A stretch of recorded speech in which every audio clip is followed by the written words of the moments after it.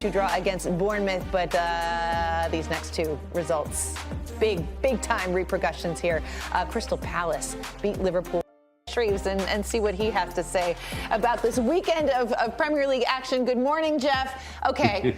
So I said Alexis and I both contested. We said there are a few things that are certain in life: death, taxes, and Manchester City being on top of the table in April. And that is exactly what has happened after this weekend. It was painful to watch as a Liverpool fan. I'm sure it was painful to watch as an Arsenal fan. But for you, Jeff, which result was more surprising? Good question. I think when you look at the weekend though as a whole, it's not just those two results that were poor. Obviously, Tottenham took a right hammering as well, didn't they? So I think we are in the part of the season where the results, if you like, they amplify louder because of the connotations for the teams as well. I mean, I don't think Luton expected anything at Manchester City, and they're so short with numbers right now. You can kind of say that was a free hit, if you like. But to your point, let's focus on the two games. Liverpool, it's not just yesterday. What a bad week they've had. Dropping points at Manchester United, then that Atalanta thumping at home. And Crystal Palace, certainly in the first half, they were full value for their win at Anfield. This was no fluke. They played really, really well. They also defended really well, which is a part of the game. And once again, we're seeing Liverpool not taking their chances. They are misfiring at the moment. Just one of those days. It wasn't happening for them. How much damage has been done? To be honest with you, it's not just the points and the switch around in the table. It's the psychological damage. As I say, it was a bad 7 days for them. So a week that Jurgen Klopp will want to forget, but he can't, because they've got to keep going now. And they've now got these 4 away games, haven't they? So they've got to be on their mettle. Jeff, that's exactly what I was going to ask you. I was going to stay away from the typical, are they feeling the pressure? Because of course they're feeling the pressure. All 3 teams are feeling the pressure. It's how you handle it, rather that pressure makes diamonds. And so far City's on a clear path to making that diamond. But mentally, I haven't seen Liverpool, maybe Arsenal, at such a low point compared to the rest of the season mentally. Do you feel like they might be cracking mentally? It's a hard thing to assess, Nico, isn't it? I mean, I don't know if you saw the close-up of Jurgen Klopp when the goal went in. He just said, wow. Now, I'm not sure if he was talking about the quality of Crystal Palace's goal or the apparent ease at which they passed the ball around his players. Maybe he wasn't happy with the pressing or with the closing. I'm not quite sure. But you get a kind of a mental fatigue here as well because of the amount of games, because the games come thick and fast because of Europe. So it's not just, I think, about the pressure that Manchester City are putting on these two teams as well. It's the games. They've got to pick themselves up and go again. And go again. And that's why we always say it's the biggest squad. And do you know what as well, Nico? I think Manchester City winning on Saturday put huge pressure on the other two. And you can even break that down further because, okay, Liverpool know, most people expected Manchester City to win. But when Liverpool lost as well, that should have fired Arsenal up. That should have given them just that little bit of extra lift, going into this game, right? We've got an opportunity here to put some distance between ourselves and one of the other of this very, very tight group. But again, if you analyse the Arsenal against Aston Villa game, Arsenal played exceptionally well in the first half. They played some really, really good football, but they just didn't take their chances. And if you then break that down, it was a curious tactical decision from Mikel Arteta at the weekend because he chose to restore Gabriel Jesus as the striker and to withdraw Kai Havertz from where he's been so successful in the last half dozen games. He also went with Trossard, and he must have been saving Martinelli for Munich in midweek. And for whatever reason, I'm kind of arguing against myself here because they should have scored in the first half and it should have happened for them. But I have to give credit to Aston Villa, terrific performance to them, a great result as well. And they took advantage of Tottenham getting a hammering the day before. Jeff, both managers, Mikel Arteta and Jurgen Klopp, both intimated that if they continue to play, Jurgen Klopp was talking about the first half, Mikel Arteta was talking about the second half, that they didn't play good enough to win the title or to still be in the title race.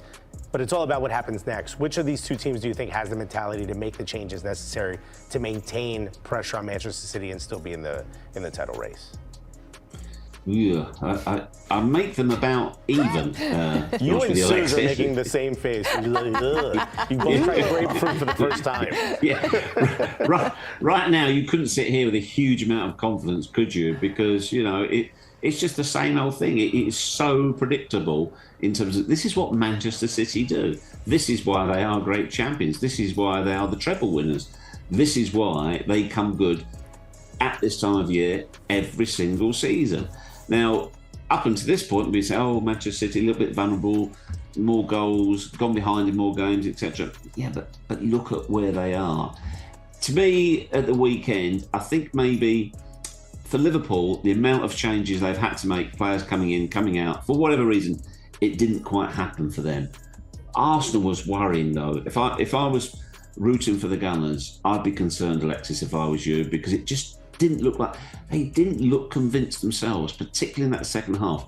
They looked nervous. Maybe there was a nervousness around the crowd as well, but they just didn't look convinced in their own ability to win this game when they know they absolutely have to nail 3 points to the board every single time with the form that Manchester City are in right now. So look, you can't underestimate. I don't think it's obviously not a massive swing in points, but mentally, I think this was a huge weekend for Manchester City. Mm-hmm. So you imagine what happens later this week. If Liverpool go out, they've got it all to do. Arsenal, it's not impossible for Arsenal. It's not impossible for Liverpool either, but it's obviously tougher for them. Arsenal have got a tough task going to the Allianz. That is really, really difficult. If Manchester City go through in midweek, what sort of lift does that give them, and what sort of downer is it for the other two? That's going to be really difficult to overcome. But both of them could turn it around, and we may see the opposite, because Real Madrid have got a big say in this tie still as well. So it's all about mentality and momentum at this stage of the season. And right now, Manchester City are ticking far more boxes than the others. For you two, I would just start getting used to the da da na na na na na na na na na na na na na. Could you sing that and give us a clue, Nico? What was that? It's a niche Bundesliga joke. It's a song they play at the Allianz every time Bayern scores. Oh boy. The problem is gotcha. Arsenal is like, why would Arteta make so many damn changes? Remember when I told you? Oh, I thought you were making Cornito. I was trying to do Cornito, but I told you guys we needed to do this towards City, and y'all were like, no, you're at top of the table, and it's your fault. I blame you. Suze, you're Still right. coming at City too. What? See, no, Suze, you're right. I An am enemy 100% of my enemy is my enemy. Thank you. Thank I think you. that's the famous. Very glad that I read we that cleared in Art up. of War. Yikes. It's hard, Susanna. I think it's hard right now for Liverpool and Arsenal fans not to feel. Of course, it hasn't gone, but it's just got a lot further away. A lot more hasn't it? difficult. Yeah, we did not make life easy on ourselves, No. did we? Not at all. And Liverpool just forgot how to score goals. And how to so defend. that's a problem. Yeah, it's But not I great. do think it's important, though. We must give credit to the other teams. You've got to look at what Villa did. They did a terrific job. It was a really, really good performance. Sensational. Crystal Palace, that's fabulous from them, both going forwards and at the back as well. So you have to tip your hat to these sides, because it's just not easy. The Premier League, it's a tough league to try and win. That's why nobody's ever done it 4 on the trot. So if they do it, it's an unbelievable achievement. And right now they look like they're just slipping into their stride nicely. At the weekend, it's a hurdle race. It's an obstacle race, the Premier League. Oof. No question, at the weekend, Liverpool and Arsenal had bad stumbles. But were they falls? We'll find out. We will find out. Jeff Shreves, thank you so much for taking the time. Always a pleasure, sir. We'll catch up with you later in the week, okay? Okay, with us for this one on a Monday, we have the Athletics senior football writer, Ollie Kay, and James Pearce as well, who's part of our Liverpool podcast Walk On as well. James, let's start with you, right? Liverpool have suffered back-to-back home defeats now in front of the Anfield faithful for the first time since January 2017. And on the Walk On podcast, you said, this one cuts deep, especially after the European defeat. Is there a feeling that, the wheels have fallen off in terms of Liverpool now gunning for top spot in the Premier League? Yeah, it was a desperately disappointing day because, as you said, I think most people turned up at Anfield on Sunday expecting a response. Jurgen Klopp himself after the game against Atalanta, when he looked a little bit shell-shocked at what he just witnessed, said, I promise that, Sunday will be different. But in fact, what Liverpool served up was more of the same. Another desperately slow start. Again, another opponent coming to Anfield and handed the initiative. And where on other occasions in the Premier League this season, they've shown, the powers of recovery to come from behind and dig it out. On this occasion, they weren't able to. And just the manner of Eze's opening goal just laid bare the problems that Liverpool have got at the minute with, not tracking runners, the space, the time that they had to put together that move. Palace, standing off them, a lack of energy, a lack of belief. It's when you think that only 3 or 4 weeks ago there was bullish talk of a possible quadruple in Klopp's final season. Now there's a serious danger that things really do unravel. Yeah, Ollie, does it soften the blow that Arsenal also slipped up across at the Emirates as well against Aston Villa? For Liverpool, it's still only 2 points behind Man City. I mean, the question is, do we see City slipping up either? I guess in terms of bookies, odds and probabilities and all of that kind of thing, you would look at you would say Liverpool's odds drifted a lot after that game at Palace and probably came in ever so slightly after what happened to Arsenal. It probably dilutes some of the social media glee that was all being directed at Liverpool in the immediate aftermath. It probably means that ends up being shared a bit, and Arsenal get a bit of it as well. But it feels. I mean, look, you look at the table, 6 games left. It's 2 points. It's an absolutely tiny margin. I think for people to be saying that's it, title race over, is a bit premature, because up till Sunday, I don't think people were, up till the weekend, I don't think people were talking about this Manchester City team being as dominant and as quite as formidable as they've looked in previous seasons. But obviously, I mean, it's partly the fact that City have hit the front with 6 games to go. They've got an easy run in, but it's also partly the fact that I think both Arsenal and Liverpool fans would have felt that they really, really needed to delay any hiccup, delay any stumble as long as possible. Having fallen behind, Liverpool in particular, they've fallen behind so many times this season. Ridiculous, really, and come back so often. But they just looked yesterday like maybe it was the defeat a few days earlier, or maybe it was the fatigue, mental or physical, but they just looked like they'd run out of ideas. And yes, there were lots of near misses in the second half, but they looked like a team that no longer believed they were going to win the title. And I think when you look into the last 6 games with that attitude, it's certainly going to take something dramatic to turn it around from here, even if the gap is only 2 points. Yeah, James, the Arsenal fan base have hit a bit of criticism over social media and just out and about today, based on the fact that emptied seats after Villa scored the goal at the Emirates. What was the feeling at Anfield? Considering what happened against Atalanta. I know Liverpool went a goal down, but were the Anfield faithful still singing their hearts out all the way till the end, or was there a real cutting point where you sort of got a feeling that they lost a bit of faith in what they were seeing on the field?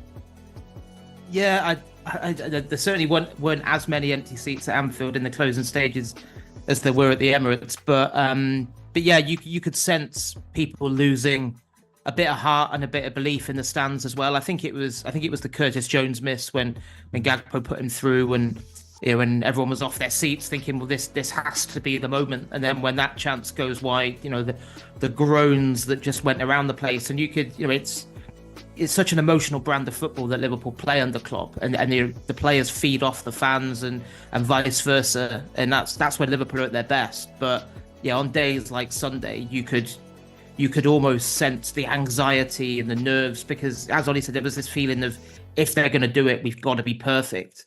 And then when you see another performance that is so far away from perfect, and you see the wastefulness, because it's, you could pick so many holes in the performance, but it was the missed chances that ultimately cost them more than anything, because they could have easily taken 2 or 3 of those, and we'd be sat here now talking about the resilience came to the fore again. Is it the sign of potential champions not playing well but getting the job done? But yeah, to see 3 points thrown away like that, and especially I think when you looked at the games Liverpool had left, the Palace at home, with respect to them, was the banker. And it's not really about kind of, do you believe that City can slip up? Because I think Tottenham away, for starters, City's record away at Tottenham is dreadful. That it doesn't take a huge leap of faith to believe City will drop points there. But it's the bigger thing for Liverpool is the shape they're in at the minute. Can Klopp really trigger response to, they've got Fulham away, then they've got Everton away, then they've got West Ham away. All 3 of those away trips are suddenly laced with danger, because when you perform as poorly as they have done over the last couple of games, then suddenly nothing looks easy. Ollie, I want to get your thoughts on this, but very quickly, James, you talked about emotion there, and I know we're still trying to pick holes as to what's unraveling right now with Liverpool. Does that emotionally charged kind of Klopp leaving kind of idea really feed into maybe what we're seeing right on the field right now? I mean, it was so intense over the last few weeks when he sort of announced that it was leaving. Perhaps this people are feeling it. The fans are feeling it, the players are feeling it. Yeah, I think so. Yeah, I think I don't know if it's, I don't think, I get the feeling from speaking to people that I don't think it's the emotion of Klopp's farewell. I just think it's the emotion of having to work so hard to win matches, because it's, I think it's a convenient thing now for people to point and go, well, Klopp announced it too early. It's been preying on people's minds. But straight after Klopp's announcement, Liverpool won 9 of their next 10 games. The only slip up in that run was Arsenal away, when there was a big mix up between Van Dijk and Alisson that gifted Arsenal the initiative on that occasion. But I think it's more what it's taken out of them. They've been living on the edge in so many games, even going back to probably mid-February, even Luton at home when they were losing at half time. They had to put so much into that second half. It felt like a big European night at Anfield, them like turning it around against Luton. And then of course you had the League Cup that went 120 minutes against Chelsea, the last minute winner at Forest, the Man City at home, the draw, which is energy sapping. Then, the 4-3 defeat to Man United in the FA Cup, where I thought it was interesting. Klopp touched on after the game yesterday, saying he felt that had affected their mentality, because he said it was like it was a catastrophe not winning that game, because it was like, how have we thrown it away, having been so good for so long? And then you had unconvincing league wins over Brighton, even Sheffield United at home. It was 1-1 going into the last 15 minutes, and then then obviously the 2-2 at Old Trafford that felt like a defeat.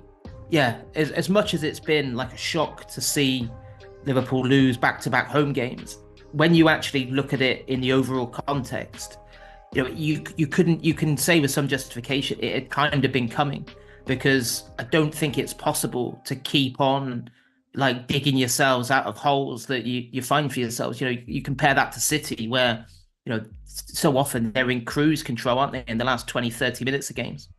Ollie, do you buy that then? Liverpool have been on the edge since Klopp announced that he was leaving. I would go back even further. I'd say they've been on the edge much of the season. If you look at the number of times they've gone behind in games, I think is it 14 of their 32 Premier League games they've conceded first. That's ridiculous. That's a crazy situation to put yourself in. And the way they've played, they've ended up overpowering opponents and coming good in second halves, and often it's come from the bench, the impetus, or Harvey Elliott or Jota or Nunez on occasions. But that seems to be in the nature of Liverpool's performance all season. It's been strange in that respect, because they've ended up doing enough I don't think that you look at many of their wins and say, well, that wasn't a deserved win. They haven't played poorly and won games. They've actually played well and dropped points at times. But if you look at the number of times they've made it hard for themselves and had to be sort of going right to the end to win games very late on, that's the strange thing. And at the same time, it does sound a bit wise after the event when we're saying it after a game against Crystal Palace at home, when Liverpool have barely lost at Anfield. Certainly barely lost in front of a crowd at Anfield in 7 years. It's crazy to have blown it in that particular match, but I think the warning signs have been there for a long time. And when you ask about the Klopp aspect and whether his future or whether the announcement has had any impact on the players, I'm guessing if you ask Liverpool players in a post-match interview now, they'll say absolutely not, no.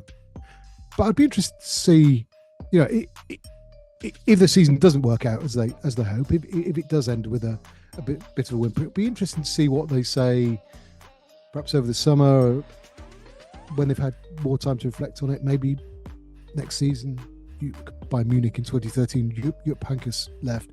They went on this incredible, unstoppable run, and you might say it was fueled by his departure. You might say it was just a team gaining momentum and everything falling into place. But there are numerous other examples where things have petered out. Yeah, well, one thing we have definitely talked about is a theme that has run through Liverpool's season. It's the need to come back from behind. The Reds have taken 27 points from losing positions in the Premier League this season, and our data writer Mark Carey has had a deeper look into why they so often give themselves work to do. For a side who's pushing for the league title, Liverpool's defence is far from watertight at the moment. They have just 2 clean sheets from 13 Premier League games since the turn of the year. And after their 1-0 loss to Crystal Palace on Sunday, Opta released a statistic that said that Liverpool have now conceded in each of their last 9 Premier League games at Anfield, which is their joint longest run at home without a clean sheet in the competition. And looking at them in the Premier League, they've conceded the first goal on 14 occasions, and Manchester City have conceded first on 11 occasions, and Arsenal just 7 times. So why are Liverpool conceding more goals than you might expect? Well, there's a few patterns that I think have emerged when looking at some of the goals they've conceded, especially recently. And one is the negative side of their well-established style. So that transitional nature of Liverpool's attack means that they'll often fly forward and expose an opponent's lack of structure with their own direct play and pacey forwards, which we know about. But this can also work in the opposite direction, right? I think another pattern that emerges when you look at the goals they've conceded, again, especially recently, is that a lot of the opponent's attacks come down Liverpool's right channel, so the opponent's left side. And when looking at the attacking touches in Liverpool's half from the opponents, now their opponents target the left third of the pitch 41% of the time. Now, this is comfortably the most across the 3 channels for Liverpool. The final one that I think Liverpool might just need to keep an eye on is their concentration during set pieces. So, again, in 2024, they've conceded from set plays against Manchester City, Burnley, Newcastle, and the Luton goal that they conceded at Anfield was from an attacking throw-in, which they had time to set up and organise. So you could probably include that one as well. And looking a little bit deeper into the numbers, only Fulham, Burnley and Aston Villa have given up more than Liverpool's 4.8 expected goals per 100 set pieces this season. So that's when you account for opportunity or equal opportunity across all the teams. Now, those things that I said might be sort of small tweaks that are required, but when things are so tight at the top, these fixes could be the difference.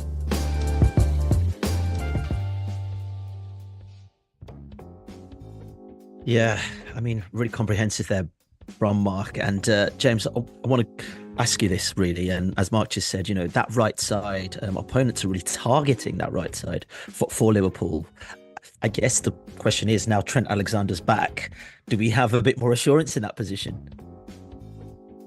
Yeah, I mean, that in terms of positive signs for the rest of the season, you'd certainly say the sight of Trent Alexander-Arnold back out there after a couple of months messing with that knee problem is one of them. And I think it's probably likely that he will now resume that kind of hybrid role that we saw. It was around this time last year that Klopp started using it, and that was what really kind of kick-started Liverpool's improvement after what had been a pretty desperate, first 2/3, 3/4 of last season.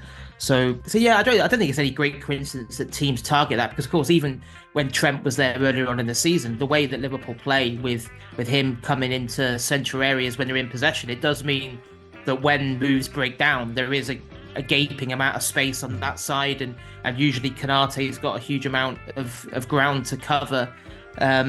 So and then of course in Trent's absence, you've had young Conor Bradley, who in the circumstances has done brilliantly. But of course, if you're an opposition manager and you're looking at it, you're probably going to target a young player like Bradley who's still learning his trade, rather than Robertson or Joe Gomez on the other side. So yeah, it's just been that, as Mark touched upon there, that it's just this inability to start games well that has just, and because they've been so good at digging themselves out of holes until recently, it's kind of almost been looked upon as, isn't it brilliant that they keep on doing it? But of course, in the context of a title challenge, there comes a time where you actually have to impose yourself on an opponent, early on. Even I think back to even Sheffield United at home. Liverpool should have been 1-0 down after 2 or 3 minutes. Kelleher made a brilliant save, and you talk about systems and opponents targeting them.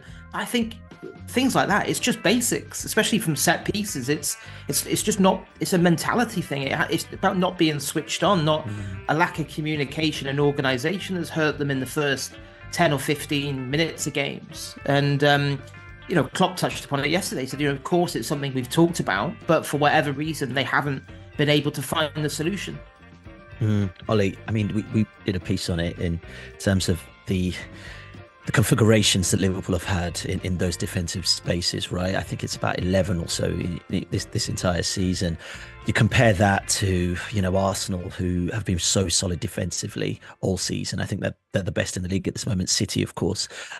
If you're pushing for a title, defense, and you're leaking goals so early, surely that's not sustainable. Yeah, although I'm looking at the league table and Liverpool, to my shock, really, have conceded fewer goals than Manchester City. And Manchester City are top, and we're all talking as if it's all over now. I mean, it'd be interesting to look at where and when Manchester City have conceded their goals. Have they conceded goals quite often when 4-0 up or whatever it was on Saturday against Luton? That's how it feels. Whereas it feels like a lot of Liverpool's goals have been conceded very early on and have made it a very, very tough afternoon for them, rather than just sort of annoying 80 minutes. Oh, damn, a clean sheet out of the window.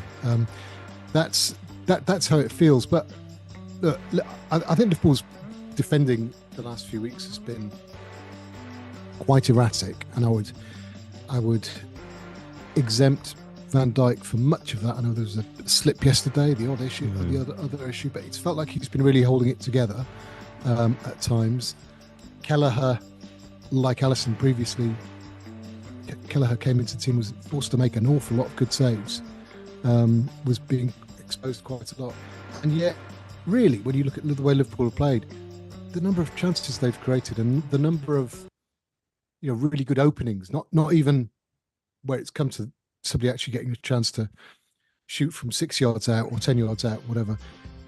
It's felt like, those two Manchester United games in particular, the Brighton game, which obviously they won, but it became very nervous. Even yesterday, it's been so many occasions where they've got into really good attacking positions and then it's just bad choices or bad execution. And I think there's been a real lack of composure and finesse in Liverpool's finishing play in the last couple of months.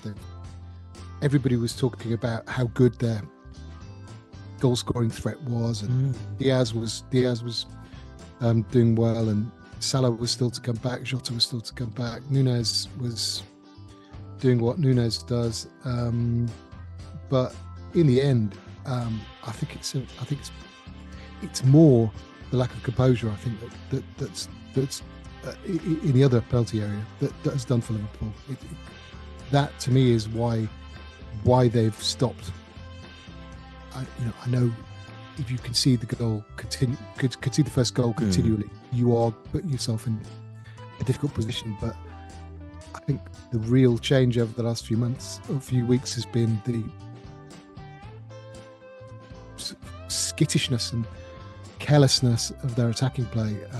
I would include Salah. I would most certainly include Nunez and Diaz in that. It just looks exactly the opposite of what you would expect from a title challenging team. Yeah, Ollie makes a good point there, James. We talk about defensively, but offensively as well. Liverpool haven't looked their great best. 49 shots in the last 2 Premier League games, and only 2 goals for that, and one of them was a penalty. You look at the firepower Liverpool do have. Nunez, Salah, of course, he's come back from injury. You look at Diaz as well, who seems to be sort of back to form. You've got even Szoboszlai that can contribute to goals. McAllister's been hitting some. I mean, it's a real attacking force from midfield to offensive players, but something's just not clicking there. Yeah, I think for a whole host of different reasons. I think they're all enduring their own kind of struggles. And you're right, when you look at the expected goals total across the last 3 games, United away, Atalanta at home, and Palace at home, Liverpool's XG was over 9 combined, and they scored 2. That is extraordinary in the circumstances when you think of the opportunities against Palace alone. You think of, mentioned earlier, Jones is 1-on-1.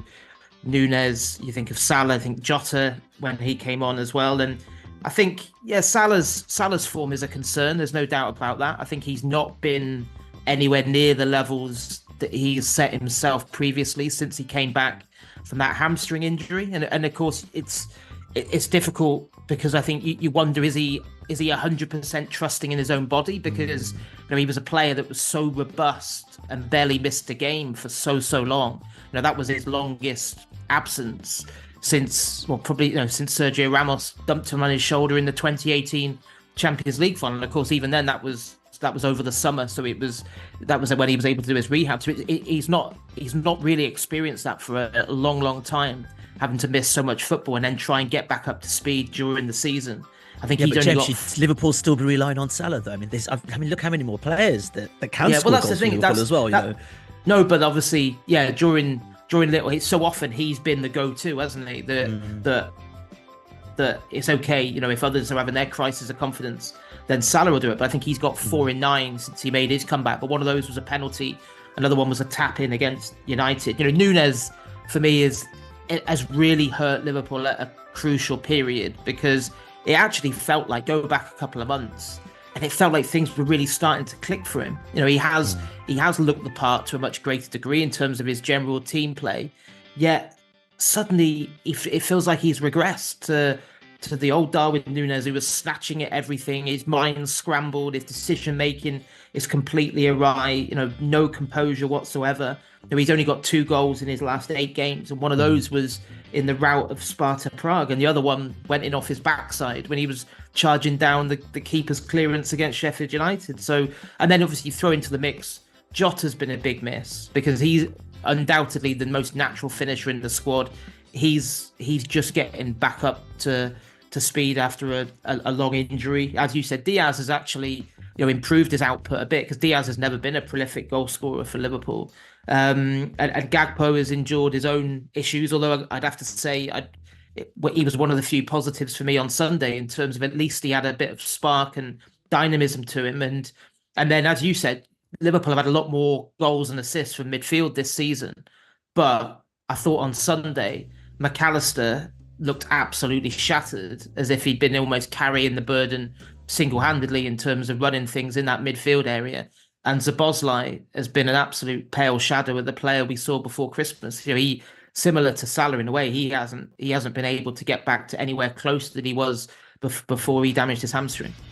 Yeah, Ollie, back to Darwin Nunez, and I don't think we'll ever stop talking about him. We don't know if Mo Salah will be at Liverpool next season yet, but Darwin's past his audition process, you are now asking a striker like him to prove his worth to Liverpool. have we seen enough, or will it forever be will he, won't he, is he good enough, won't he be good enough? Oh, I think it'll be precisely what you're talking about. I think, there's this, when you see a player who's so talented in certain areas and they've got certain great physical attributes and they're powerful, and you can look at Nunes at times and think, look, he's almost the full package. Just wait till he gets that one extra ingredient. But I've been quite consistent since the first few times I saw him. I've felt that he's a player who has rough edges which you're just not going to smooth out, really. He looks like somebody who will always be very variable, very erratic in his contribution from one game to the next and from 1 minute to the next. I think we've seen matches this season where he's gone from the sublime to the ridiculous and back in the space of 5 minutes. He's just that kind of player. He's not a composed player at all. And I think people have kind of embraced the idea of him not being a composed player and bring on the chaos, the agent of chaos, all of that. I don't think it works. I don't think it works in a forward line where you've got Luis Diaz, who has, I'd say he's a more polished player, but he also has similar traits. He's very kind of huff and puff and spontaneous. It's very different from the days when Salah had Roberto Firmino and Sadio Mane in the front three with him, where everything looks so slick, so coherent. And I was just watching, Nunes very closely yesterday, and I know people obsess about any time he misses a chance, and look, that is one thing. But I just look at his build-up play, and there was one incident, it was quite early in the game, where he got the ball on the edge of the penalty area, and there was a player, he had his back to goal, and he did something, he kept the ball under control and eventually passed it out to, I think it was Conor Bradley on the right. But he took 3 touches before he got the ball under control, and it just all took too long. It's just that sort of slickness that they had when Bobby Firmino was there it just isn't there in this current front line. So everything ends up being more chaotic. Everything ends up being more snatched. And Liverpool scored loads of goals playing that way all season. But look at not just the last 3 games, but look at that Manchester United game in the FA Cup. Even look at the Man City game in the Premier League, where Liverpool played so well, but so much of their attacking play was hurried in the final in the final third, and it's got to the point where when they've been looking for a goal in the last few weeks, they've often taken Nunez off when they've been losing games. Didn't surprise me at all that was the decision yesterday. I'm sure a lot of people would be upset by it, because I think he's got a big fan club out there and people who love him as a player, but he's going to be 25 this summer. He's to reaching the end of this second season. I bet he will have a game between, or 2 games between the now and the end of the season, where he does something amazing, and it'll be like, oh, look, he's clicked. I just don't think he'll ever click fully. I don't think he's that type.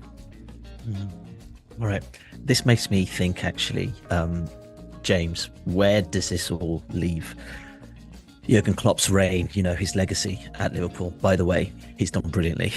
Champions League, Premier League, and obviously this season in particular, League Cup. But many fans would say we wanted more because Liverpool were challenging on all fronts. But let's sort of flip it on its head. This time last season, you're telling Liverpool fans that there's a potential of qualifying for the Champions League, and Liverpool are battling for the top of the league. They're to snatch your hands off, right? Yeah. I think sometimes it does pay to just take a step back, and I get that sense of perspective, because you're right. If anyone had said to, I think, most reasonable Liverpool fans in August, you'd win a trophy and you'd finish in the top 4, they'd have shaken hands on that there and then, especially after the struggles of last season, and then last summer was hardly ideal when you think back to it's quite rare to lose your captain and your vice captain in the same window. Having to rebuild an entire department of the team with the midfield, having to repel the Saudi interest from Salah, and of course, you could say things actually probably worked out all right in the end, but missing out on targets like Caicedo and Lavia. So, but obviously what happens is then you exceed expectations in the way Liverpool did, and it clicks, and it's so exciting, and they've got this momentum behind them. And then of course, off the back of the Klopp announcement in January, that just adds an absolute extra dimension to it, because then it's like, we have to send this guy off into the sunset with what he deserves, which, as you said, up to a month ago, there was that talk of, an unprecedented quadruple. And of course, Klopp quite rightly was saying, well, hang on a minute, there's a very good reason why no one's ever done that, because it's so stacked against you because of the sheer number of games you have to play. And especially when you think, I remember writing a few weeks ago that it was almost a bit of a miracle Liverpool was still in the title race, when you go through all the key personnel they've been missing for so long. The injuries they've had, you think back to, around the League Cup final and the games that followed, and it was thrilling to see, young kids like Jayden Danns and Lewis Kumas and James McConnell come into the side and do so well. But it was like, wow, Liverpool had 15, 16 players missing at one point.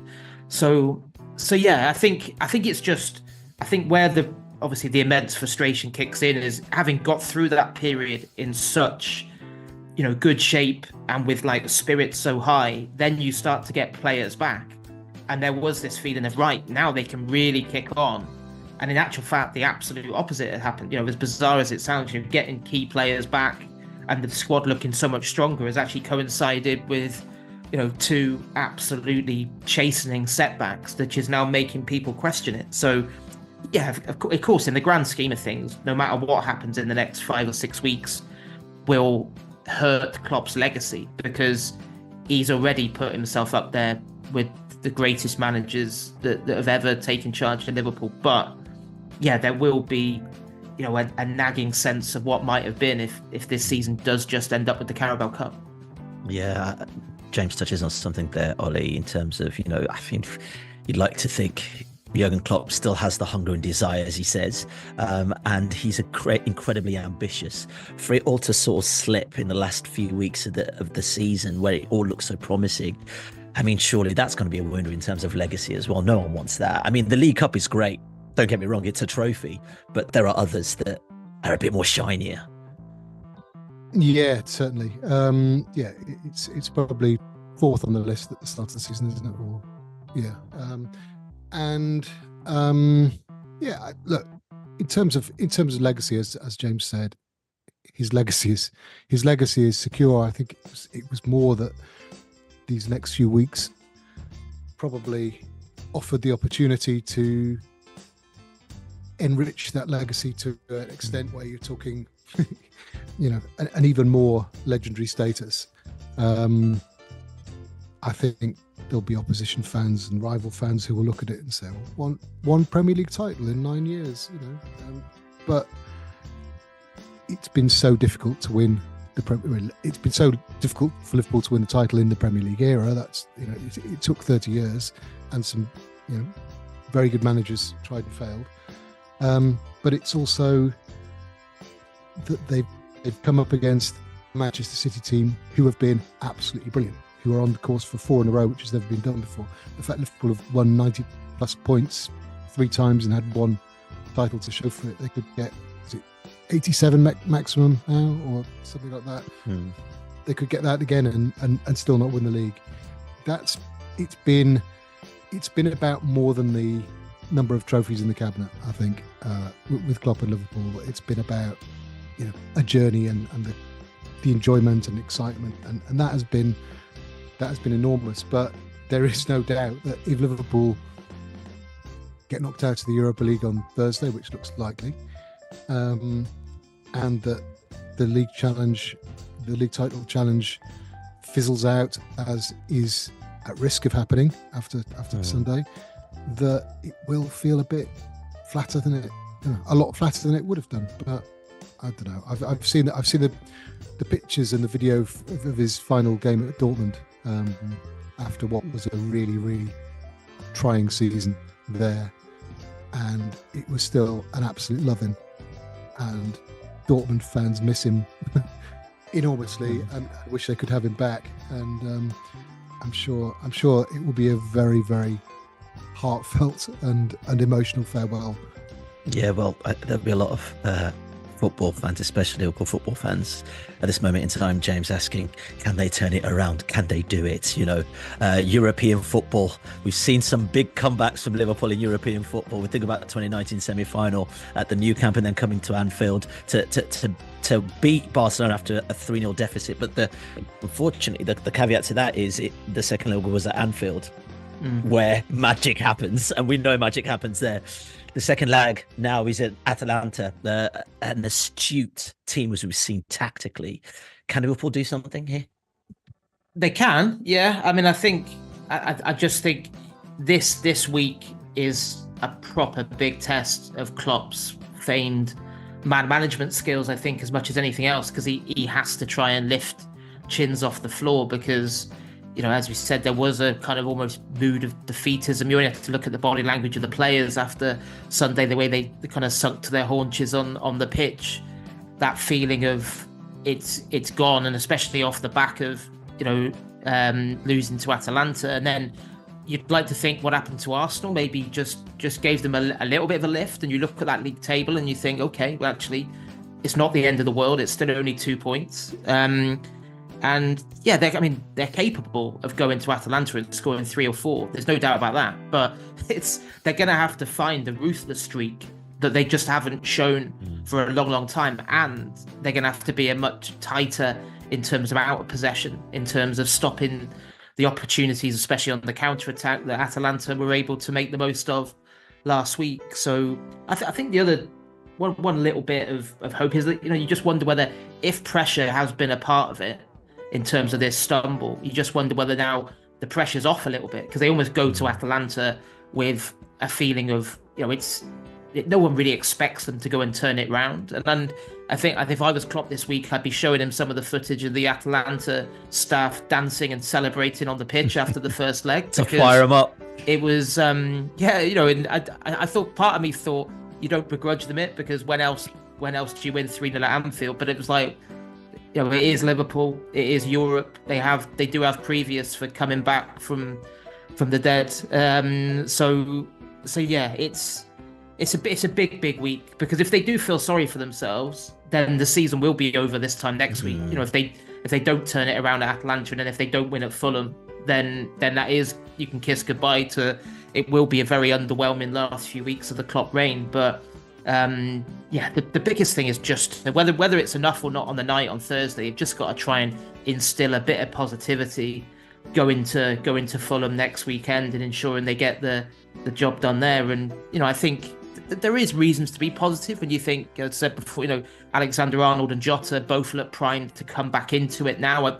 I'd be tempted to throw Gakpo in there as well. With he's looked bright. Robertson, I thought, was one of the very few positives from the weekend. He's obviously taken a few weeks to get back from his long injury.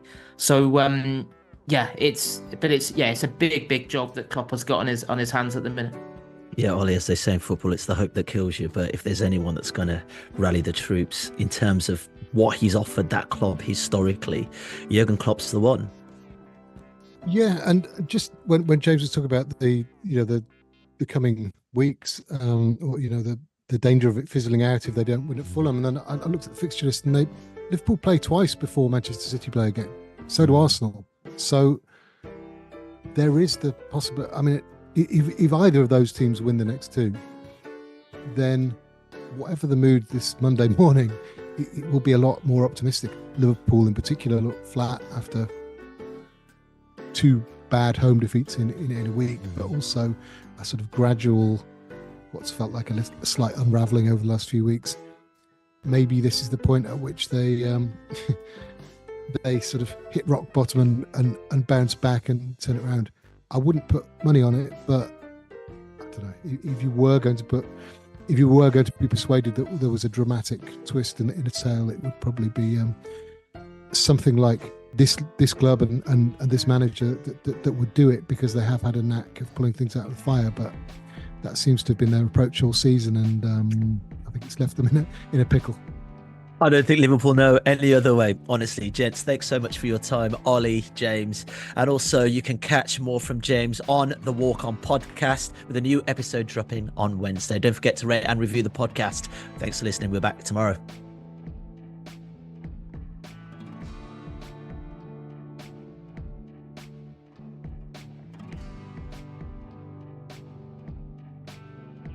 John from Southampton says, why has nobody mentioned Tommy Fleetwood, who had a great Masters? And he did indeed. He's absolutely brilliant, as he is golf so often. And I've got another text here saying, Rory McIlroy isn't as talented as you'd like to think. That's Agent 650. Well, Agent 650, you come and watch me with a golf club, and then you will realise Rory McIlroy is every bit as talented as we think.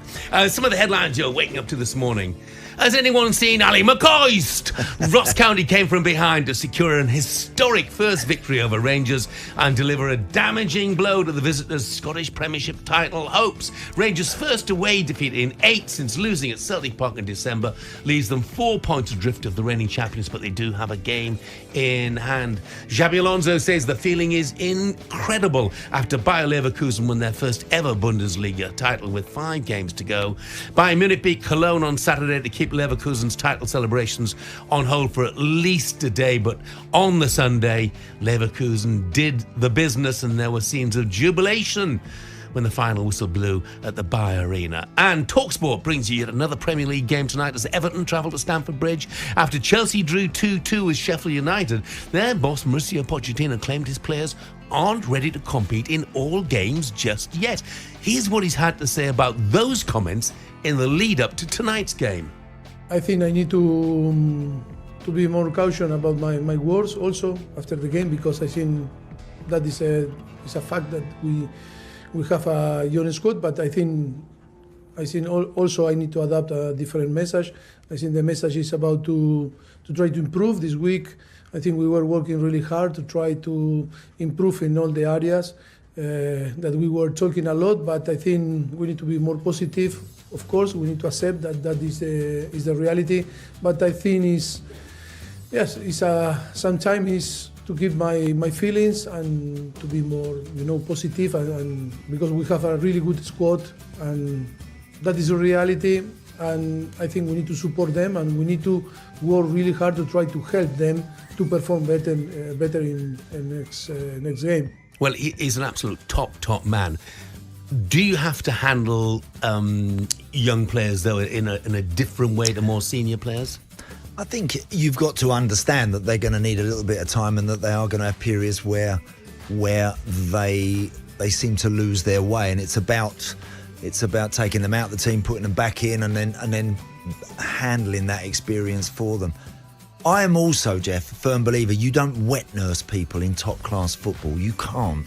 When Wayne Rooney burst onto the scene at 16, it was inevitable that this young guy was going to play somewhere every week at the very top of the game. And the same for others over the years, Giggsy and people like that. They are that good. They have to go in and play. Now, Chelsea have got a lot of players that if you continue to try and manage them, I'll use that word, manage them, by that, leaving them in 1 minute and then having them out the next, and we're never quite sure what they're going to give you, never quite sure how they're developing. I think you take the best of those younger players and you stick with them, you trust them, you place your absolute faith behind them, and mistakes and all, everything in there, but you stick with them and you get them playing, you get them understanding that to be a top player, you got to play every week. You've got to play every week, Jeff. Too many nowadays probably think, actually, I'll probably play this week, I might play next week, after that, I probably won't. No. You've got to play every week if you want to be considered to be a top player. I don't think Chelsea have got enough of those every week players yet for them to get up that table and for those players to class themselves as proper Premier League players yet. On AM, on DAB, via the TalkSport app and on your smart speaker. TalkSport.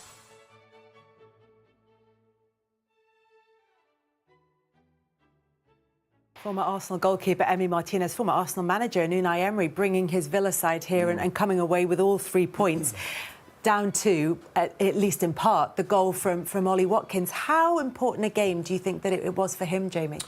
Well, first of all, for the team, that's what you do it for, because you know vital is to get those 3 points. And then from an individual point of view, he's looking at the top goal scorer. He's gone one behind Haaland now. And also from England's perspective, he'd have seen Solanke score last night. People are now talking about who's going to be the other striker that's going to go.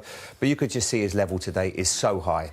You know, they couldn't deal with him at times. He was unlucky in the first half when he hit the post, and then second half of his goal, it was a fantastic finish. A little bit of luck with the deflection, but he is such an important player for Aston Villa. You know, and the fact that he stayed fit all season, 19 goals is an incredible number to receive, and so congratulations to him. Yeah, and he's been a large part of why Villa have got themselves into the position that they are, which is 3 points clear of Tottenham, albeit having played a game more than them, and in 4th place, because increasingly 5th is looking less likely to be a Champions League spot.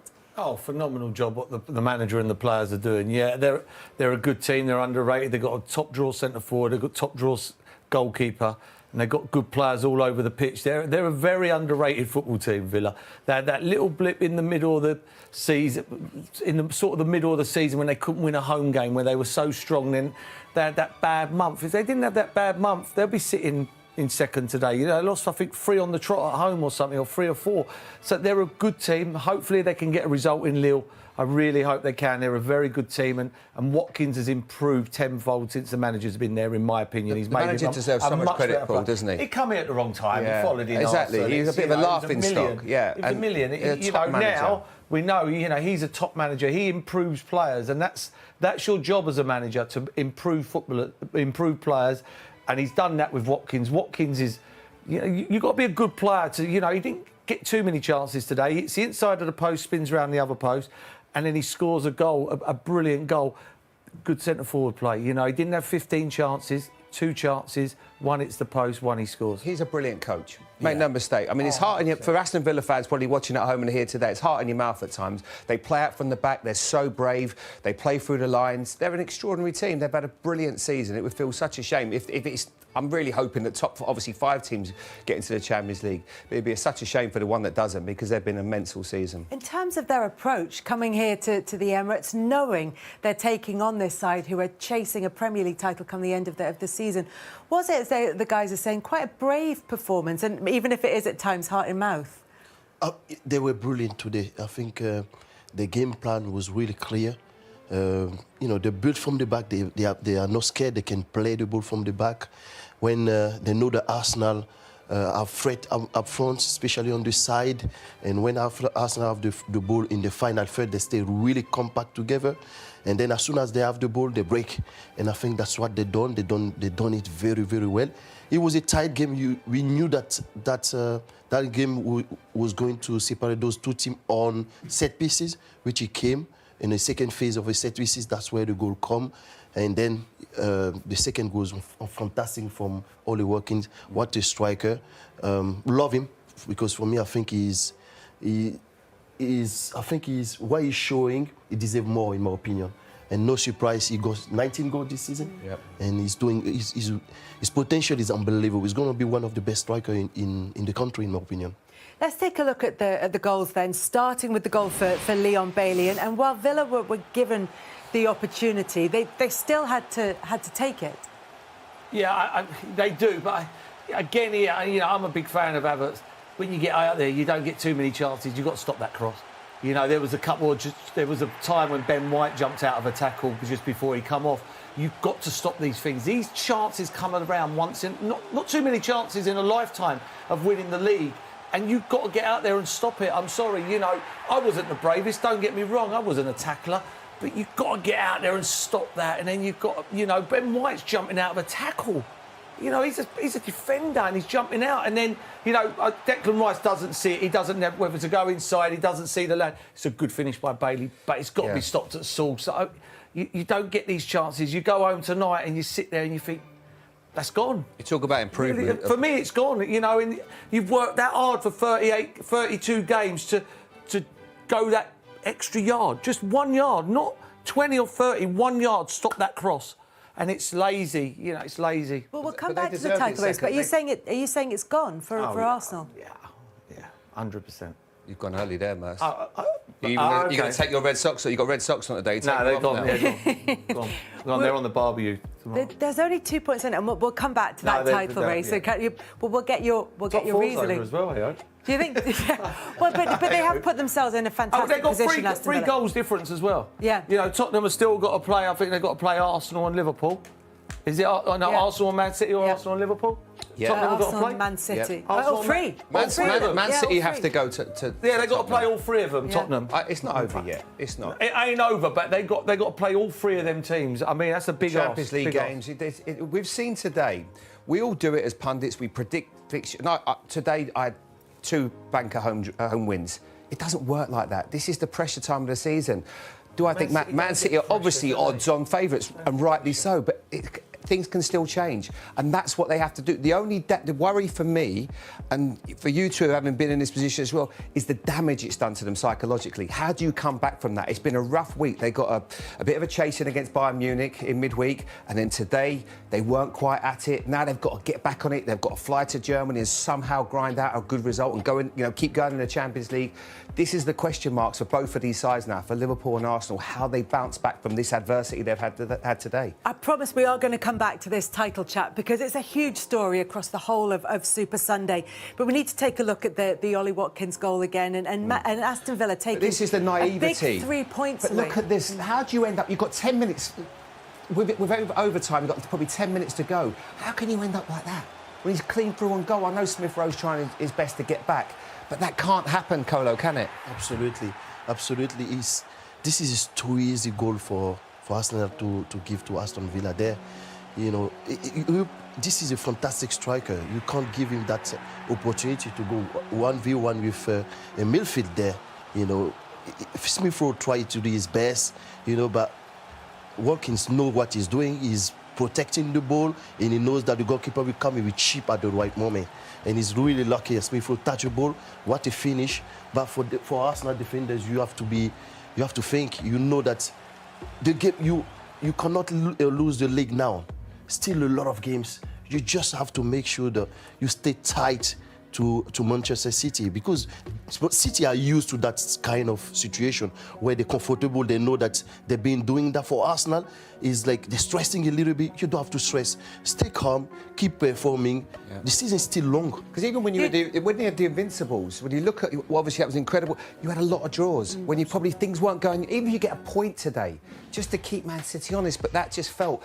And I get the whole risk reward of keeping teams in, pushing them, pressing them in there, but you cannot leave it that open when you're still in the game with 8-9 minutes to go. Was it one where you felt he got in his own way today, Arteta? I think so, and he done it again. He done it last season against Southampton. Yeah. He done it against Southampton. He left Jorginho out and thought, you know what, we'll beat these, so we'll go out. I can leave Jorginho out. And why did he take Odegaard off with 10 minutes to go as well? I didn't get that. But this is what happens, James. Pressure gets to everybody. It don't just get to the players. It gets to managers. It gets to everybody. It's like, and that's where you need a Pep Guardiola who just keeps cool, just keeps on going along, and the pressure tells in the end. Again, earlier on, Klopp's a great manager. Why are you bringing Harvey Elliott on with 10 minutes to go? 8 minutes to go. Give him 25, 30. That is one thing he is. He's a very good substitute, Elliott. He affects football matches. But managers feel the pressure as well. It's not just the players, it's the managers as well. Yeah, I think as a manager, you just try to manage your squad as well. Because when you know that you have big games coming, you want to keep everybody involved. But there's only one big game, and that's today, isn't it? Just today. Yeah, just today. I think for me, the players have to take the responsibility as well. As a player, when the manager pick you for those games, you're fighting for a title race. You have to make sure that you are focused, clinical, because with what Man City does, they keep rotating the players as well. But what the players do, they deliver.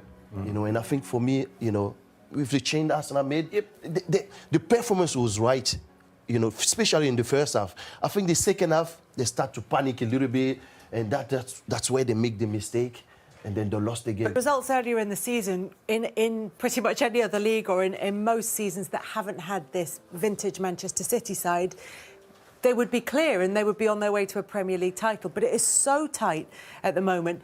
Paul, you said earlier you think that's it for Arsenal. With 6 games to go, they're 2 points off the lead. Why do you think it's all over? Because they're chasing the best team in the world down.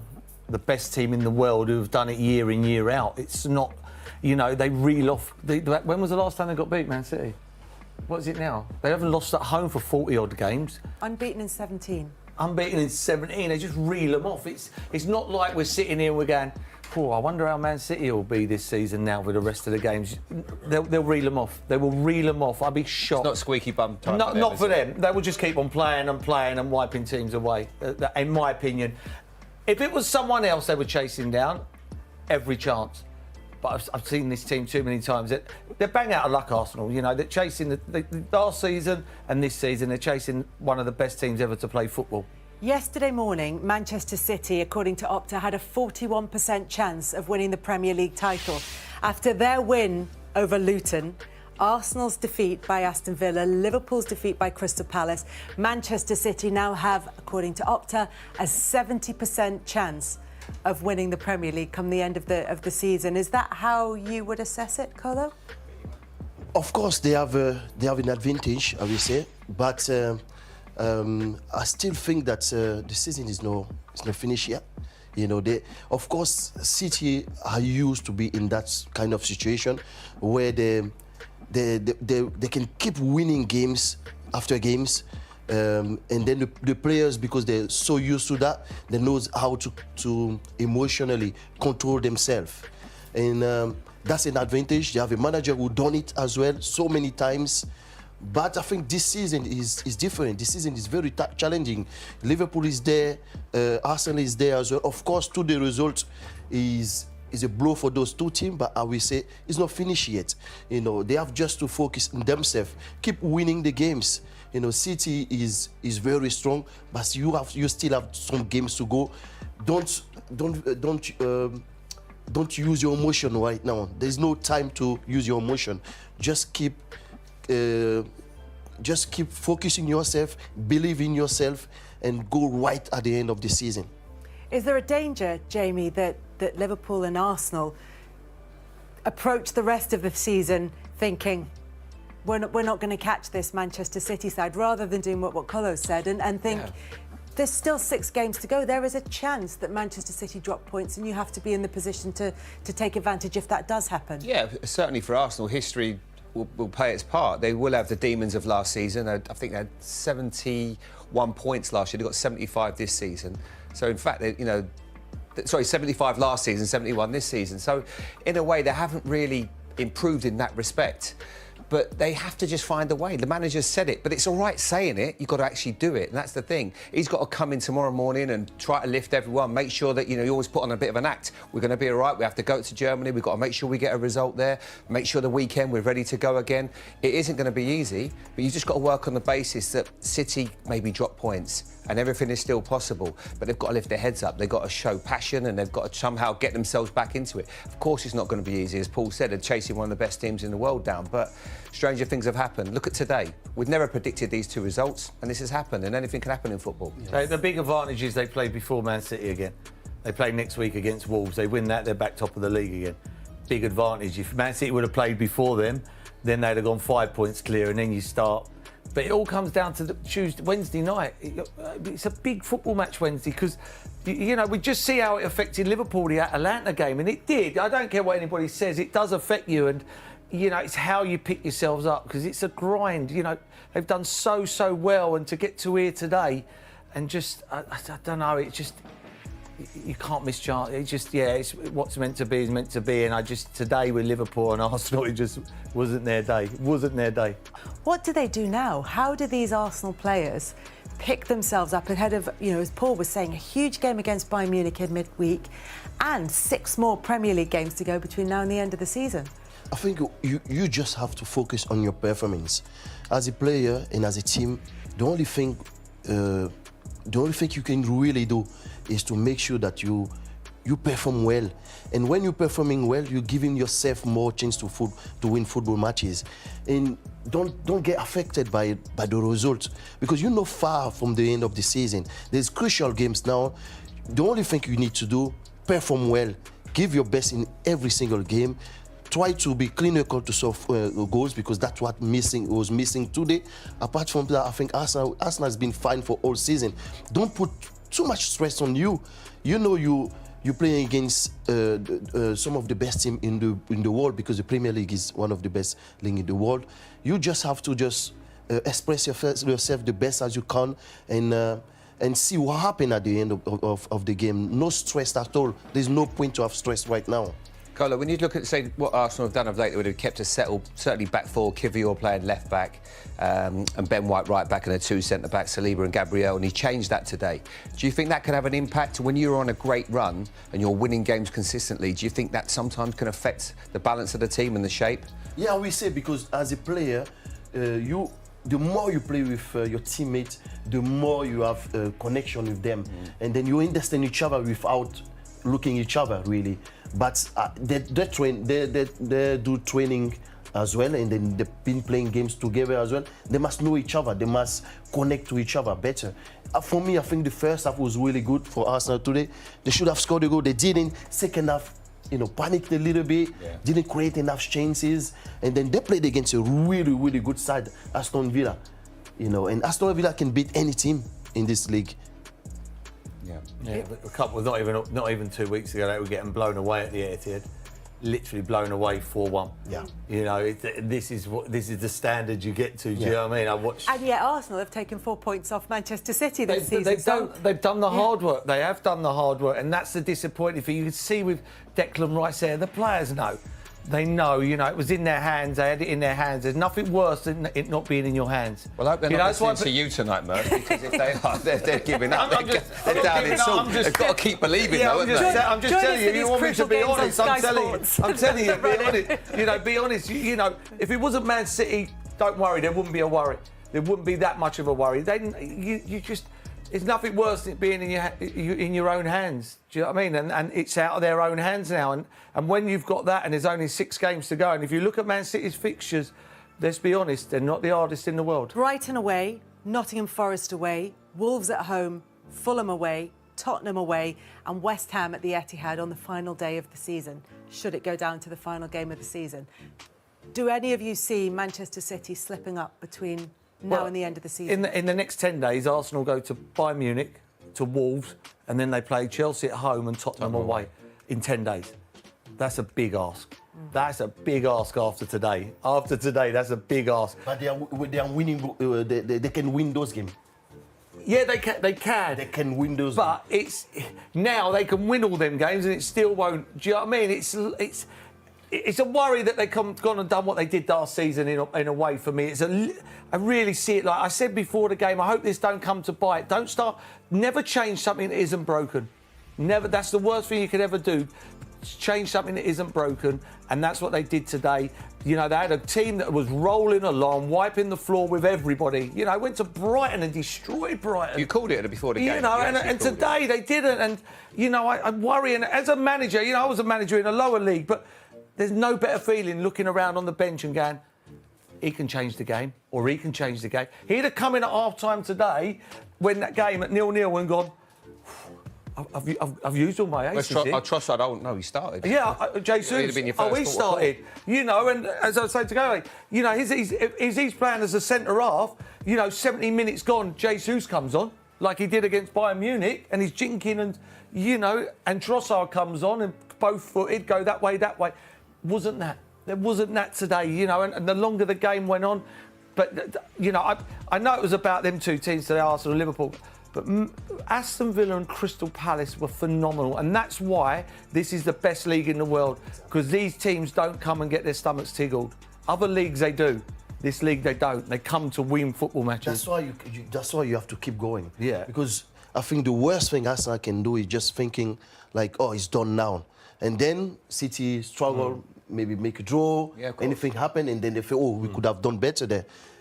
Just focus on yourself. Just focus on yourself until the end of the season, and then you see what happened. But, if you don't win your games because you're thinking negatively after a result against Aston Villa, which is one of the best teams in the country right now. If the manager is coming back here, he's been in Arsenal before, he wants to show something as well. And they were brilliant, Aston Villa today. Defended very, very well, make it really hard for Arsenal. But Arsenal just keep going, keep pushing. Improvements in defence from the Manchester City game where they were beaten 4-1, and he said that was just all about keeping the spaces very small, being very compact, and just making sure that they were absolutely resilient. Having learned that lesson and having been able to put it into practice at Arsenal, when you look at the games that Villa have got coming up, Bournemouth, Chelsea, Brighton, Liverpool and Palace, you can see how they could go on and win those games, but equally you can see how they're going to have a say in which way the title goes, because they've been beaten by Manchester City, they've beaten Arsenal and they've got Liverpool to come. Absolutely. This is a team who can beat any team in that league, definitely. The manager has been fantastic since he came, and the way he improved the players is unbelievable. He has goal threat, he has really good defense, compact, difficult to penetrate, and on the break, on transition, they're really, really good. And yeah, definitely they can beat any team there. And because Arsenal have German opposition in Europe and West Ham have German opposition in Europe and trail by 2-0, Arsenal taking their draw to Munich, it's between Germany and England as to who gets that extra Champions League place.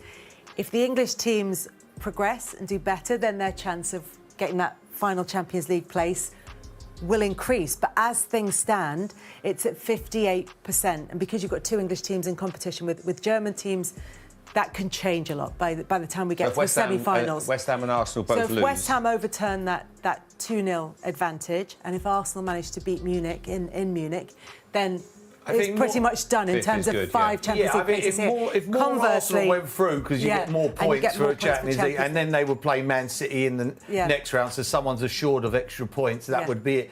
Bad day for North London. But either way, you have to make sure that you finish in 4th place, because as things stand, it's up in the air. What's going to happen? It's a bad day for North London, bad day for Arsenal, and a shocking day for Tottenham.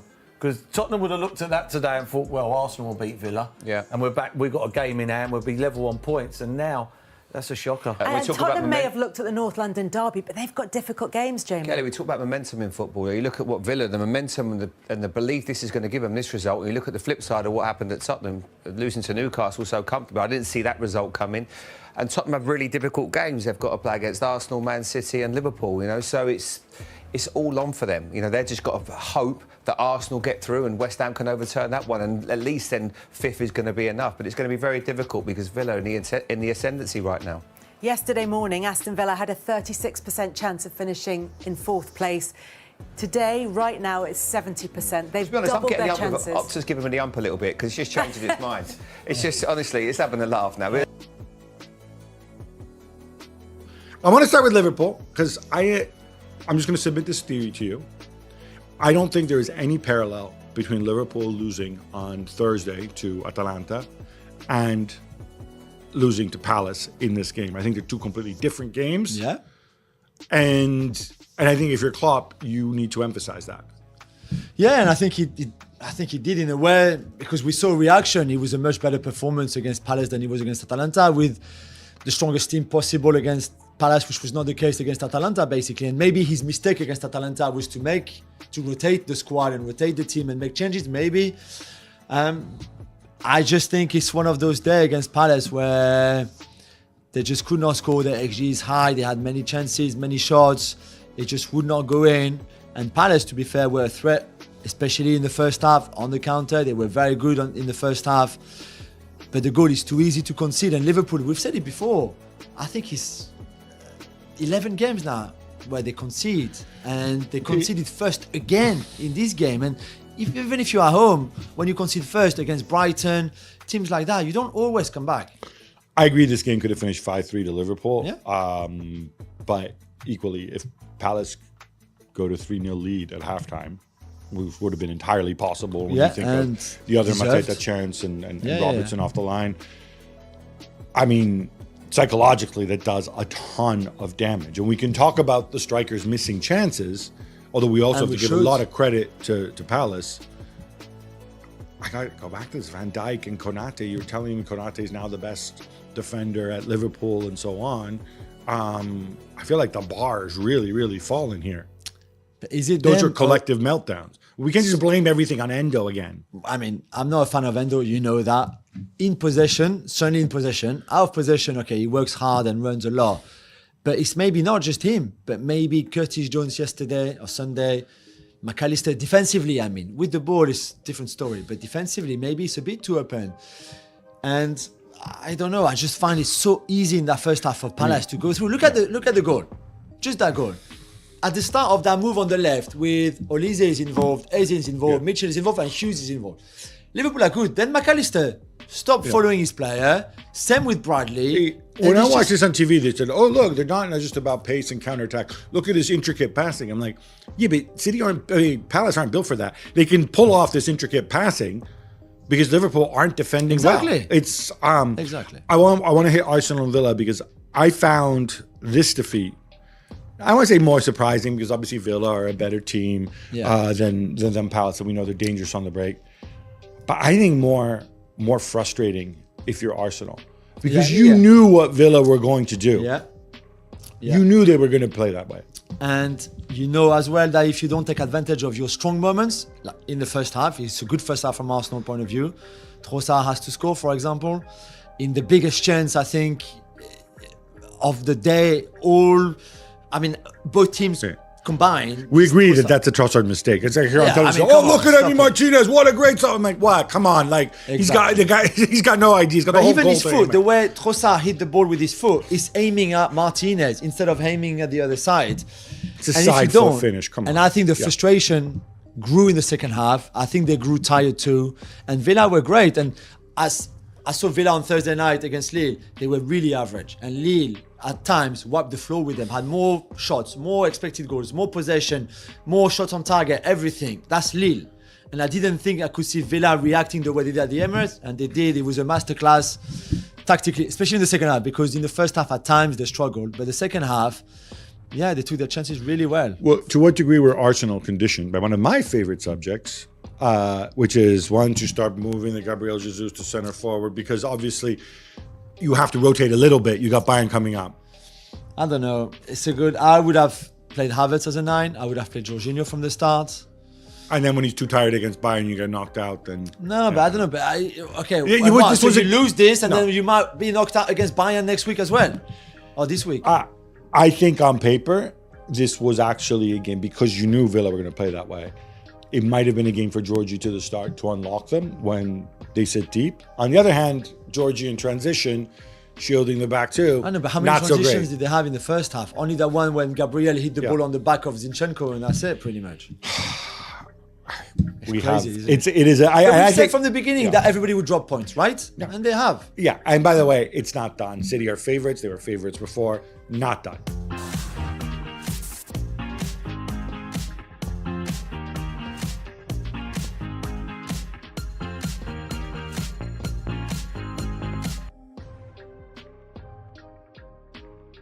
Martin, one major story coming out of European football over the weekend, specifically in Germany, specifically the Bundesliga. Bayer Leverkusen won their first Bundesliga title with 5 games to spare, 5-0 win over Werder Bremen. And of course, Xabi Alonso, the man at the helm now of Leverkusen. So it ends an era of dominance for Bayern Munich, who had won the past 11 Bundesliga titles. Just before we came on air, I spoke with German football broadcaster, top man, Konstantin Eckner. And we asked Konstantin to put this well and truly into perspective for us. It has come as a surprise. I mean, in the recent weeks, of course, it was expected that Bayer Leverkusen would end up winning the championship. But going into that season, all expectations were, or most expectations were, that Bayern would win again the championship, especially with Harry Kane coming in as the marquee signing.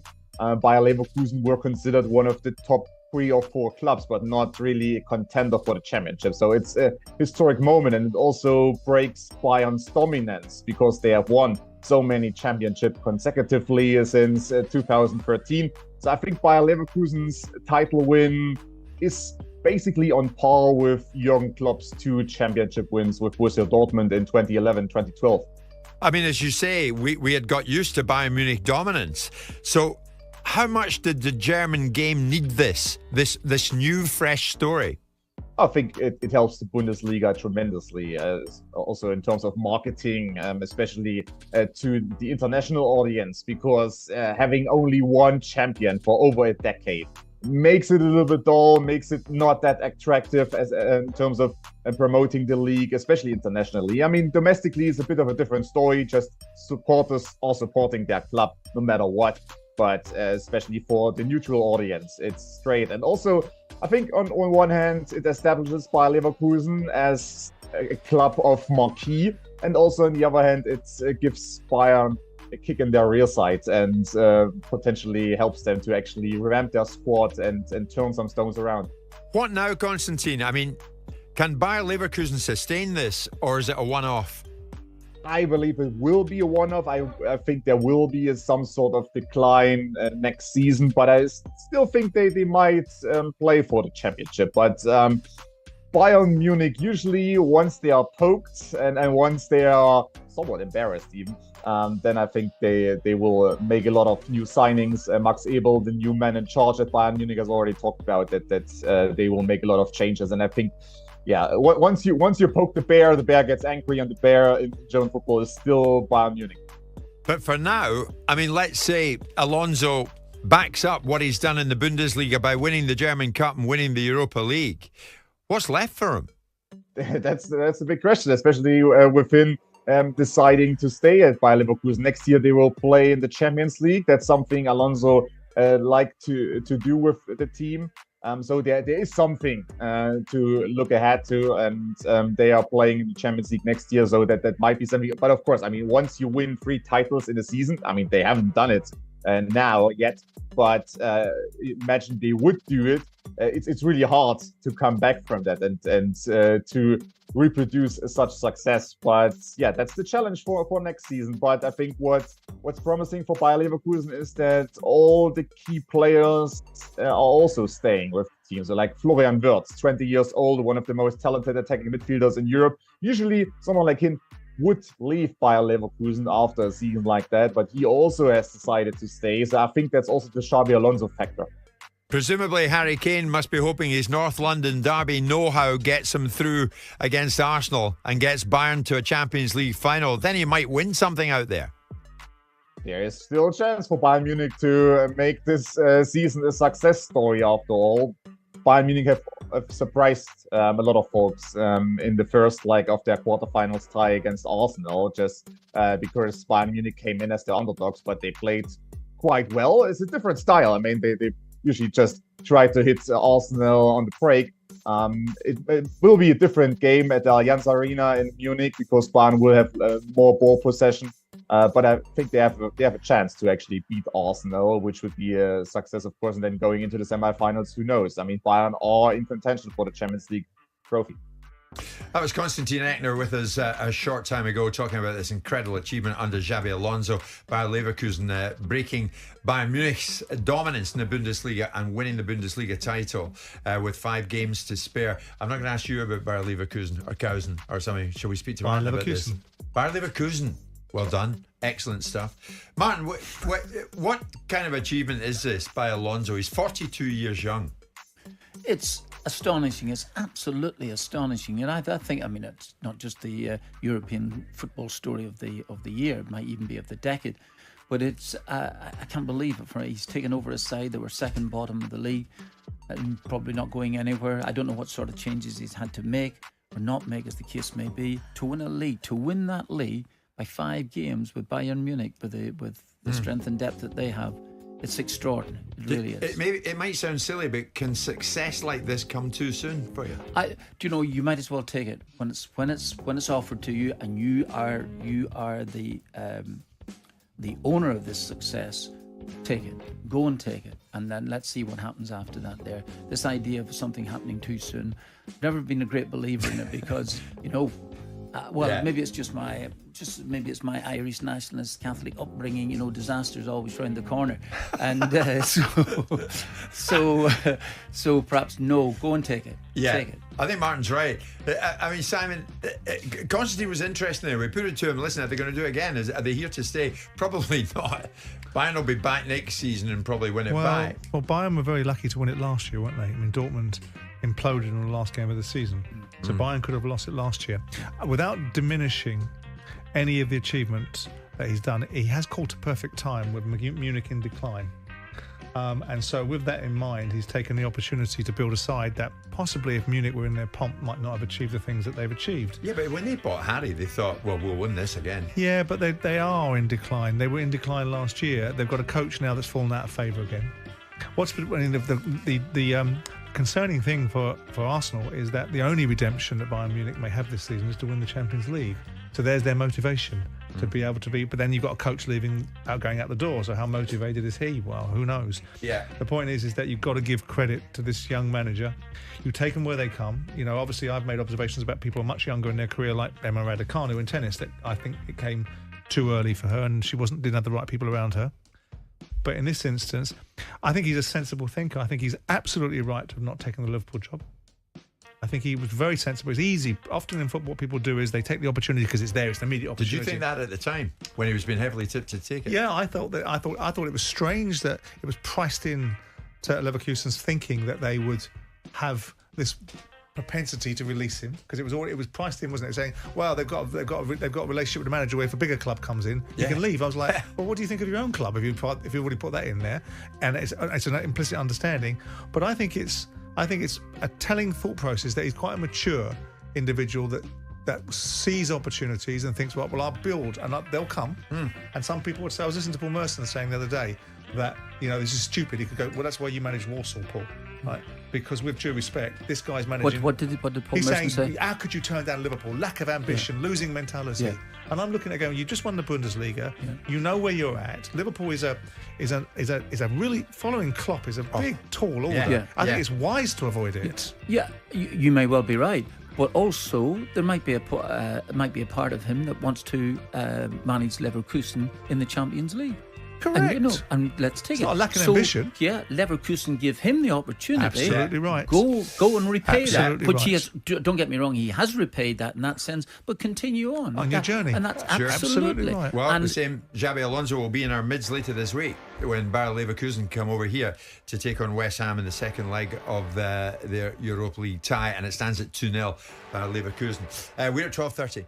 On AM, on DAB, via the TalkSport app and on your smart speaker. TalkSport.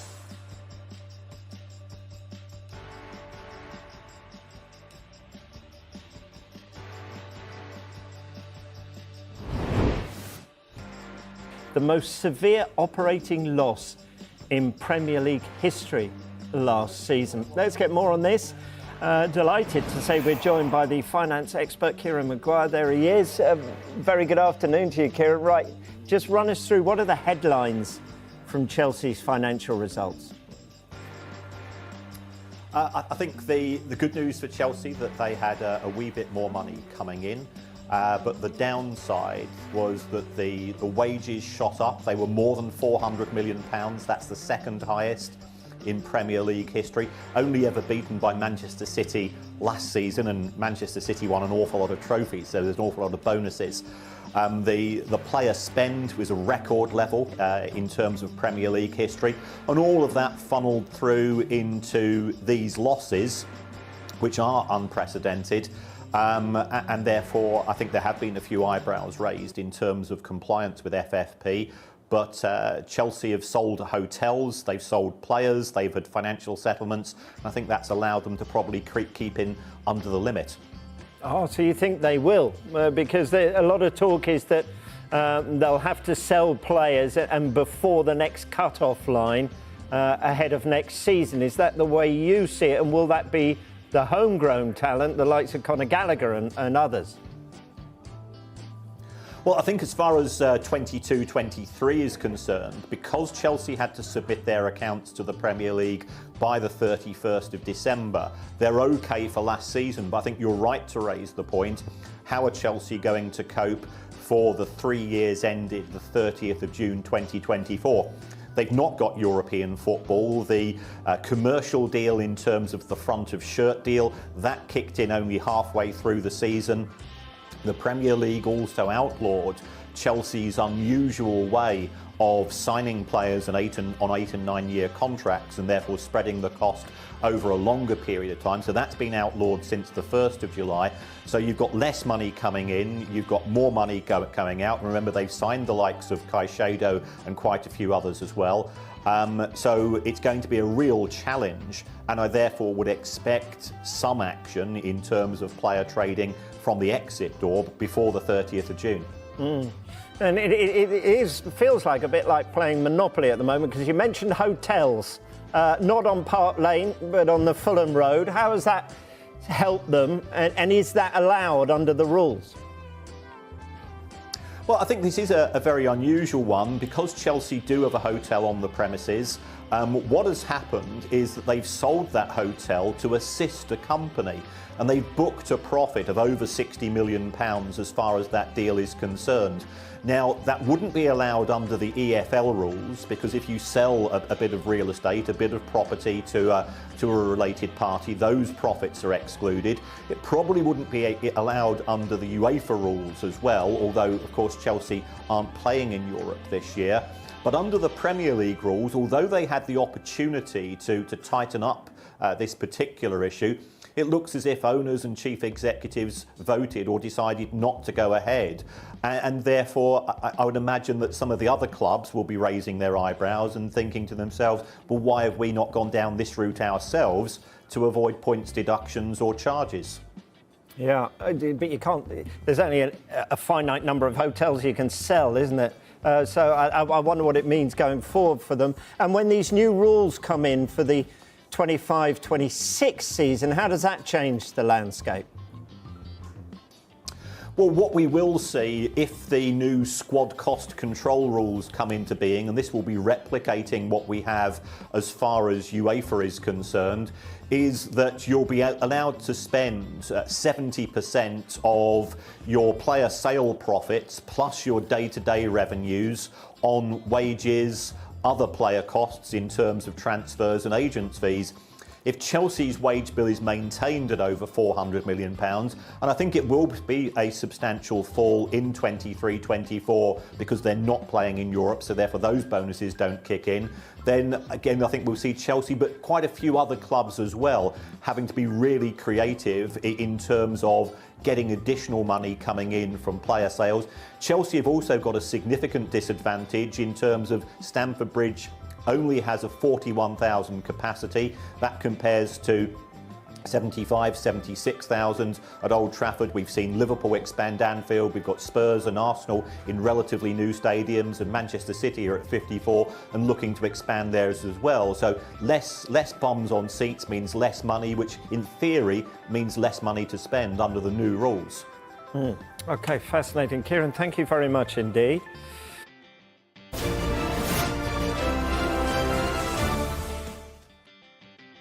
There's William Martin, an Aston Villa fan. English fans do mock the Germans, the Scots, the French leagues for one-sided dominance. But is England not beginning to look a bit like that at the moment? City, 6 and 7, another Premiership title if they do it. I mean, yeah, there. Is there not a point there? You know the situation in Scotland. It was Celtic's league time after time. And many people down here used to say to me, is there nobody else? Rangers ever going to win it? Well, they won it once under Gerrard, and now it looks like Celtic again. Certainly, Leverkusen have ended Bayern's dominance for the time being. Yeah. But we've got a situation here whereby City continue to dominate. Are we not? If they win, that'll be 4 successive championships. Yeah. It's be fantastic. Could be back-to-back trebles. Any particular league could be as well, too. They've been a terrific side, there's no question about that. And but I think because we've been talking right up until yesterday about how close this title race is, how brilliant it's been this particular season. So, yeah, if they go on to win again, I think those sort of inferences will be drawn. Yeah, they're bound to be. Would they be fair inferences, Simon? I'm not sure people mock other leagues, they just state facts. The fact is that up until recently, Bayern Munich had won 10 titles in a row. So that's a fact. And you look at the SPFL, it's a 2-team league. So you're making observations. No, I've heard you say Ligue 1 in France not the strongest in the world because of PSG's dominant. Well, that's right. But ultimately, if you look at the backstory of the Premier League, you've got, like I said on Friday, so we've got 3 teams trying to win the Premier League up until the last 6 games of the season. Right? The German league's finished right now. Most of the time, Spanish league's finished pretty early as well. So we've got teams in the last 3 seasons that have been competing to win the league. all the way up until the real business end, last 10% of the season, you've got 5 or 6 sides trying to get into Champions League spots. You've got 8 or 9 sides trying to avoid relegation. You find me a more competitive league. You find me a league that's got more jeopardy attached to 90% of the fixtures, from the first whistle to the last whistle of the 500th game or whatever it is of the season. But do we not judge it on outcomes? And if the outcome is 6 and 7, then it's a one-horse league, is it not? It's a league whereby one club dominates. At this moment in time, that club's City. That argument is a decent argument if you want to make it. If the perception is you start from a position that English people or the fans of English Premier League are ridiculing other leagues. I don't think they're doing that. I think they're stating the facts. And now they have a similar conundrum. You persuade at the Scottish League now and again. Because I think generally it's poor. There you go. But that's not. But it is. Whether you like it or you don't, it's not because I'm swiping at Scottish leagues. You see, League One is underwhelming. Well, it is. There you go. Well, this proves the point. So, with the exception of Lille, in recent times, who's won the Ligue 1 in the last 10 years? Who dominates it? This is it, man. It's a familiar story. You get where I'm going with this. I do get where you're going with it. I do. I mean, the Premier League is very, very strong because there's a lot of money attached to it. You know, if you put the same money into the SPL, for instance, Dundee might actually be able to get their pitch sorted out. And at some stage or another, if you did this, and you're talking about leagues. I mean, Barcelona and Real Madrid share the league in Spain. There wouldn't be that many teams in Italy outside Juventus, Inter Milan, and AC Milan as well too. So you're having this domination because the league is, as Simon mentions, not as strong underneath. You've got the top sides and the other sides. You can lose games in these leagues. Juventus could go away to Lecco and get beaten in the game, but at the end of it all, it's eventually those teams will be there at the end. Sure, but after the post-match interviews, the likes of Klopp and Arteta, there's almost dejection that we're looking like another inevitable outcome, and the inevitable outcome is City. Are we not, Simon? I mean, believe me. Hang on, before you... Dejection amongst who? Liverpool and Arsenal fans, Yeah. Well, I think really the league in general. Let's ask Marwan, who's a big Liverpool fan. Marwan, good morning. Thanks for coming on. Are you guys out of it then after the Palace result? Good morning, Simon. Good morning, Jim. Good morning, Martin. Brilliant show as usual.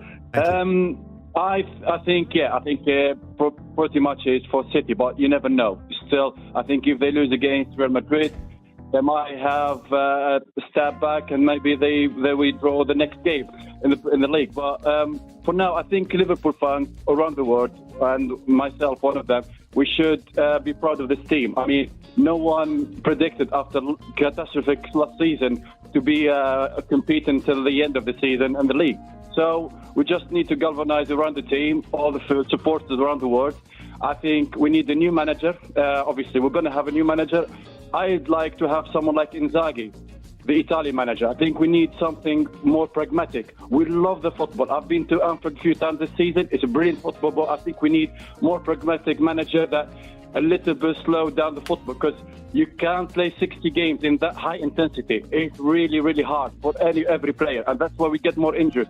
So next season, hopefully with new manager, I think we have a revolution in the team as well. Maybe we need a new striker, get Nunes in the right side, probably Diaz. As much as I love him, maybe his dad, he said he wants to leave, go to Spain. That's ultimately the outcome of most of the South American players in the Premier League. They want to go to Spain. So maybe we'll get a new striker and move a little bit tactically, and hopefully next season we'll go for it again. Okay, Marwan, I like that. Quite a note of optimism from you, and why not? David's a Man City fan. David, is it your title again? Well, I think it was on us a few weeks ago when England played, and Declan Rice said to John Stones, we've got a big game at the weekend, and John Stones, maybe said it a bit tongue-in-cheek, said, why are you playing? And we've got used. And Stones went, all right, yes, I suppose it is a big game then. So I think that says a lot about the mentality. But if you remember a few years ago with City, when we got dumped out of the Champions League by Real Madrid, they got 2 goals in the last minute, if you remember. It was a crushing defeat. What did City go on and do? They went and won the next league game, and they went on and won the league. That's the mentality of this team and this manager. There's a few things I've got to say. We're trying to get on here for a while, but with City now, Guardiola, another thing that he's brilliant at, he's very good in the press conferences. That's an important part of management now when you come up against journalists. He leaves them leaving that room asking more questions than answers. He's the best one I've seen since Alex Ferguson at controlling a room of journalists. He's brilliant at it. You know, that's an important part of management, that. I looked at Ten Hag yesterday and he walked out on his. The writing's on the wall for that guy. We're going to get to Ten Hag. Is that a good point that David makes, Martin? About press conferences, dealing how you deal with journalists? Pep Guardiola deals with the journalists in that manner, which obviously he's delighted with because he keeps winning. Yeah. It's easier to deal with press conferences when you're winning. When you win. That's a fair point, David, isn't it? Yeah, I mean, but with City as well, I mean, obviously there's a lot of rival fans now. They're saying about it's getting boring, City dominating the league and all that. Well, didn't Liverpool dominate it in the 80s and whereas United in the 90s? We've just been lucky to carry on this sort of mini dominance that we're having. You know, it's not as longevity as what Liverpool or United are. If we carry on doing it, then of course. But and obviously the 115 will get labelled at us. But listen, when we get on to that point, there's a few things I want to say on that. And that is, City started their revival many years before that takeover. But there's no denying it. The money's helped us win these league titles. Of course it has. But people like Francis Lee signed off the new stadium. He put things in place. He brought us on commercially as a football club. We were sinking faster than the Titanic on the pitch. We had 6 managers in one season. But the King Clancy money, when we sold him at the time, kept the Wolves at the door. Joe Royle had to cut the squad down from 60 to 30 players. And he got us up 2 leagues back-to-back. We've got Dennis Stewart on board. They put a lot of things in place, City, to make us an attractive proposition at the end of the day. And we're just like a new brand. Of course, we've not got as many fans as United or Liverpool. But I'll tell you what, it's coming. There's brands around now that weren't around when I was a kid. It's always been Nike and Adidas. You either wear a pair of Adidas or a pair of Nikes. There's new brands on the market now. Things like Under Armour. David, I like your call. Simon, you're nodding. You're nodding. Well, he's absolutely right. I mean, the next generation of football fans will be brought up neutrals on Manchester City's success. So whilst I make this analogy about United and Liverpool being Ferrari and City being Red Bull by brand association, in a generation's time that will change if Manchester City keep on winning. If they keep on winning and keep on moving forward as they are now, and with the ownership model, when Pep Guardiola leaves, we'll see if the cycle continues. But David's right. He is right in that respect. That ultimately, the brands that people associated with once upon a time are different to what they now associate with. And if City keep winning, then they will become one of the elite football clubs in terms of legacy positions. David, just in a sentence, are you on the brink of another treble then? Do you see it? No, I think it'll be very difficult. I'm an honest fan like that. I think Arsenal will eventually win the league. I think they're a bloody good team, Arsenal. They're the only next team to City at keeping the ball. What a surprise. We've got a coach there who worked with Pep Guardiola. We've got a great manager here. People need to hold on and just accept it for what it is. He's had a lot of money to spend. I get that. Yeah. But all the top managers has. Would have Ferguson done the same job if he was at Sheffield United with a low budget? Maybe he would have. I don't know. He did a great job at Aberdeen. It pains me to take my hat off to him, but he's a great manager. But Mourinho, Wenger, they all manage top clubs. Pep Guardiola's a top coach. He's an elite coach. They've created an environment there at the CFA that is pretty remarkable, guys, when you see it. He's a very clever manager. Give him all the day off this week, Pep. He manages his squad very well. Arsenal will win the league eventually if they carry on the way they are. David, many good points, mate. He's a great manager. Thank you for that. Thanks for your call. Jim White and Simon Jordan. Monday to Friday mornings from 10 on AM, on DAB, via the TalkSport app and on your smart speaker. TalkSport. Hey, listener, thanks for joining us. It's Sunday the 14th of April and we're here in the Totally Football Show studio with Tim Spears. Hello, Tim. Hi, James. All right, Adrian Clark's with us as well. Hi, Adrian. Hello. You all right? Sounding chipper, Adrian. I've had better Sundays. Appearing Oz-like, meanwhile, on the big screen, it's Daniel Story. All right, Daniel. Hello, James. Yeah, you're fresh back from Anfield. Yeah, I've been to Anfield Thursday and Sunday, and on both times I got there and thought, this is a slightly regulation. Why am I really here? And then, everything happened. Everything. Today it was Crystal Palace again, ending some Liverpool title hopes. Adrian, meantime, you were at the Emirates. I was, yeah. Decent first half. Bad second half from Arsenal's point of view. Good from Villas, though, eh? Good from Villas. And Tim, what have you been doing? Beavering away on a very big exclusive, which we can't reveal about, but it's going to drop on Tuesday. It's big, isn't it? Well, it's good fun, yeah. Yeah, all right. That's for readers of The Athletic. which all right-thinking people are, I think. Should we check on the results? Top three, Liverpool beaten 1-0 by Palace at Anfield early Sunday. Later that day, Arsenal beaten 2-0 by Villa at the Emirates. All this to a soundtrack of purrs from Pep and his City players, who'd done their business, of course, the day before, beating Luton 5-1. Should they get the cigars out? We'll discuss that shortly. Elsewhere, though, Saturday saw Newcastle doing Spurs 4-0, moving past Ten Hag's Manchester United, who were a little bit lucky to squeak a 2-2 draw at Bournemouth. Down at the bottom, Brentford's 2-0 win over Sheffield United moved them 7 points off the drop and leaves the Blades now 10 points from safety, while Burnley's blundertastic 1-1 draw with Brighton keeps them 6 from staying up. Forest also drew 2-2 with Wolves. They are now a point clear of Luton and the bottom three. Sunday's not on the telly game was West Ham 0, Fulham 2, and Monday it's going to be Chelsea-Everton. We're going to start with the title shenanigans. Eberechi Eze with the goal that did for the pool. There you go. Arsenal and Liverpool losing, City winning. My question was, with Man City now 2 points clear of the Gunners and Klopp's side, is it time, Tim Spears, for Pep to get the cigars out? It's, it's really weird. Sort of logic dictates no. Just the gap is 2 points. They've got difficult games. Spurs away, Brighton away. They've got FA Cup semi-final next week. Arsenal and Liverpool both play twice, I think, before City play again. They can put the pressure back on. But then the logic of the last few years says that, that's it. It's over. And Arsenal had to win every game to push City right to the end. So, it's amazing how quickly the mood changes, right? I mean, Arsenal haven't been behind in a game this year. This is their 12th game this year. They haven't been behind.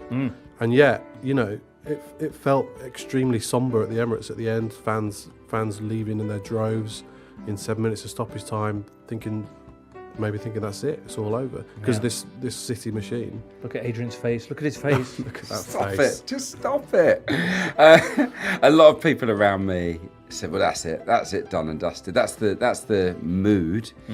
But I agree with Tim. I think that it isn't, we can't crown them champions yet. I think everyone said that Manchester City have this easy run in. I don't think it's that easy. Spurs away is a bad fixture for them historically, although if they encounter the Tottenham that I saw yesterday, that's an easy game. Brighton away, you don't know. Brighton have a capability. No, this season's Brighton are nowhere near last season's, but it could be awkward. Fulham away, you don't know what you're going to get with Fulham. They've just battered West Ham.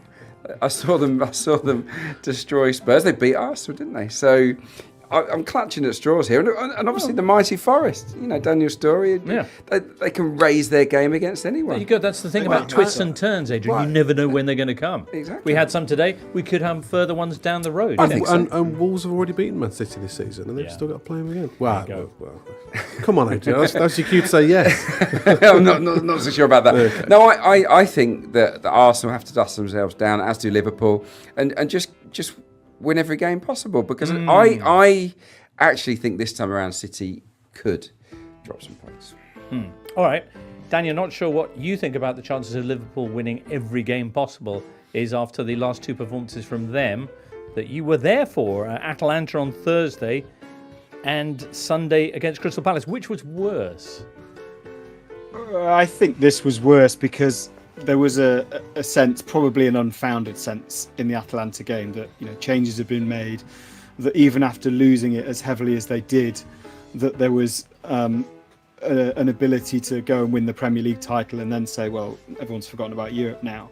I did think in the driving up this morning, I did think Oliver Glasner would have watched that game and thought, well, I don't need to do a team talk, because that's the type of football he wants to play. He wants to turn the ball over high at the pitch. He wants to get attacking midfielders on the ball. It was only the 5th time this season that Michael Olise and Eberechi Eze have started together, and the first time under him, and they were as good as Atalanta were at pressing a very creaking Liverpool defence and a non-existent midfield. In the first half, they played like I've watched Manchester United play recently. The ball didn't stick up top.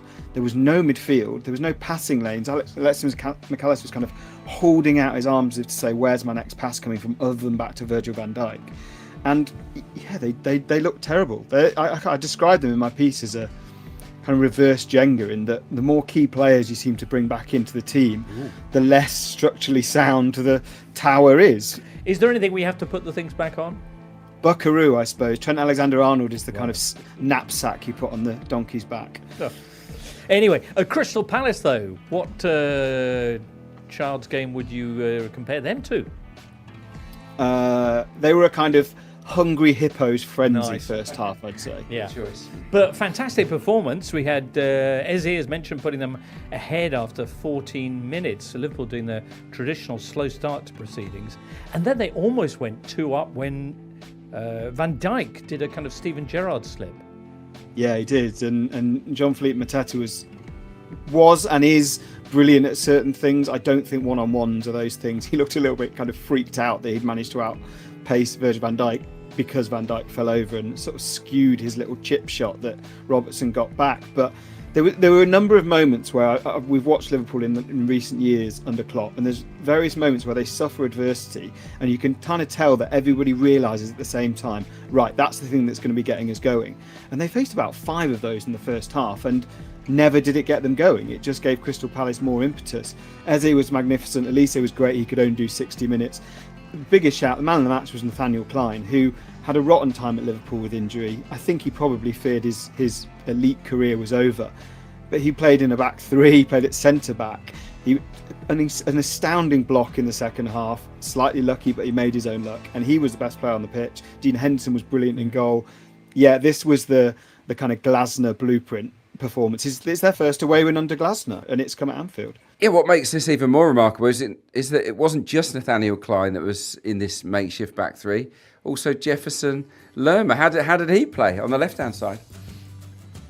Yeah, they were all brilliant. I mean, we should say Liverpool were absolutely dire in the final third. They made significant changes throughout the game to try and shift things. Nothing did. Mohamed Salah looked like a ghost, quite frankly. And he has done, with the odd exception since coming back from AFCON. Darwin Núñez had one of those games where the cop just sort of groans 13 or 14 times as the ball bounces off him.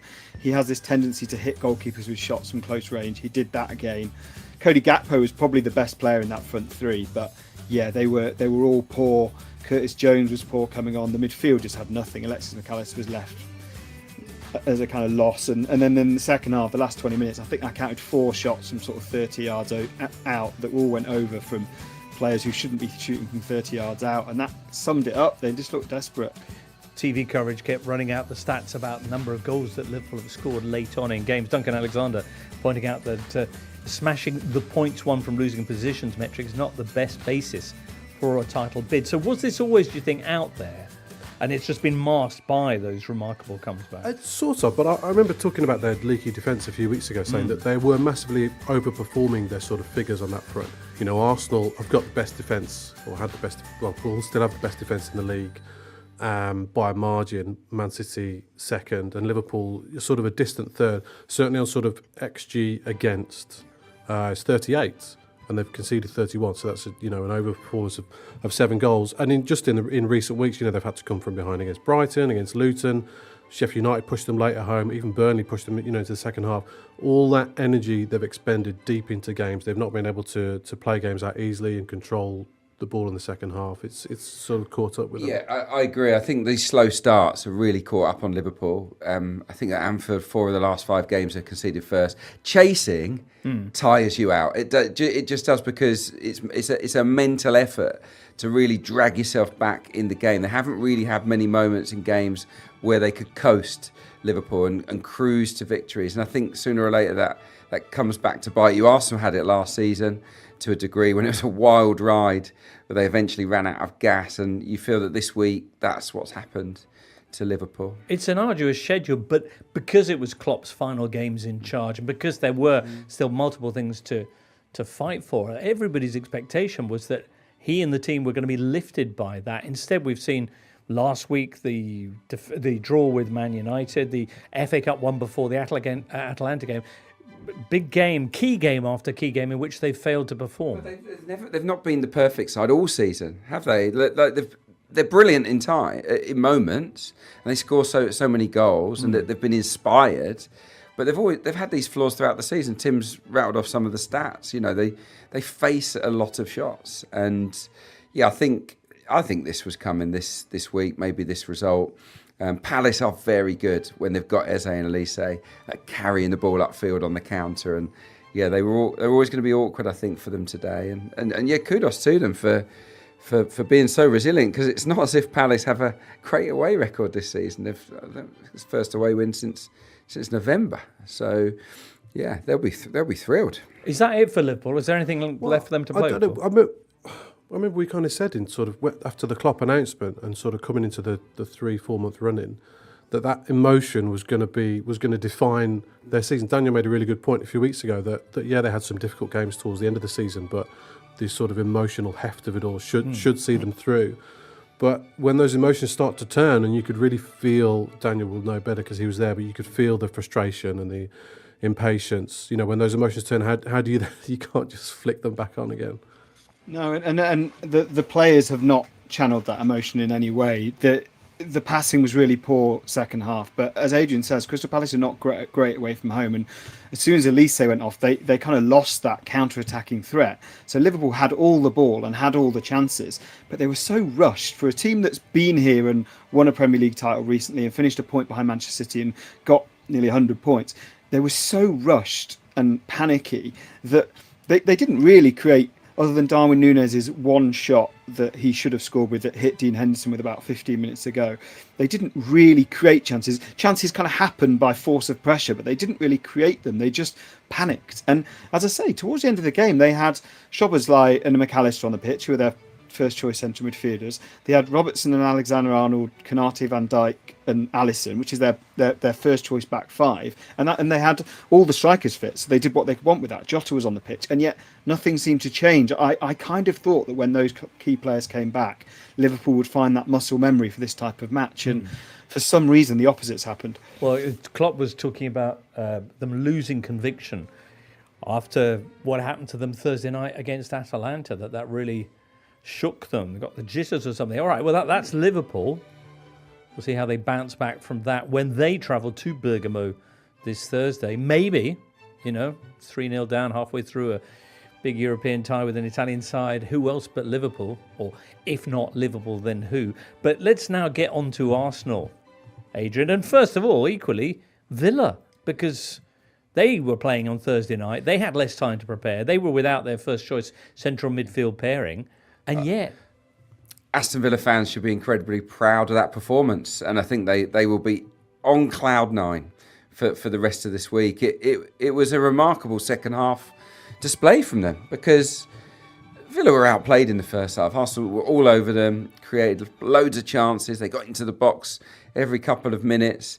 They were clinging on, but they regrouped, and Unai Emery, to his credit, was kept calm, and he blocked off all the spaces that Ødegaard had wreaked havoc in the first 45 minutes. He played a little bit more pragmatically. He dropped the line back a little bit deeper, because Arsenal, I don't know if you saw this, Kai Havertz made 4 runs from central midfield untracked for 1v1s. He just didn't have the pace to get through. He had one of them turned into a shot.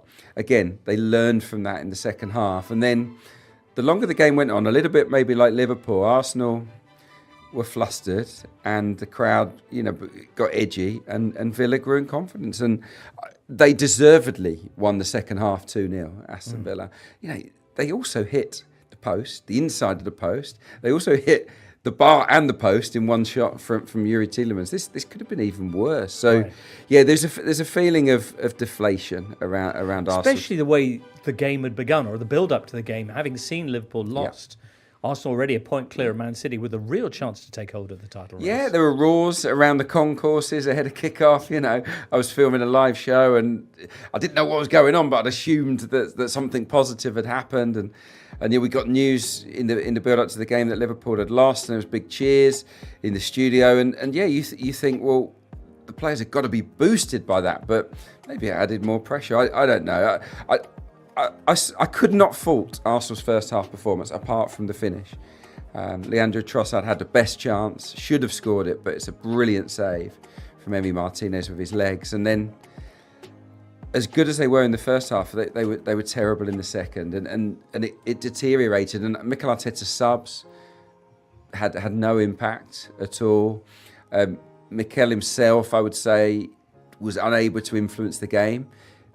He could obviously see that Villa had changed things and that they were finding it harder to break through, but he couldn't get a tune out of the players on the pitch in that second half. It was demoralising, I've got to say, and way below the standards you need to beat Manchester City over the season. So, yeah, poor. Arsenal supporters looking for a late goal to turn it around, but instead it was Villa, who struck twice in quick succession with substitute Liam Bailey, and then Ollie Watkins with a brilliant bit of play. What a finish. But again, it's Arsenal's game management. A point is okay. Do you think? No. A point is better than one, obviously. A point is better than none. But at that point, 0-0, Liverpool have lost. You've got to, and you know that Man City have won. But you've got to go for it, surely. But going for it doesn't mean you have William Saliba and Gabriel 20 yards inside the opposition half with Emile Smith-Rowe, your last man back. And it's a really simple through ball over the top. He runs away from Emile, and the finish is exquisite, you've got to say. So well done to him. Well done to Aston Villa. I think that Unai Emery has got his own back on Arsenal. I think that's fair to say. He knocked them out, of course, of the Europa League a few years ago with Villarreal. Yeah. 0-0 draw at Emirates Stadium, where Arsenal had not a sniff all night. And in that second half, Arsenal, that second half could have lasted 70, 80 minutes and Arsenal wouldn't have scored, So I think Unai Emery, it was a great day for him. Villa doing the double this season over Arsenal without conceding a single goal, as you yourself pointed out. Don't rub it in, James. Yeah. You'll be having a fun edition of the Handbrake Off. I actually can't make it Can you not? tomorrow, so I've dodged a bullet, as they say. Yeah. All right. Meantime, Man City were 5-1 winners over Luton. Luton held out for 65 seconds before conceding the first, as City romped to a big scoreline and their first win of this campaign without Rodri in their lineup. He had complained of fatigue and was rested. City had 37 shots. They had a second goal in 2 matches from Josko Gvardiol, who'd been about 400 days without scoring prior to the one that he got midweek against Real Madrid. They even got a goal from honest toiling's Erling Haaland. It was from the penalty spot, and he also got an assist as well. Although it was, I think, the funniest assist of the season. He was having a shot which would have gone out for a throw-in, and it bounced off some hapless Luton player's face and into the goal. Anyway, City make it 41 games unbeaten at the Etihad in all competitions, which is quite an important stat because they've got a very big game coming up there this Wednesday when they will be welcoming Real Madrid for the return leg of that Champions League quarterfinals. Real Madrid this weekend, 1-0 winners against Mallorca. There you go. Elsewhere in the European midweek, Arsenal will be travelling to Munich after the 2-2 draw with FC Bayern. Adrian? Yeah, and I feel it's a game Arsenal can prevail in. It's going to be tough. They have to play a lot better than they did today. It's a big game because if Arsenal go out of the Champions League, that's another punch in the stomach, isn't it? And it might be too much. That might be the knockout blow that sort of derails any chance of them landing the title. Go to the Allianz and win, qualify for the semi-finals. All of a sudden, you're feeling better about yourself.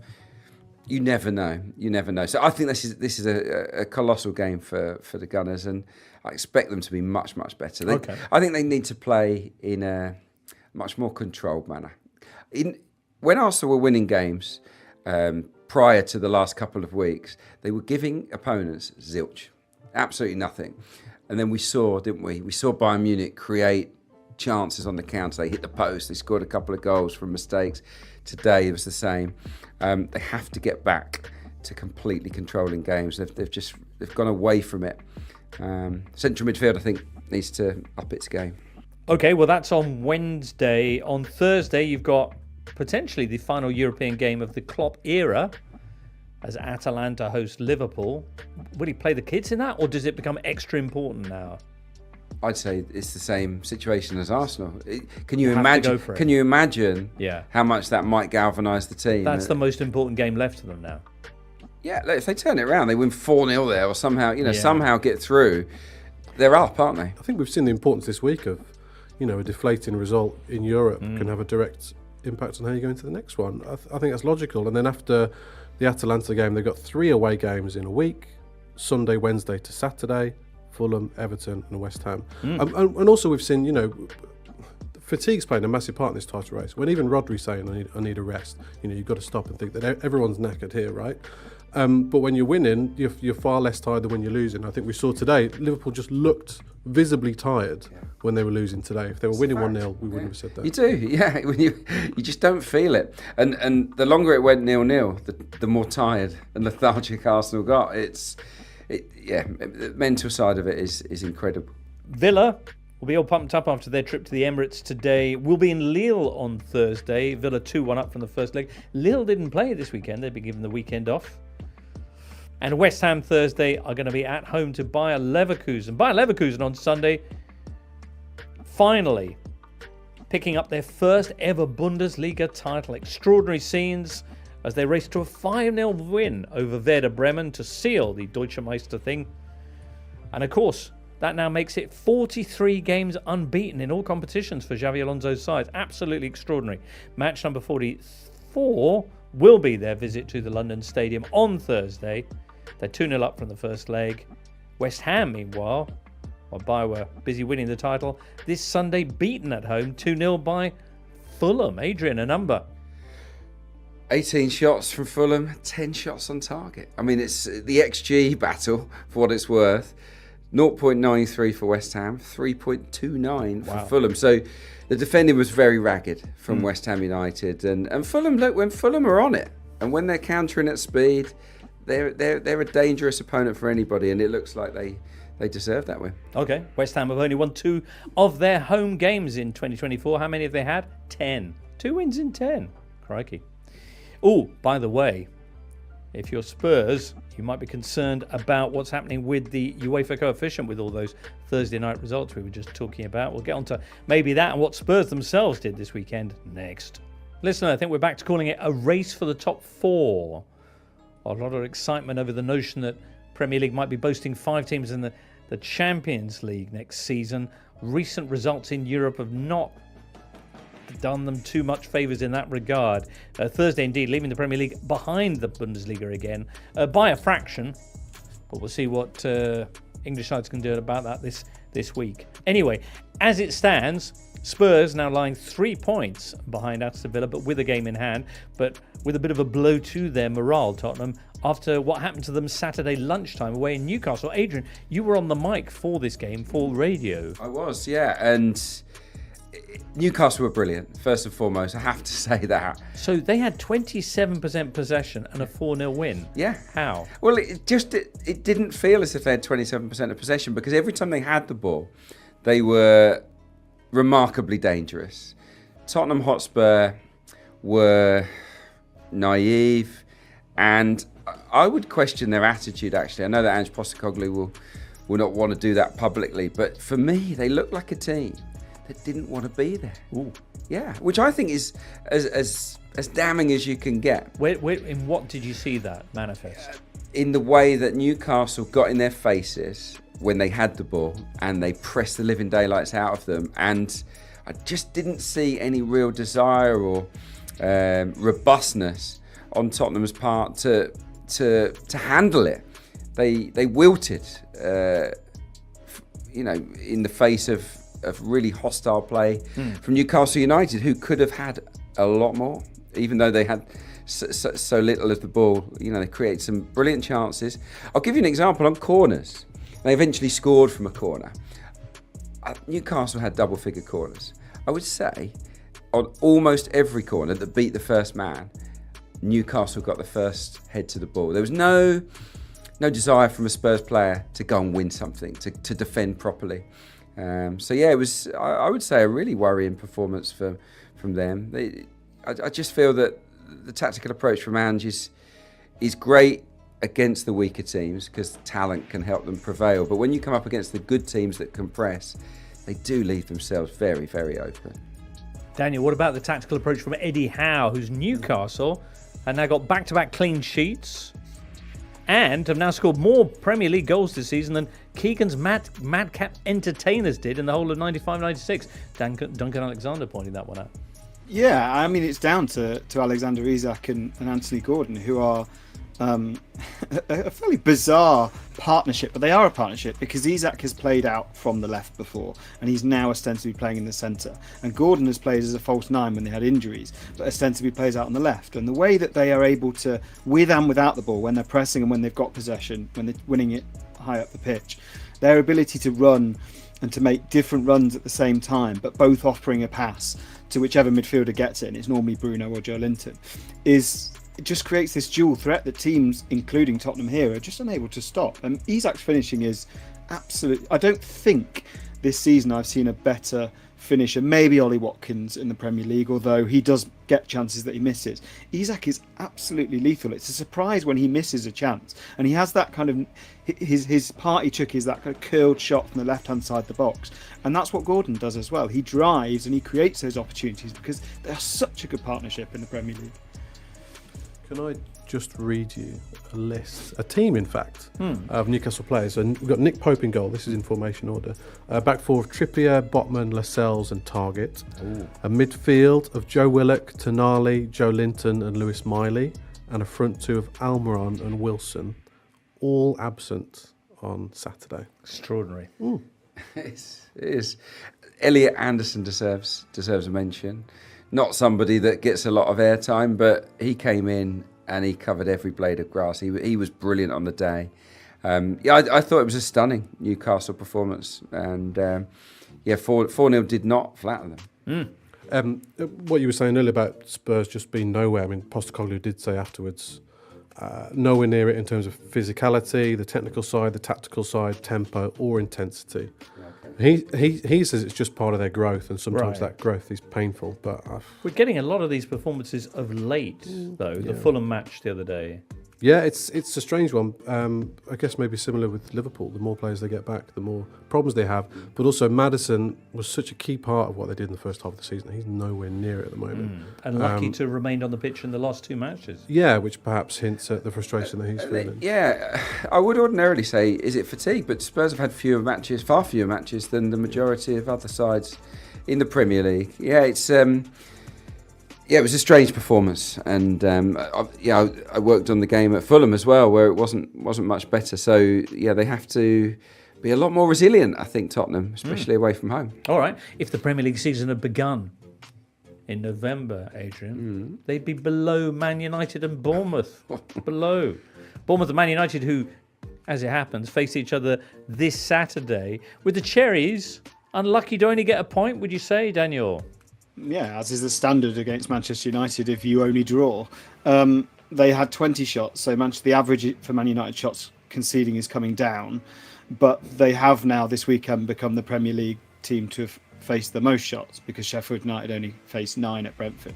And that is, for the first time this weekend, we heard a player in Diogo Dalot sort of say, maybe this is a problem, because when you speak to Ten Hag about it, he says, it's the process. We don't concede that many goals, so I don't mind conceding shots, and that's, there's some logic in that. But they've now conceded 12 in the last 5 games, and what everyone was saying is, but the process is wrong, so eventually the goals will catch up with the shots, and that's starting to happen now. Again, Bournemouth missed very presentable chances, but the ease at which Dominic Solanke and Justin Kluivert basically score the same goal without, and we saw it from the corner last week where players just sort of pointed at areas and said, well, who's doing this?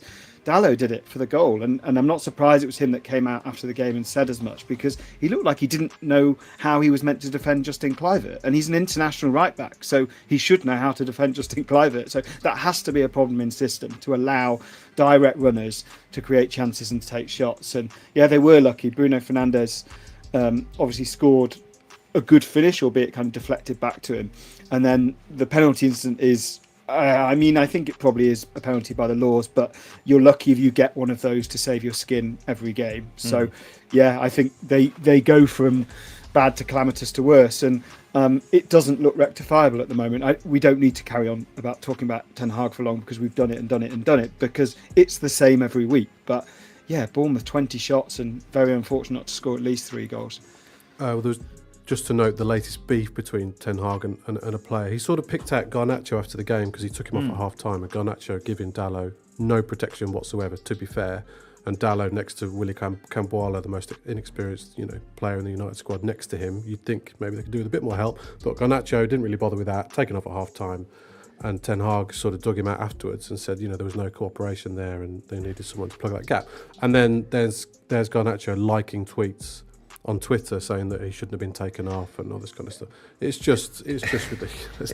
They keep doing this to United players. This sort of passive aggressive sort of, I'm going to like tweets, or Amad Diallo put a zip face emoji on Instagram last night. It's just quite pathetic. Do you know what we need to do? We need to stop calling Manchester United a team. This Manchester United team, because they're not a team.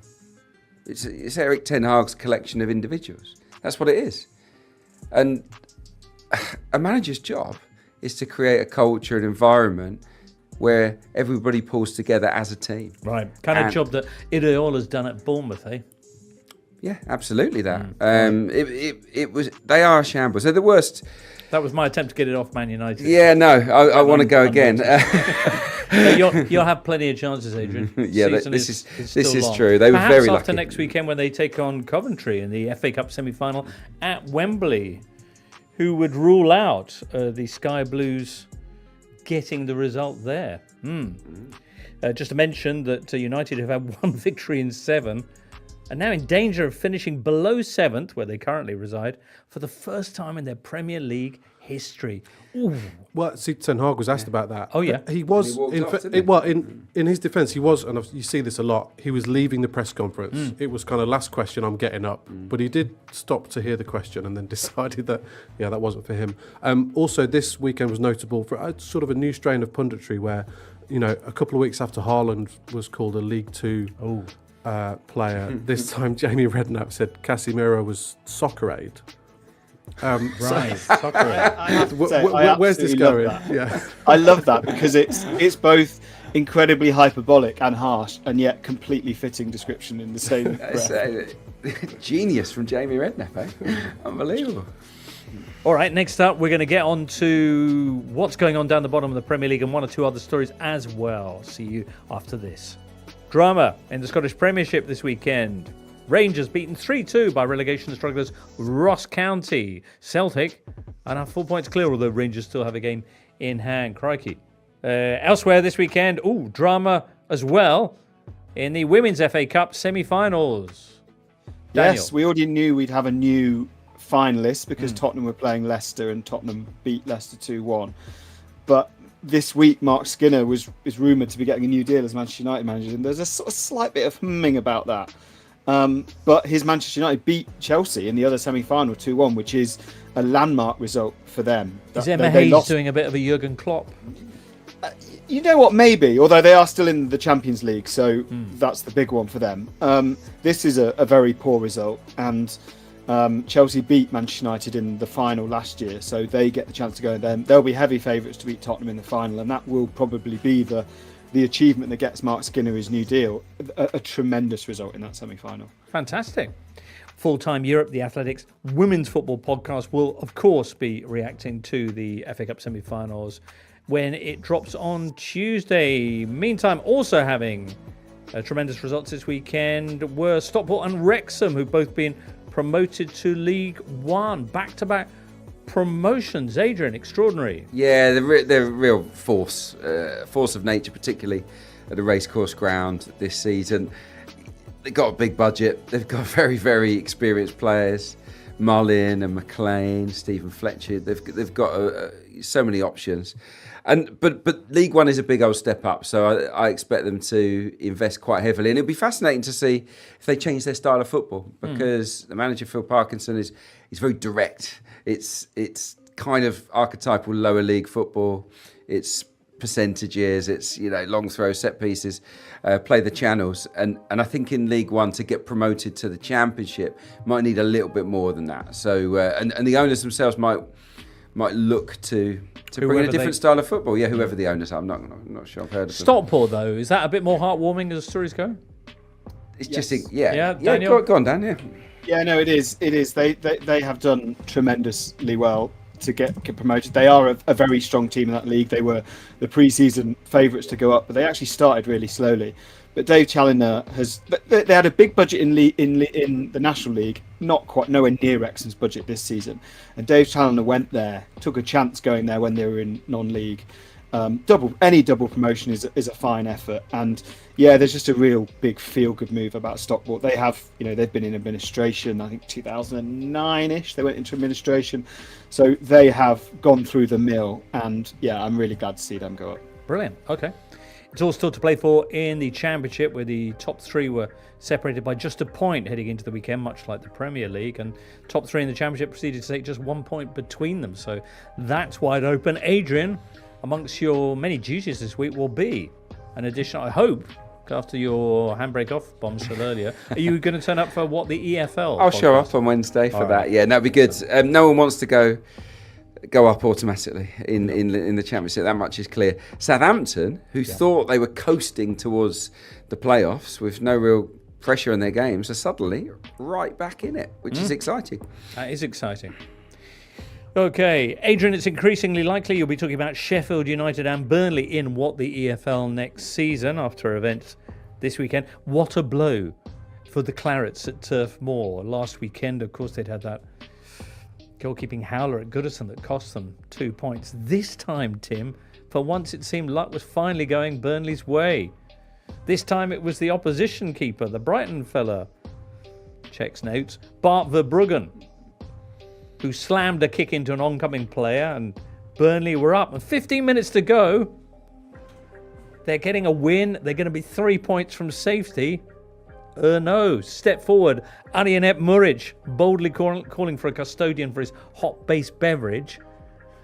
And one of the worst goalkeeping mistakes of any season. Of any season, Pretty rare these at the top level. Break it down for us, Tim. Just lets a pass back roll under his foot. He sort of tries to poke it. Enkelman-esque, wasn't it? He tries to trap. Yeah, Enkelman. Tries to trap it. Paul Robinson tries to trap it under his foot and straight in. Wasn't Paul Robinson a bobble? Wasn't that a? That was a bobble. Yeah. I think Enkelman let it go under his foot.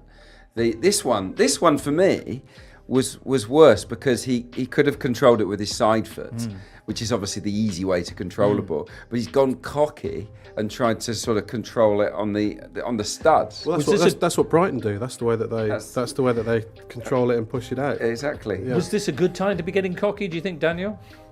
I mean, I sort of feel for Vincent Kompany because he didn't want to change James Trafford initially. He'd spent 90 million quid on a young goalkeeper, but he eventually took him out the firing line, and Burnley fans were championing Muric, who was brilliant in the promotion season last year. So they said, we've got to give him a go. Played really well against Brentford in his first game. They win that game, and you think, well, fine, they've got it sorted. And then, as you say, consecutive weeks. What do you do now? Because you kind of have to keep picking Muric because James Trafford's confidence must be on the floor. But then if you don't change it and he makes another mistake next week, you look like an idiot for not changing it. I mean, who'd be a manager? Because he's cost them 5 points in 8 days. With those 5 points, it's pointless. But they'd only be 1 point from safety. Costly, no doubt about it. But it's absolute classic from Craig Bellamy saying, it's not his fault. It kind of is, Craig. Hands up who had Craig Bellamy talking about rainbows and unicorns this weekend. not I. Craig saying, I have a 3-year-old girl who still believes in rainbows and unicorns. I honestly think we're going to get out of this situation. I believe we're going to stay up. Maybe I am the one who believes. The issue there is that they don't exist, isn't it? That's his problem with that analogy. Yeah. Never mind.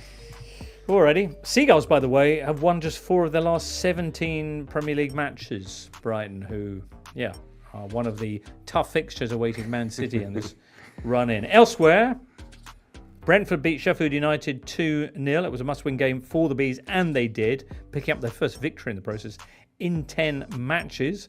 For Sheffield United, it really does look over for them. Awaiting them in the Championship, the lovely welcome of a 2-point deduction, Adrian. Yeah, they deserve it, don't they? Because they haven't coughed up the payments to other clubs in time. And that's whichever way you look at it, that's not right, that's not fair, and you deserve to be pulled up on it. Worrying times, I think, for Sheffield United because the ownership have wanted out for a long, long time, and they haven't got out. So what's going to happen moving forwards? There's a lot of unknowns, I think, at Bramall Lane, and they will return to the Championship quite a bit weaker, I think, than they were when they left it. Yikes. They look poised to go down. Burnley look like going down with them. It's now probably between Luton and Forest, Daniel, for the remaining place. Only 1 point between them. Yes, I think that's it. If Everton lose at Chelsea on Monday night, next weekend is huge because Luton play Brentford at home and Everton host Forest. If Forest are going to win that, and bear in mind Forest have won 3 away games since they got promoted, then I think that brings Everton back into it. But without all those caveats, my hunch is, as you say, Forest or Luton. Crikey. Forest this weekend were at home to Wolves in a match packed with ill feeling. We've got, if you like, both sides of the story here with Nottingham's very own Daniel Story. And Tim's... I'll be putting my fingers in my ears while Tim talks, yeah. And Tim, on the Wolves side of things, why was there so much needle in this game, Tim? Yeah, this is a rivalry that sort of crept up. This isn't a traditional, it's East and West Midlands, but that's about as far as it goes. But yeah, the past couple of seasons there's been a bit of beef with Morgan Gibbs-White at the heart of it, and he was at the heart of everything at the weekend. Relations between him and Wolves supporters started to turn sour as he left the club, and since he's moved to Forest, they've been exacerbated. He after he scored at the weekend, he stuck his fingers in his ears right in front of the away end. Bold, very bold. There's a fantastic picture which, if you haven't seen, you can see on The Athletic on Monday morning, of a couple of hundred Wolves fans, each of whom's making a fantastic facial expression. Some of them see the funny side, but their fingers are very much not in their ears. Yeah, exactly. Yeah, and then so when Mateus Cunha equalised for Wolves, he was in front of the away end about to celebrate, and Hwang ran up and tapped him on the shoulder and reminded him to stick his fingers in his ears as well. So yeah, it's all good beef. Right, Daniel, you can take your fingers out of your ears now. Gio Reyna make his first start for Forest. Were you happy about that? He's set up Morgan Gibbs-White.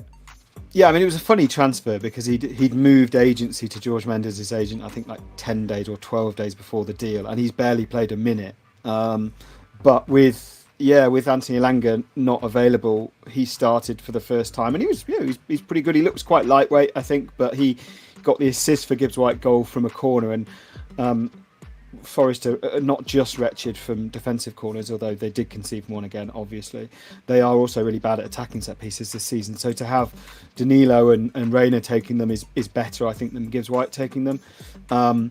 But yeah, if Forest don't sort out those set piece issues. Nuno, for the first time, kind of said after the game, like, this needs to be an issue. The kind of backstory here is that Steve Cooper appointed Simon Rusk, who was England's under-19s manager, as a set piece coach early in the season, then got sacked about 2 weeks later. And Nuno came in, and reports suggest that he's chosen not to use Rusk at all. And Forest get no better at defending set pieces. So that's going to have to change. They go to Everton next week, and Forest fans will be nightmaring about James Tarkowski all week, I'm sure, because Sean Dyche can do attacking set pieces. Crikey. Everton, who await them next week, are still to play this round. They will be at Chelsea on Monday night. There you go. An interesting one. I just wanted to give a shout out to Kevin Schade, who has had a horrible season after moving to Brentford. He was on loan last season. He cost them about 20 million quid in the summer. It was a club record at the time. And he got a really serious abductor injury, then required surgery, etc., etc. So he played his first game for, I think, 4.5 months. Came on as an 89th minute sub against Sheffield United and immediately produced this outrageous flick assist for the second goal. He's a really fun player. He's really direct. I know all the talk's been about missing Mbeumo and missing Tony this season, but they've really missed Schade as well. So it's nice to see him back on the pitch. He's only 22, so he's had a horrible first season, but hopefully on the mend. Excellent. Very, very good. Well, that kind of wraps it up for today's show. We'll be back on kind of, as I say, late Monday, early Tuesday with our Euro show, which is particularly important this week that you listen to that. Because we'll be previewing all those delicately poised, and boy, are they, European ties. Great games. Yeah. I mean, what's your? Well, I'll be watching Bayern Arsenal, but I think that City Real Madrid is a very exciting one. City in pole position, but Real Madrid have shown that they have the tools to to hurt them. Can they do it away from the Bernabeu? That's the question. I don't know. We'll find out. Won't we? It's important to pick one, I think. I watched both last week for a piece for The Athletic, and it's just not a very enriching, enjoyable experience. How did you do that, Tim? Split screen. But which one had the sound up? Both. Oh. Yeah, both. Because you need to hear the commentators' pitch getting higher so you can see the goals going. But the internet went down at one point, so I did miss 4 goals. But when I was channel hopping, I was switching to the channel where there hadn't been a goal to see because they were showing the replays of the ones.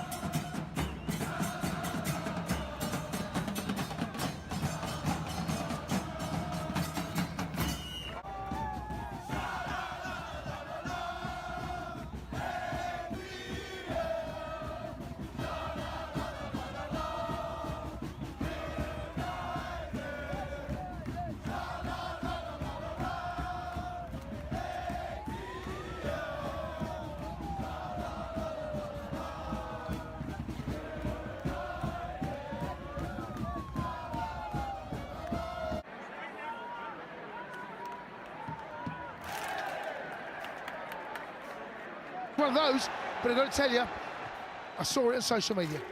So Chelsea played from left to right in this first half. Here is the man of the moment, Cole Palmer, straight away popping it through the legs of Tarkowski, and he could have sent Mudryk in, but he's overhit the pass. Mudryk starts on the left, Palmer starts down the middle. A lot of speculation in the press room about who starts where.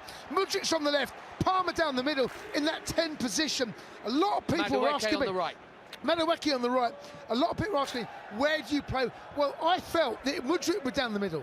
I felt that it naturally selected itself. The thing is, Ben, when you've got players like we've got, Madaweki, Mudryk. Oh, we've just seen a replay here. Sorry to interrupt, Jace, but we've just seen a replay of Amadou Onana going in with a boot on the ankle of Conor Gallagher. It has brought a Chelsea free kick. One of those. Yeah, Ben, you've seen it. I've not. I have to say. Just one of those where he got to the party late and the studs are on the ankle. But anyway, it's a free kick. Anyway, 32 yards out, left of centre. Gallagher is going to leave it. Cole Palmer's going to curl it. Cucurella around the back. Chalobah can't keep it in. So, at the Matthew Harding end, it's an Everton goal kick for Jordan Pickford. They are playing from right to left. So do not, if you're trying to visualise this match as we speak, do not think Chelsea are going the way they normally do in the first half. Both sides are attacking their own fans in the first half, not the second. By the way, that free kick is not the worst. No, good one. It led to nothing. Whenever a ball bounces in the 6-yard box, it's either a dreadful free kick or a really good free kick. That one's a really good one, because sometimes they're overhit. You know those ones that get overhit and it bounces? This one was not. As Pickford takes this goal kick, you could chuck a tarpaulin over 20 outfield players around the halfway line. That was amazing. Everton trying to make the pitch small. No, Ben. Or Chelsea trying to squeeze, or what? Why is that so tight? Well, they're doing it on the left. Or Chelsea's left. I mean, that one I don't think I've ever seen that congested. No. It feels right now, Cucurella might be... And Mudryk feels like they're feeling defence.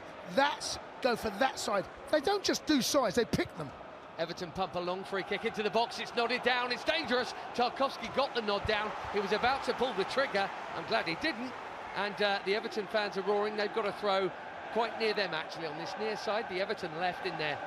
orangey pink kit, and Mikolenko, the left back, with the throw into Dwight McNeil, who always plays on their left wing. And it's cleared. Yeah, so Ben, I played against... I'll let this play develop. Or is it cleared? No, it's given back by Nicholas Jackson, although they're coming all the way back, halfway line. James Tarkowski. Yeah, I played against Wimbledon, and Wimbledon used to do that, Ben. They used to target areas, and they would probably pick what they felt was the weakest. They don't just go, well, it's on the right. They will go, right, what's the best chance of succeeding in that? So then it becomes fight ball.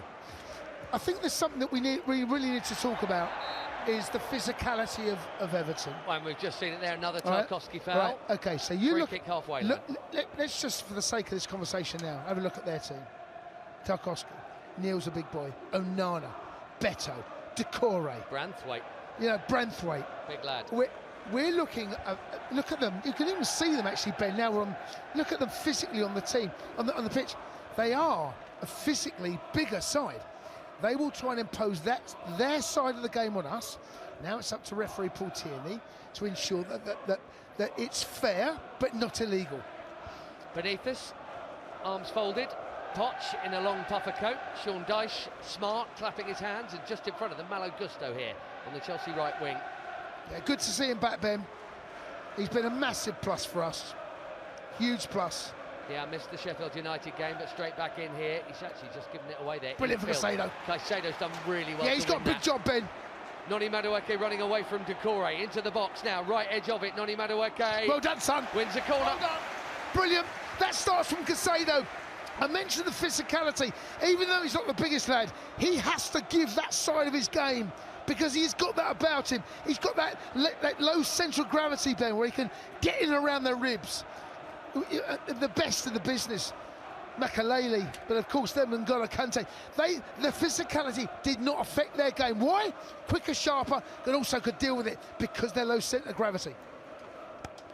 Matthew Harding in, Cole Palmer corner, solidly met by the head of Tarkowski, a long way out. Noni Madueke will go all the way back to Petrovic, all in black at the shed end. Yeah, they've gone back. They're going to... Oh, dear, Gusto's. It's a short one. Petrovic has read it. Gone long. That's OK.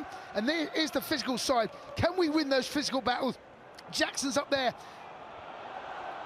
Clearance from Pickford. OK, so the reason... It's amazing, because Gusto's just done back on Chelsea's side. Lay the short ball to Petrovic. O'Neill's running down. We've just seen exactly the same thing on the other side. Pickford's read it. This time, Cole Palmer is closest. This is a good start. I mean, for a neutral, if you're watching that, and there's none here, obviously, but at home, 5.5 in, it's been a really, a cut and thrust game so far. No real quality on the ball. Kukurea. And it's the sort of game, Ben, that Everton would prefer. Of course, for sure. Mudryk into Jackson, nicely moved. Madueke right side of the box, into the box. A lot of shirts in front of him. He's still going on the dribble, and he's cut it back in between all of them. That's just bad luck, I think. Yeah, bad luck, but it was like a salmon farm back there, Ben. Every single pink shirt was back. Honestly, it was amazing. They got back and defended. It's amazing. They had every single 9 players outside the box, except for Beto. Amazing to watch.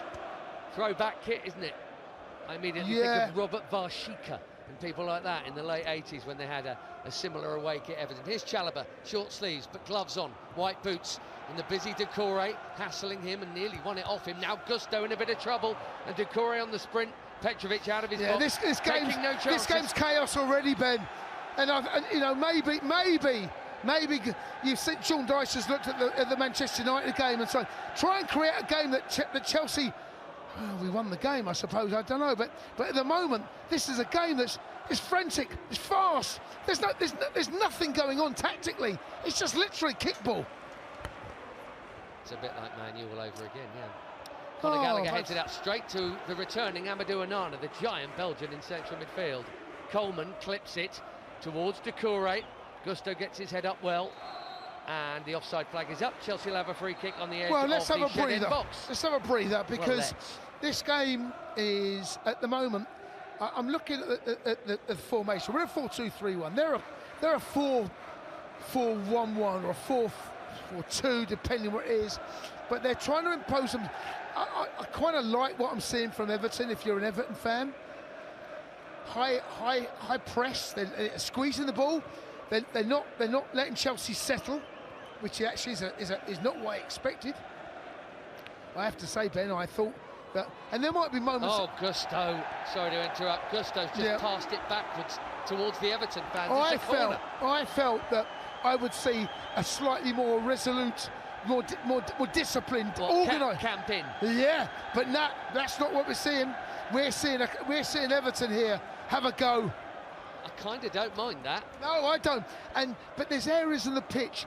There's always a time to press, and there's always a time not to.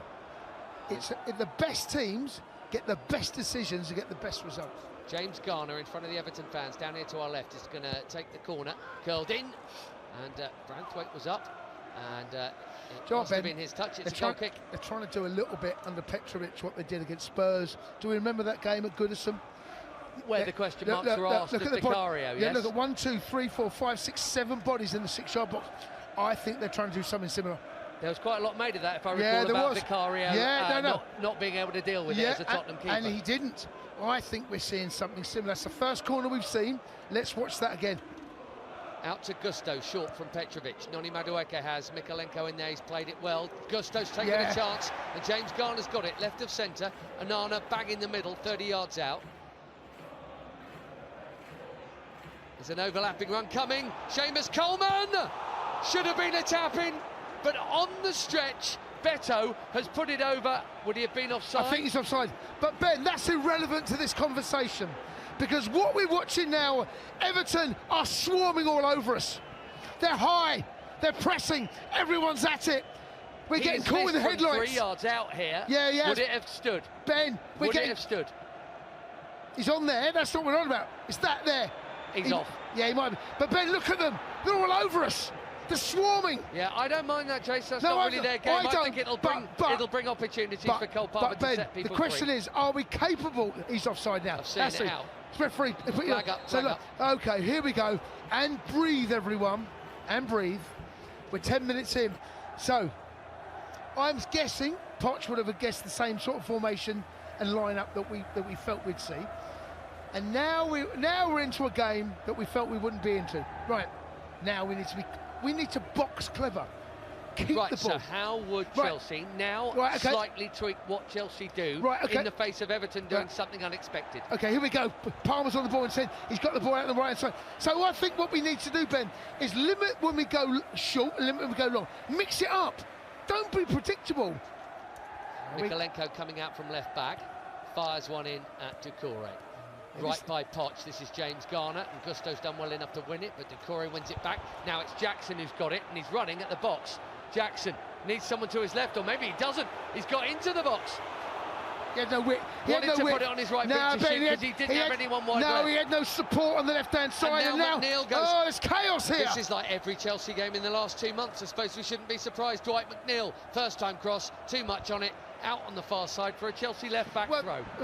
What's got to happen now is that because we are an immature, and I mean that word immature, a young side, we are immature in the way that we can adapt to games. He's not offside, by the way. He's onside. And that goal would stand. But that really is key. Seamus Coleman has whipped that ball in. Beto's gone with it. It's a tough chance that. The crazy thing is, folks, he's in front of the middle of the goal and he's literally 6 feet out, but he should score. Smashed at knee height. Aguero scores that goal. He's the best in the business. Okay. Ian Wright, Aguero, Didier Drogba, they score that goal. Yeah, okay. I'm just thinking, at first glance, it looks like one of the worst misses you've ever seen. There is a slight. Ben, the best striker score that. That's fine, but Beto is a decent right, striker as opposed so again, to we've gone back now to Petrovic. So now that pass is terrible. It's all right. It's a terrible pass, so Ben. But that's a great one from Caicedo to Gusto, who runs past Dyche and Poch, who's applauding. Gusto here, infield to Cole Palmer. Oh, this has been a frantic start. Palmer goes past Branthwaite, the scorer of the 21 colleague, and curls it in. Oh my goodness me, what a goal, Cole Palmer! Cole Palmer, take a bounce on! This is insane! It's unbelievable! He started it, he finished it with a bit of help from Malo Gusto. His 20th Chelsea goal of the season, and it's a beauty. The open and shut Player of the Year case. Cole Palmer, take a bow. Ben, we're watching brilliance. We're watching genius. I promise you, he's made Bradbury look average. He's then got it behind him. Bradbury gets a touch on it. He flicks it with the outside of his right foot into Jackson. He then plays it back. He has his first touch. Honestly, you will not see a better goal in the Premier League this season by an individual, even though he had help. I promise you. That's going to win Chelsea's goal of the season. Hands down. Hands down. It's unbelievable. I've got to tell you, this kid. Gareth Southgate should be thankful. Well, Ben, he has got to be on the plane. He offers the closest thing, I say closest thing, to Foden. I gotta tell you, mate, he would not get in Man City's side now. Why? Not because he's not good enough, because he wouldn't be given the chance. At Chelsea, we give him the chance. This kid is special. This kid is special. Free kick Everton, dead centre, 45, 50 yards out. Now, 9 equalisers have been scored against Chelsea in the last 7 games. Everton shouldn't change what they're doing because it's kind of working. Dwight McNeil has floated that one over. It'll be a goal kick to our left at the shed. Can we just take a second and just reflect on that goal again? It's absolutely brilliant. He is absolutely brilliant. This boy sees things that no one else sees. He gauges. It's like it's a radar on that he sees how the opponent. We're watching now. Honestly, this is just the way it's running across him, and his side foot curls it into the bottom far corner at the Matthew Harding end. It is properly gorgeous, that goal. Now, here's Madueke on the halfway line, and Chelsea on the counter looking for more. Play it into Mudryk. He does. Slightly behind him, Mudryk. Madueke, what a goal this would be! And Palmer on the goal line has got in the way. He must have been offside. I think he was trying to get out the way. Mudryk puts a rebound over the bar. That wasn't going in, was it, Jason? Ben, I don't know, Ben. But I'm going to forgive him if it is. He stopped a goal here. Ben, I don't know. It's hard to tell. I'll take back everything I said about you, Cole Palmer. No, it's not going anyway. He's tried to tell. He might have been offside. No, he's not. Oh, he can't get a knee on it. A little bit like we saw the Beto chance earlier. That he can't quite get his knee up. I'm going to say maybe a more natural strike, get something on it, but it's come up so high. It's come at his hip. Extraordinary game. Now we're seeing that again, really concentrated group of players right of halfway. On their right, our left. And Pickford launches it right to the middle of all of them. Onana jumps Tarkovsky, and then do you know what they're doing, Ben, as well? I'll tell you now, I wonder whether... I've played in games like this against Wimbledon, and what we used to try and do is get our best header of a ball in and around, so they're trying to hit Onana, right? Because he's 6'7". So Onana's going to be 9 times, let's say 19 times out of 20, right? He's going to beat Conor Gallagher, and then it turns to fight ball. By the way, Chelsea playing nice football here. Lovely give and go. There's a foul there. Play on, referee. You can blow the whistle anytime you like, ref. 14 he does. He's going to bring it back. Free kick to Chelsea, 30 yards out, left of centre. It's so much fun to commentate on Chelsea, and so much misery depending on what happens. Right now, this is brilliant because we are dealing with what Everton are trying to throw us, and then you've got the quality. And I've got to say, Casado, great break, has been brilliant. Palmer, outstanding. We've seen on the right-hand side as well, Madueke doing something similar. It's about, can we get this? Well, okay, can we get the third and fourth goal? But right now, Everton have been sharp. 17 on the clock. Probably Palmer with an outswinger towards Cucurella and co, like he did last time, right in the first couple. No, he's gone short. Caicedo back to Gallagher, and now Mudryk left wing. Thought about crossing it. Ball on the far side, the Chelsea left. The Blues playing from left to Palmer's right. One feet. up for a brilliant, ridiculous individual goal. Palmer's on fire at the moment. His feet are so quick. Now, Conor Gallagher's done well to win that, and I think he's going to keep it in right in the corner quadrant. He is over there, and well played. Back to Cucurella, whose boots match the Everton kit, pinky orange. Now, Caicedo, who's been excellent, slipping it through. Mudryk, tight angle, Jackson, great save. Follow-up is in. Follow-up is in for 2-0. He's only got another one. Oh, this is brilliant! Let me tell you, this is brilliant! On the left-hand side, we destroy Everton!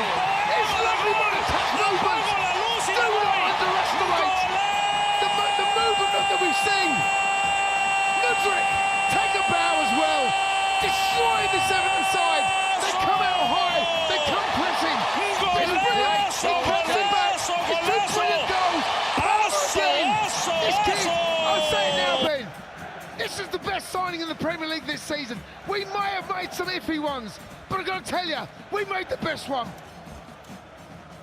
He's there to pounce on a rebound in the 6-yard box. The first effort was parried well by Jordan Pickford, but in and amongst a crowd of Everton defenders.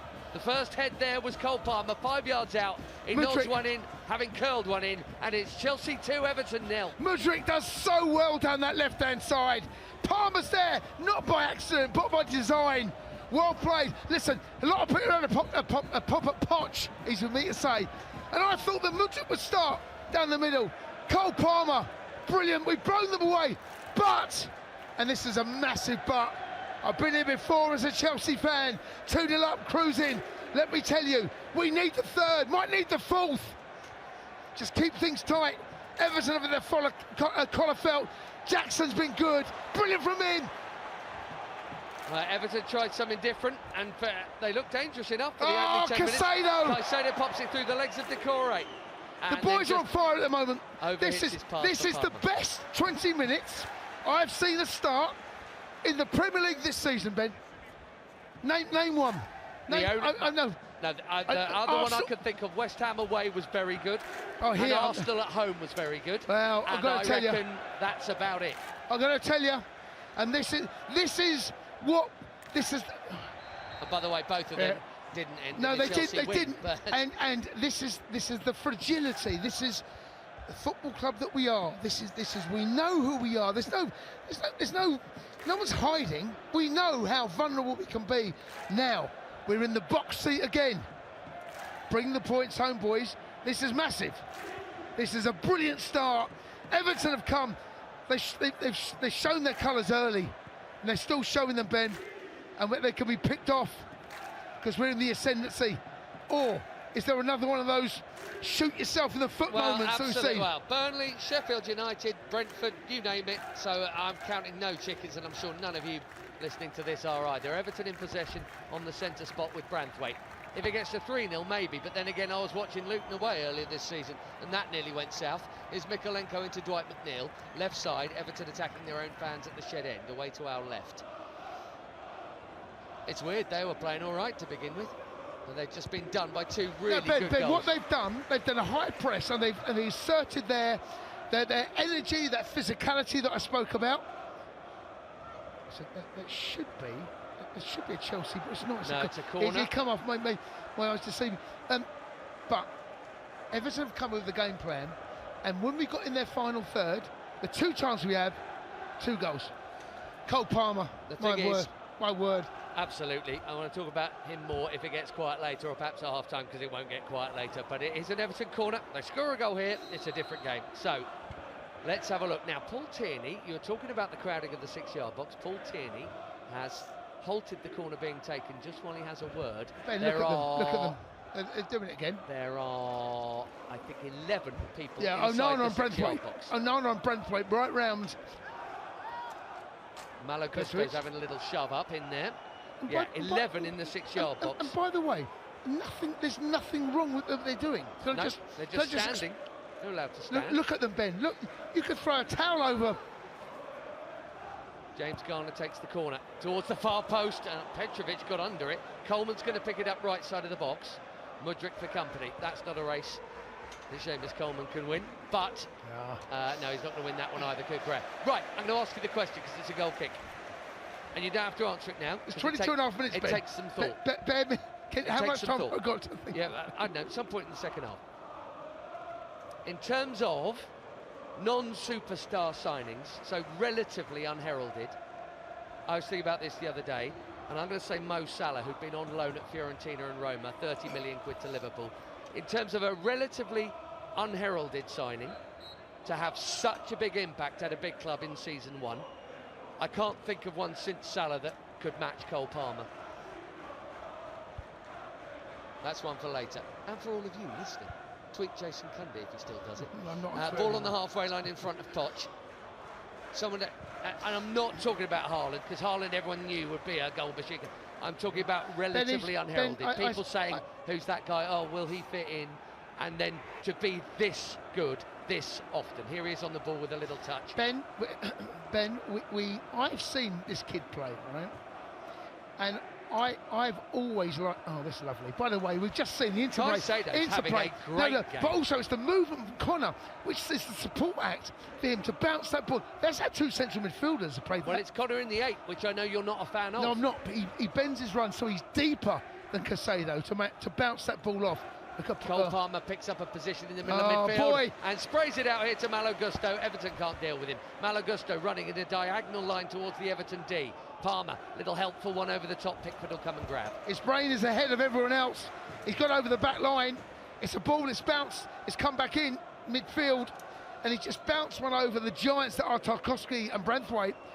And he bounces, he gets the pass right, Ben. Well, the assists he's got this season, just put a world-class centre-forward in front of him and imagine how many more assists he'd have. Never mind the goals he scores himself. Mikolenko scrapping with Madueke right in front of Poch. Conor Gallagher comes to win it. Well done. And he draws the challenge. Brilliant, Conor. Chelsea underneath us. Conor, the reason I don't like Conor in that 8 position is because I think that I feel we lose the best out of Conor, and he's then becomes either chasing deep, which then he's in the position of keeping the ball, which he's capable of, but he can't affect what I feel is his best position higher up. I've got to say at the moment, he's playing very well. And him and Caicedo are dovetailing one another really well. And it's the support act. My criticism Palmer's just dropped deep again. Palmer at the moment is absolutely toying with them. So at the moment, Onana has got a problem. Garner's got all over the pitch, Ben. Where is Palmer? And Chelsea, we're picking him out at every opportunity, checking out Conor. Well in, Conor Gallagher, here's Caicedo. Now, we are at the moment, when I say superior, I mean that in every single tense and purpose you could use it for. Absolutely superior. Keeping the ball. Makes me think about that Conte versus Koeman 5-0 here. Ben, we're killing them. You remember that? Yeah, of course I do. Best 5-0 against Everton, that was the best performance of that season. This is the best of this one. Ben, it's the long ball, Branthwaite heads it out. It's the best performance I've ever seen from any Chelsea side ever. Ever.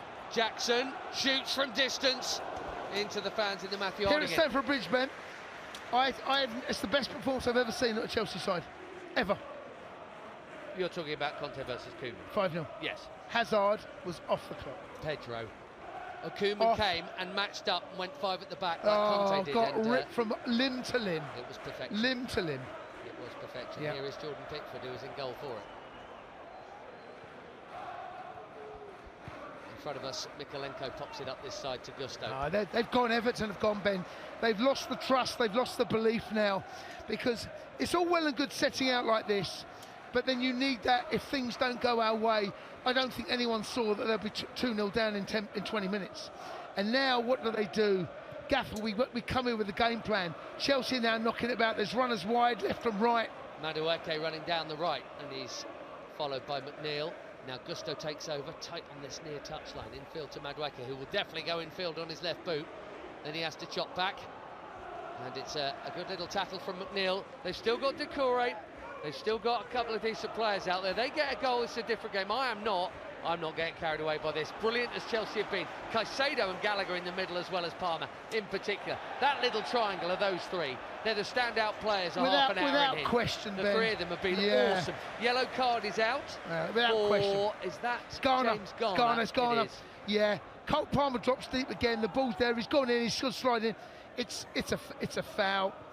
Yeah, it's probably a yellow card in all honesty. He gets none of the ball. I mean, at least, I suppose, if you're Sean Dyche, you're saying at least someone's getting vaguely tight to Cole Palmer. Well, the funny thing is, James Garner, a mainstay in England's under-21 midfield last summer that did so well. Cole Palmer couldn't get in that squad because he wasn't playing games. Cole Palmer then got in the under-21 squad right at the start of this season, and we know what's happened. He's obviously very quickly been promoted, but funny, isn't it, how people can just zoom by other people. Yeah. Long ball forward here, and Tarkowski will mop it up outside his own D and go back to Jordan Pickford, all in green. Speaking of England, very much England's number one. Well, Ben, we're over halfway inside the first half here, and this game is not over. What we want to try and do now, and it's difficult because no team at any level, well, rarely, and certainly professional. Oh, ball's in the other way. Chelsea, Palmer. The lob is on for Palmer. Hat-trick! Forget young player of the year in this league. He might just be the player of the year in this league. Chelsea 3, Everton 0. He's had a tap-in. He's had a curled beauty. He has now lobbed the England goalkeeper from 40-odd yards out. 3-0.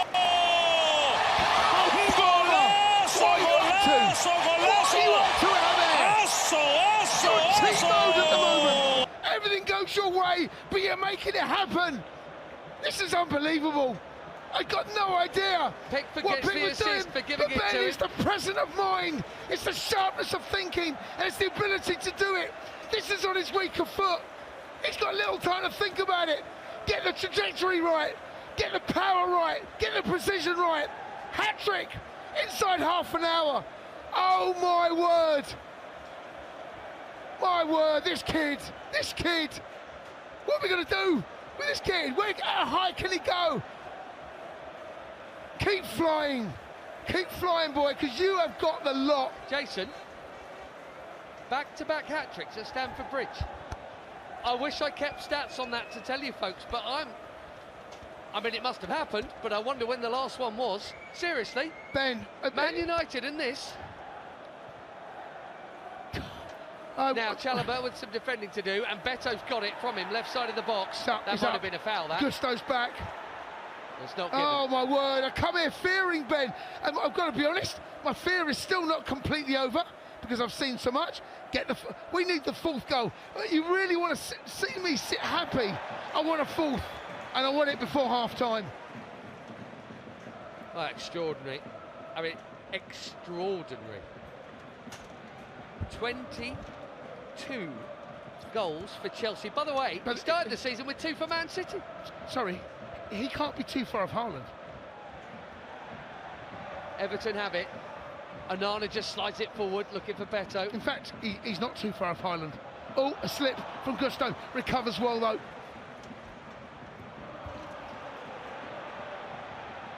Oh, what a pleasure to play in this game it must be. That's excellent. Brilliant. Well, free kick. Chase, half an hour gone. Free kick, Chelsea here on the halfway line in front of post. Chase, all these games when there has been a 2-goal lead, we've been saying we've got to get 3. Yep. There's a 3-goal lead. Yep, I want 4. I want 4.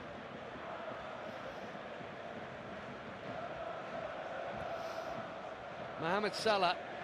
Can I say Madawake there on the right-hand side? I'm just looking at the numbers. Madawake has just... do you know what, right now, there is the pleasure in praying for this team. Isn't that nice to see? No, there's a pleasure. And I've seen this before when we're 2-0 up, but now obviously I'd love to see the 4th goal. But what this could do, now I want to see like Mudryk get involved in the game, Jackson, because the star of the show, obviously, and without any more explanation, he scored 3 goals. But I want to see other players now join in. Madawake on the right, he's enjoying himself. You know, let this game lift us as a team and a squad. Let's go and get 5. Let's go and get 6. Because let me tell you, this Everton team, they're there for the taking. Can we get the next goal in the game and put this game completely to bed? Let me check 3-1. There'll be other people alongside me going, oh God, Luton. He's joint second is the answer, by the way. I've been meaning to tell you this for a little while. With Ollie Watkins on 19, one behind. And Haaland. Ollie Watkins, everyone's saying he should be player of the year in the England squad. No one's spoken about Cole Palmer in the same breath. This boy is special. I promise you, Ben, this kid is... I know I'm telling you what you already know, but this first half hat-trick in 30 minutes, you've seen the best, and you've seen the creativity, you've seen the delightful skill and the awareness, the lot. Let's see the Chelsea win to go with it. Can we be greedy and ask for a clean sheet? Here's Dwight McNeil. If we're going to concede yet another equaliser, it's going to be a hell of an Everton comeback. Chalobah with a header on the edge of the 6-yard box, up in the air towards the penalty spot. Doucouré goes down, and there's Mudryk. Brilliant. Oh, and he tried to offload to Palmer. Right. But do you know what, Ben? Do you know what, Ben? Fouled, or did he foul first? Is it an Everton free kick or a Chelsea free kick? I think he's given Everton. I think he's given but you know what Cole Palmer does now? He actually elevates performances around him because of his age, because other players will look at him and... I mean, Gusto does that anyway. I have to say I'm a massive fan of Nani Madueke in it. I think he... Beaucoup de matchs nuls et puis... Oh, attention! This is soft. Et toujours, c'est le même. C'est peut-être lui le meilleur joueur de la saison. Because he's gone above Mohamed Salah, he's gone above Isak. He's level with Ollie Watkins for Premier League goals and one behind Haaland. Well, and he's played fewer games, by the way. I mean, imagine if he ends up Premier League goal scorer, which is not impossible. Well, the way this Chelsea team played. Improbable. I don't know if it is, actually. Well, the way things are going, Ben, we get a penalty, he's going to go equal.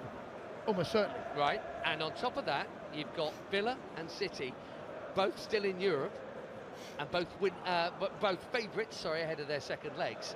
So, maybe they get the odd breather, although they've both got various things to fight for domestically. Anyway, that is an individual thing. The team is what's really important, of course, and he will say that because he's a well-trained boy, and the team is winning 3-0, and we do not enjoy things like this very often these days at Stamford Bridge. We're enjoying it here as Onana plays it out to the far side, and the cross comes in towards Beto, who jumps well and scores. Offside flag is up. But Ben, it's a great header. Shot across the bows. There's your warning. Shot across the bows. There we go. There's the fragility. There's the going to sleep. Let's see if he is offside. He looks it. Yes, he is. But I've got to tell you, Ben, this is exactly what you and I were talking about how you can dominate a game and then give by the way, it's a brilliant cross. The cross, yes, can you stop it? I'm sorry, Ben. Those two in the middle of the park there, Chalobah and Silva. He's danced between the pair of them. Okay, maybe you can say that if Phil is offside. I don't buy that. He's between the pair, no one's close, and there's that murmur. Stamford Bridge has gone a little bit quieter than it started.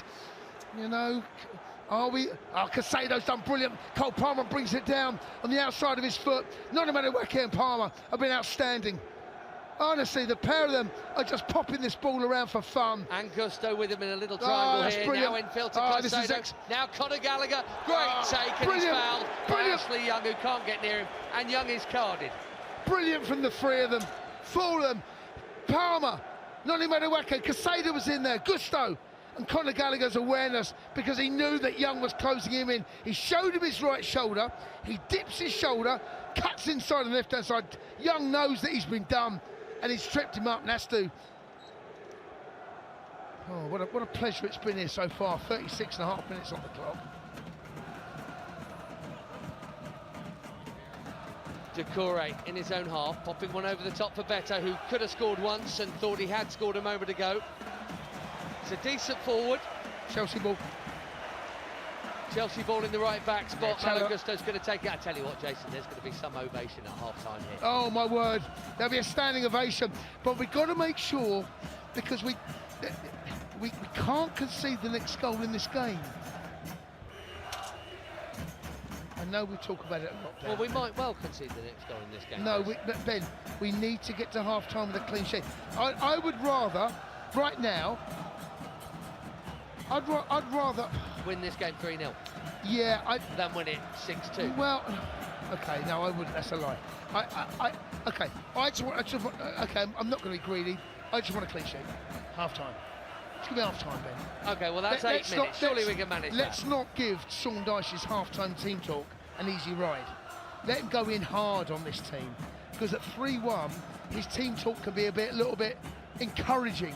There needs to be no... Oh, Cole Palmer now, he's bouncing balls off his heel. The top for Jackson, who flicks it for Caicedo, and then they're away again through the middle. This is brilliant. Caicedo's going to shoot from 30 yards out. You see, you're saying about the infectious enthusiasm.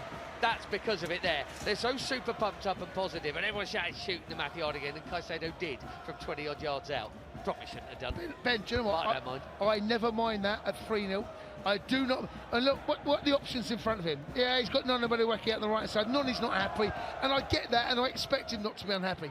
But you know what?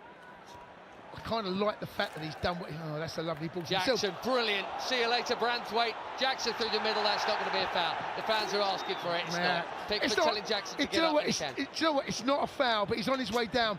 But that infectiousness that we spoke about with Cole Palmer doing what he's doing, Jackson's now on that train. They're all jumping aboard. Get on the Cole Palmer train. Here is Doucouré. And now in midfield, Onana, bang in the middle of the Chelsea half. Everton in their salmon pink, absolutely shell-shocked by a Palmer-led masterclass. Not the only one, that'll be a goal kick. Everton have gone, Ben, and there's not. I have to say, they cannot be gifted a chance back into this game. We have to be ruthless now. No chances given, because they have gone. The mindset of their game to come out the first 15 minutes was kind of working. Go on, Ben. TV cameras just showing us Steve Holland. There, our old mate from these parts. Now, of course, Gareth Southgate's number 2. What's he writing down? We need to pick this boy. Well, he's the closest thing we have to a replacement to, I believe. Everything he touches turns to goal. No, the ball's been clipped in from Why does he have to be understudy Phil Foden? I presume that's the name you're about to say. Yeah, the closest thing we have to Phil Foden. Yeah, is that what you're about to say? Yeah, because I think Foden... Why can't Palmer, Foden and Saka be the 3 behind Harry Kane? Well, where's Bellingham play? In there with Declan Rice. No, not for me. 4-1-4-1. Let him go. Well, okay, well then that might... Southgate won't do that. Yeah, there's a free kick Everton 30 yards out. No, 40 yards out. Madrid. I feel for Madrid because the party's going on around him. Jackson's been good, Marawake's been good, Palmer's been good, Connor's been good, Caicedo's been good. Hardly mention Madrid's name. And do you know what it feels like? It just feels as though that everything good about Chelsea has either come down now right or through the middle, and Mudrik's really not had that input. I'm not saying he's played badly. I give him huge credit for Cole Palmer's second goal. He done brilliantly, but he wants to get in on the he's desperate to, and maybe a little too eager. I think they're just fizzing around like a puppy. Clipped in, and Tarkowski round the back pulls it in, and it flashes wide of the far post. That's just luck as much as judgment that no one's finished that off. Actually, I'm going to criticise Palmer. Let me do it. He's not gone with Tarkowski. So Tarkowski's pulled on this right-hand side. Sorry, the left-hand side. Why he's marking him is a question, but he's saying he's pulled his shirt. Palmer's left with him, and he lets him go. He does pull his shirt. He's got some of his shirt. Yeah, it's not enough for a penalty, but the question I'd ask is, why's Palmer marking?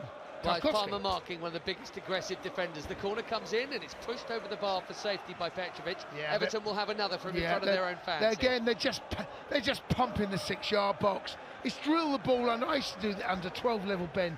Anyone with good delivery in the kid, in the keeper, more often than not, the ball would go in the net because the kids were playing in a full-size net. Now the 6-yard box is even more crowded. That is incredible. It's creating chaos. There are 14. 14? Is that right? Well, 7 players aren't. 15, including a keeper. Players. And one taking the corner, so back to 14. Dreadful maths. Right, 14 inside the 6-yard box for James Garner's corner. And Paul Tierney is still debating there. He's now speaking to Jackson. You've got Beto's in the middle of the goal, and Nana's fast stick. Seamus Coleman is in there. The delivery is going to be, is that Garner that's out there? Garner will take it. Garner's going to take it. Coleman and Gallagher, two captains being talked so there's to only by 3 They're all players. smiling. There's only 4 players outside the penalty area, and one of them's taking the corner, and one of them's the goalkeeper. So that gives you some idea. Most of them are south of the penalty spot. So it is absolutely chaos in there. He'll just blow the whistle, won't he, if he sees someone blocking someone. Anyway, in comes the corner. It's too deep. Round the back, and it's a Chalobah header. Brilliant out Chalobah. Towards the far flank, and Mudryk is too quick for Coleman. And whose touch? Coleman's touch, as he stuck his foot out. Chelsea throw. Yeah, I'm well done, Mudryk. He does well there. He chases him and Coleman. It's not even a fair battle. Let's be brutally honest here. If it's 50-50 or even a 60-40 in favour of Coleman, but he does well work over. Everton have won a scrappy moment over on the far side. They're trailing 3-0 with 2 minutes of stoppage time to go in this first half as Dwight McNeil picks out a brilliant ball into Beto, who shoots. It's a scupper and it's easily grabbed by Petric. That was good football, actually. It was. I want to give Gusto some real credit. He comes across, Ben. Look what he does. He stops the shot, getting real power. Caicedo, excellent from Gusto's pass. Dwight McNeil's pulling him. Caicedo pops it off to Jackson. Caicedo again now, just in front of Poch's technical area. Here's Madueke. Caicedo's having an absolute worldie here. I know Palmer's going to get the headlines, and so he should, but Caicedo is playing absolutely brilliantly. Yeah, he has been. Him and Connor is not that. He picks and chooses his moments when he goes forward. No, he's offside. Cucurella he's going to be will get the ball. I suspect the flag might go up. It hasn't yet. It hasn't yet. Jackson scores! No, and the flag still hasn't gone up. I got to say, I think he's offside, Cucurella. But Jackson turns and spins on a 6-foot. That's the goal we needed. That's the goal I wanted. Just for half-time, I've got to be honest. My first instincts were he might be offside, Cucurella. But I've got to take nothing away from the finish from Jackson. He's been good. He's been good. I thought Cucurella was offside, Ben. That's my instinct. I agree with you on the eyeball test. I thought so as well. Had he gone too early? This is the question. It's not on Jackson, who tucked it away into the bottom corner really nicely. He's on. He's on. He's on. He's on. It's Bradbury in the middle that keeps him on. 4-0. He's on. 4-0. Well, we've just told everyone beneath us in the East Stand he better be given. Yes, he's on. Well played, Cucurella. Well played, Jackson. He's pulled it down, spun, and hit it in. That is Drogba-esque. It is. It's a brilliant touch. It's left foot. Brings it down the inside of his left foot. Spins. Tarkowski's closest. He doesn't get anything near it. It's a shot away with his laces. Bounces, hits the post, and goes in. 4-0. What a performance. The best we've seen from Chelsea this season. By such, not even close. Not even close. I just want to remind people, because it's probably going to get lost in this, but it might become important actually, especially because we want to take momentum into these next games. Jackson and Caicedo get booked tonight. They miss Arsenal next week. They're 2 players on 9 yellow cards. So thankfully there was no shirt off. We don't want any of that Jackson dissent, which he does seem to have calmed down on, in fairness to him. Well, I mean, learn, young man. You are young. He has, hasn't he? Learn from your mistakes. Yeah, we're into stoppage time and it's 4-0, and the crowd are giving it to Pickford here. Stand by for the standing ovation, folks, when the half-time whistle goes. Ball up to Mikalenko. Anyone have 4-0 Chelsea at half-time in the sweepstake? This is just blow-your-way football. Blow-your-way football. Right, and, by the way, hang on, Mikalenko with a good-looking cross brilliant towards Beto. That's a great ball from the left Brilliant back there. ball. And no one did anything except Cucurella clearing it as Tarkowski puts it in. I was just going to say, Chase, just from the Everton point of view here, as Chelsea play out from the back, with it being so tight down there, goal difference could really be a factor here. They're being gubbed. And it might get worse. Here comes Madueke. Palmer, right wing. Branthwaite's followed him out here. His legs, they're telescopic. They seem to, Ben, the way he bends his knees, the way he chops things back. That's a foul on Gallagher. The way he chops things with his. Doucouré with a frustrated foul there. Jason, Everton left that when they're gone. They've just been played off the park. And the funny thing is, they didn't come here flat and drab. No, they've not. They started like a train, and they looked well up for it, and Chelsea just battered them into submission. Ben, tactically, Sean Dyche is going to have to look at himself, because you want to come on to Chelsea at your peril.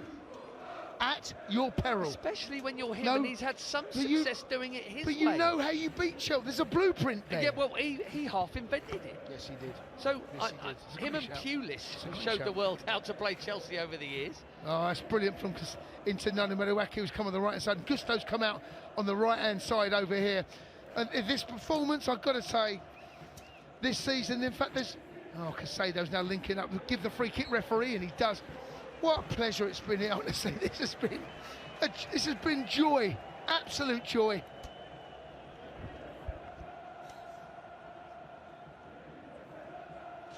This is the sort of game, Ben, that when you think about how the new ownership and the new model has come in, this is what we envisage to see in the next 18 months, 2, 3, 4 years.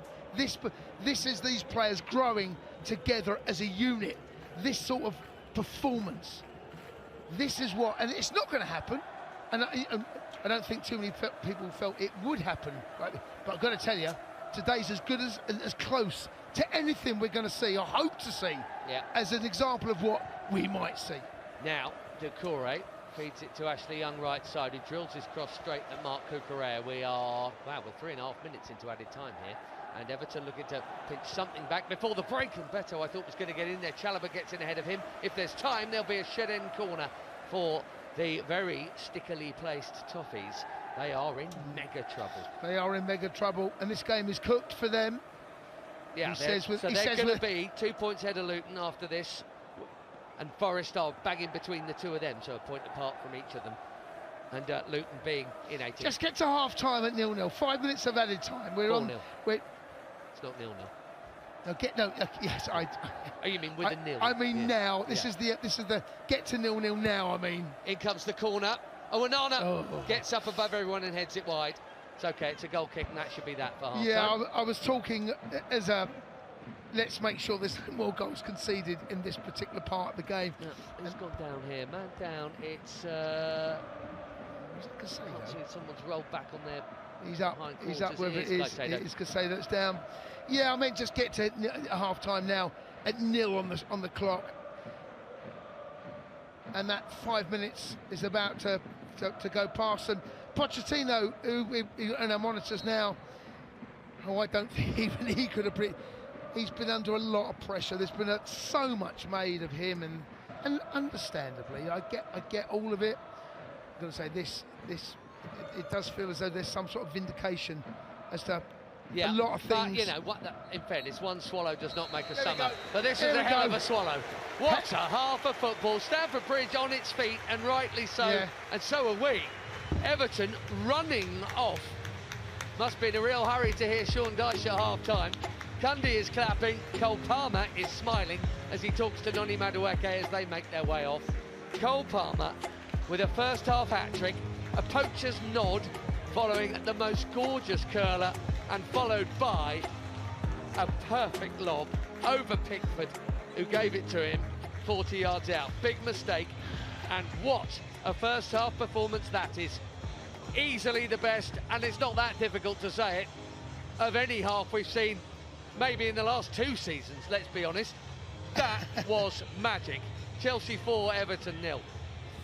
Ben, you're absolutely right. Yeah, there's been some sticky ones, there's been some good ones, there's been some bad ones, there's been some terrible ones.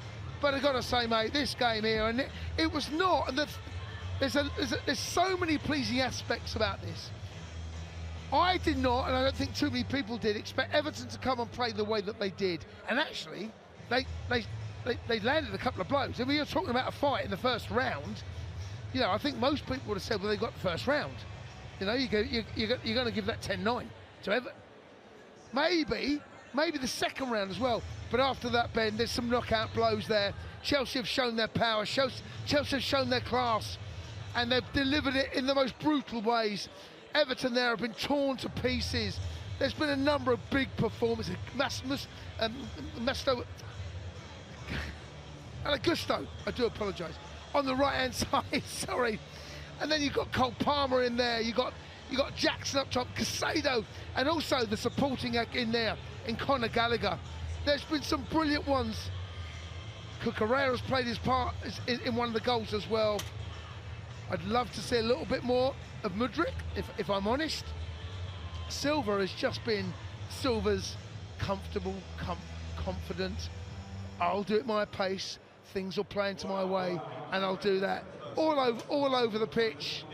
It's been stellar, Ben. It's been stellar, and I mean, what can I say? They've blown me away, let alone Everton. They've blown everybody away. Chelsea have scored 4 times and have not conceded 3 times. Not even conceded once. How wonderful.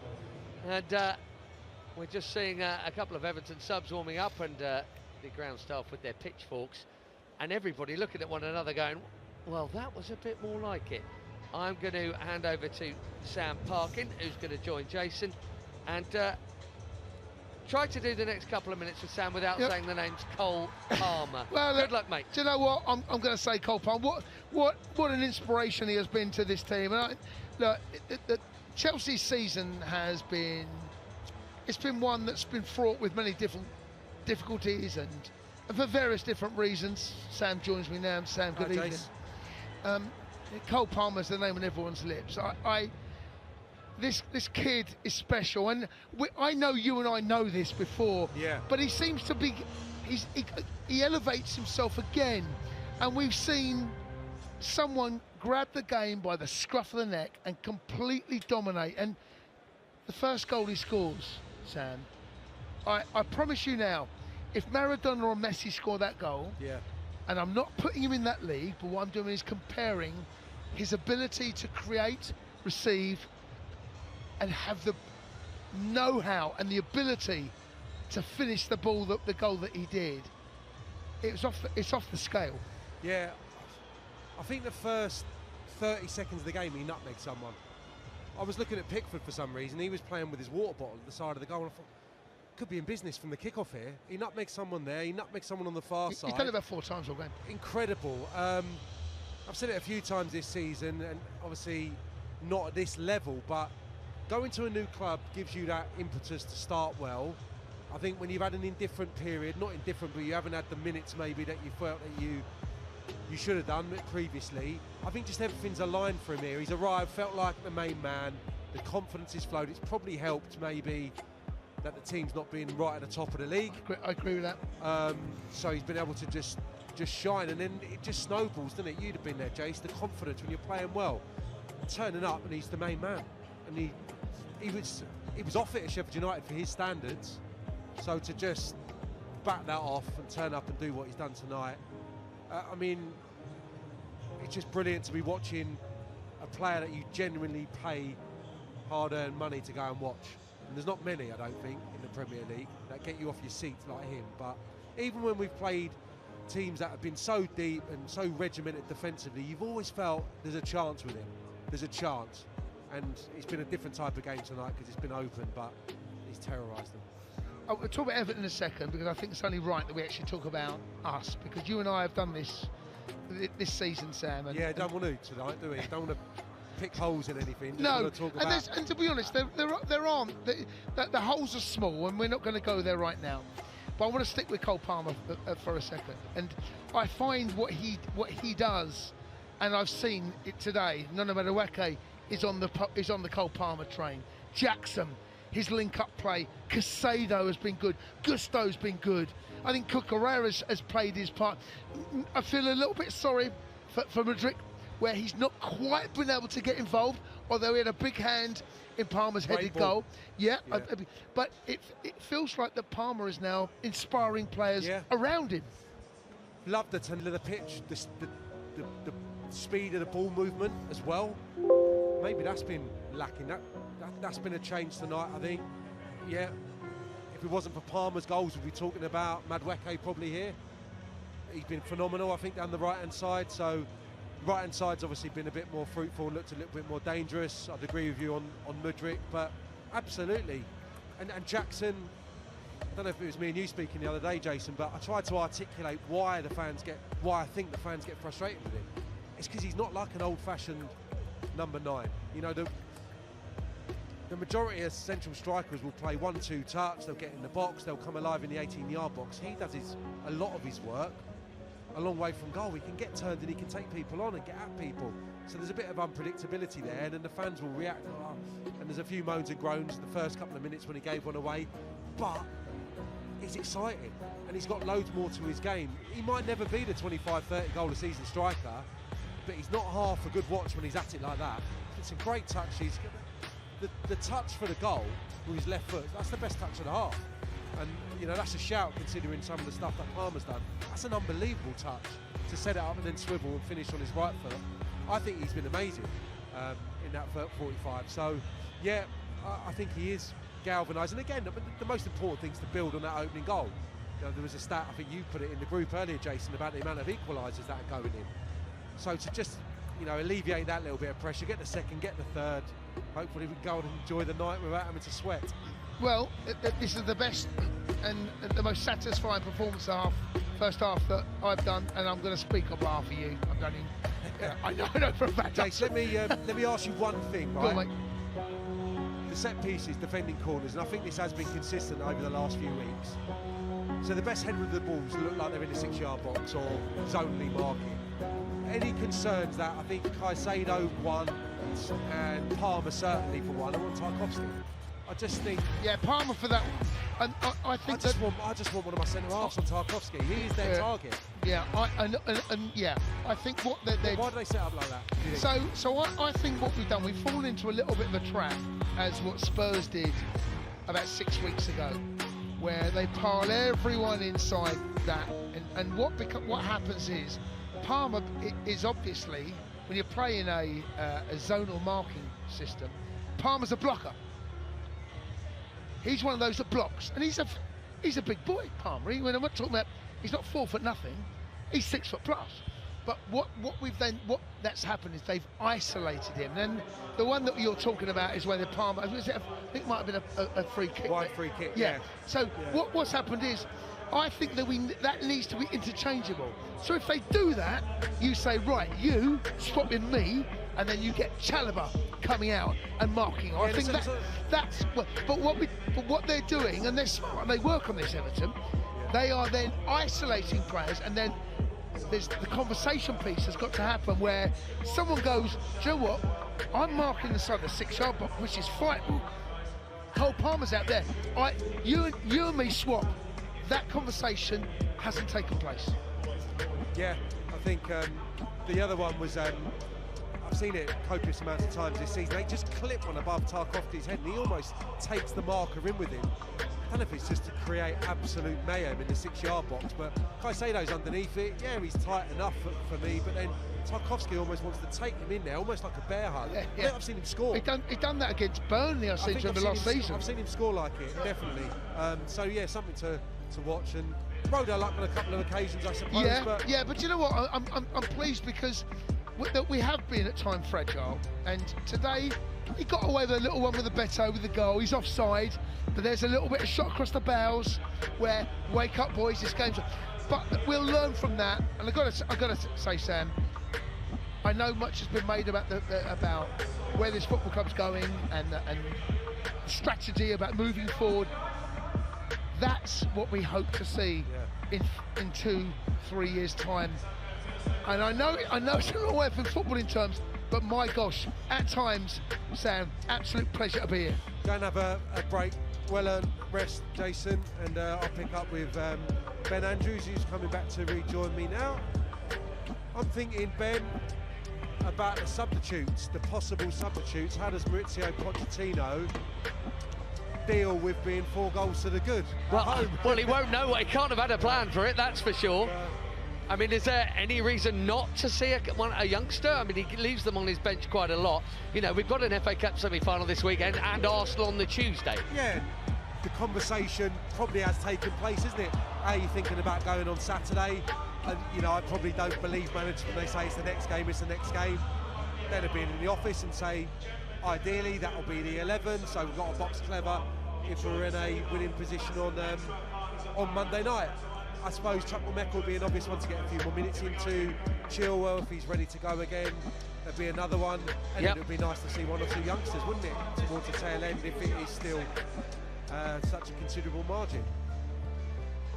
That is very much an option. Those subs are warming up. Do any of them look to you like they're going to come on? I won't do anything now, because we know, having sat here and seen such bizarre game after game this season, I don't think we should take anything for... I know, but it's 4. Yeah. If it was 3, I'd still be with you, but 4 feels different.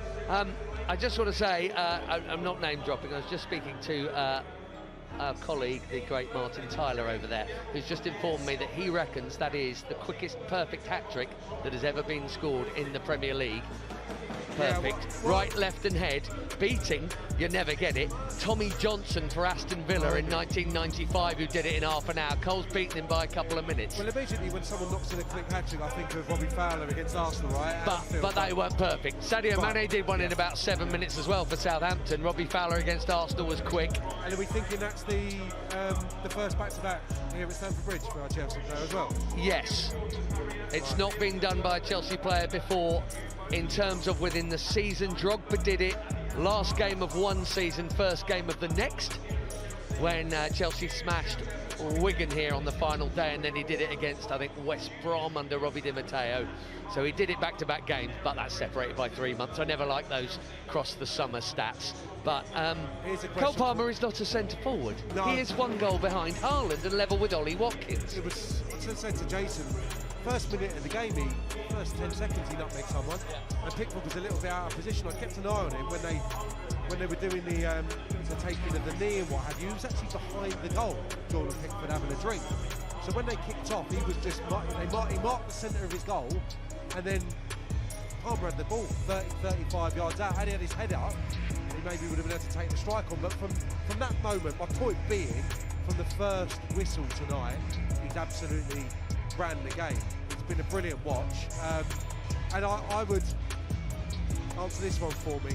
The first goal, because of the build-up, because of the nutmeg, because of the little exchange with Jackson, it will be the better of the 3 goals. But the third goal, arguably, is a tougher finish, I think, on his right foot. Tougher finish at the end of it, although I love the way he passed that one in with the left boot. Yeah, because it wasn't an easy lob, if there's ever an easy lob. It was actually a harder than average lob, wasn't it? And with his wrong foot. Yeah, I just think if you, that's the biggest thing you've got to factor in, that's on his wrong side. But I just think if you take a touch, or you maybe start to survey the options, either side, the chance is gone, because Pickford can get back, or a covering defender gets over. So that has to be executed so quickly. And there's no panic there, is there? There's just such a calmness about him to steady himself and execute a wonderful finish. 3 subs, it looks like, Ben. You might need a bit of additional time here, mate, so I'll leave you to soldier on. Yes, the board is up, and Everton are making a treble change, and it's the sort of thing, even if you weren't thinking of doing it, you feel like you have to as a manager. Sean Dyche has taken off Onana. Sean Dyche has brought on Andre Gomez, Nathan Patterson, and he's going to be bringing on another one as well. Treble change.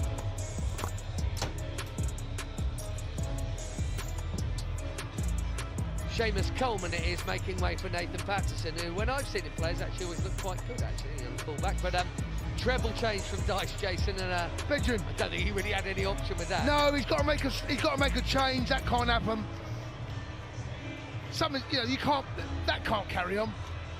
He cannot have expected Chelsea to be that fluid, though. No. I mean, none of us did, let's be honest. Everton are going to kick off, much changed in their salmon orangey pink, playing from left to right, utterly bewildered at the fact that they have been bashed black and blue by the Blues.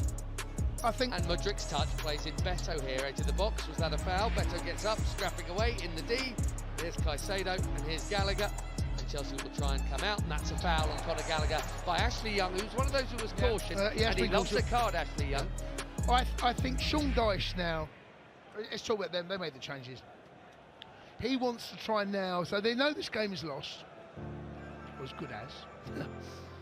They want to try and build now for the rest of the season. So he's now looking at this, or trying to feed into this. This is the beginning of our title fight now. And he's somehow got to get them. That's tough. That's incredibly difficult. Bearing in mind that Chelsea now, we're so dominant and it's been so good. You rarely see a game when it's 4-0 at half-time. You rarely see a game that a side goes on to win 6, 7, 8. You rarely see that. It does happen. Jack Harrison, I should say, by the way, is the third who came on. Jack Harrison, formerly of Leeds, scored for Leeds against Chelsea last season, actually, in one of those Tuchel defeats early season when Leeds was so good in the sunshine at Ellen Road. Pickford goes long here, and Thiago Silva wins his head. Clean sheet. Let's clean sheet. Kukurea back to Petrovic. Yeah, sorry, Ben. He'd love one, Jace, because he's actually, having been so solid, he's had 3 games in a row with an error for me. Yep. The Burnley goal, Man United, and Sheffield United. Yeah, there's been a few. One in each game there, Jace. And they've been punished. You know, that's the thing with goalkeepers. Every player makes mistakes, but you only remember the ones that are punished. You know, Man U, as it turns out, didn't matter. No. The other 2 did.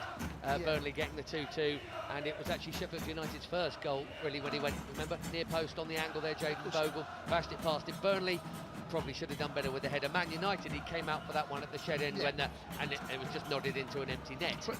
But you never remember the ones if Garnacho heads it over. You don't remember that so much. True, but I don't actually think he's made many individual errors at all. There's a ball over the top here for Beto, who goes down, trying to get something from Chalobah. Referee Paul Tierney uninterested.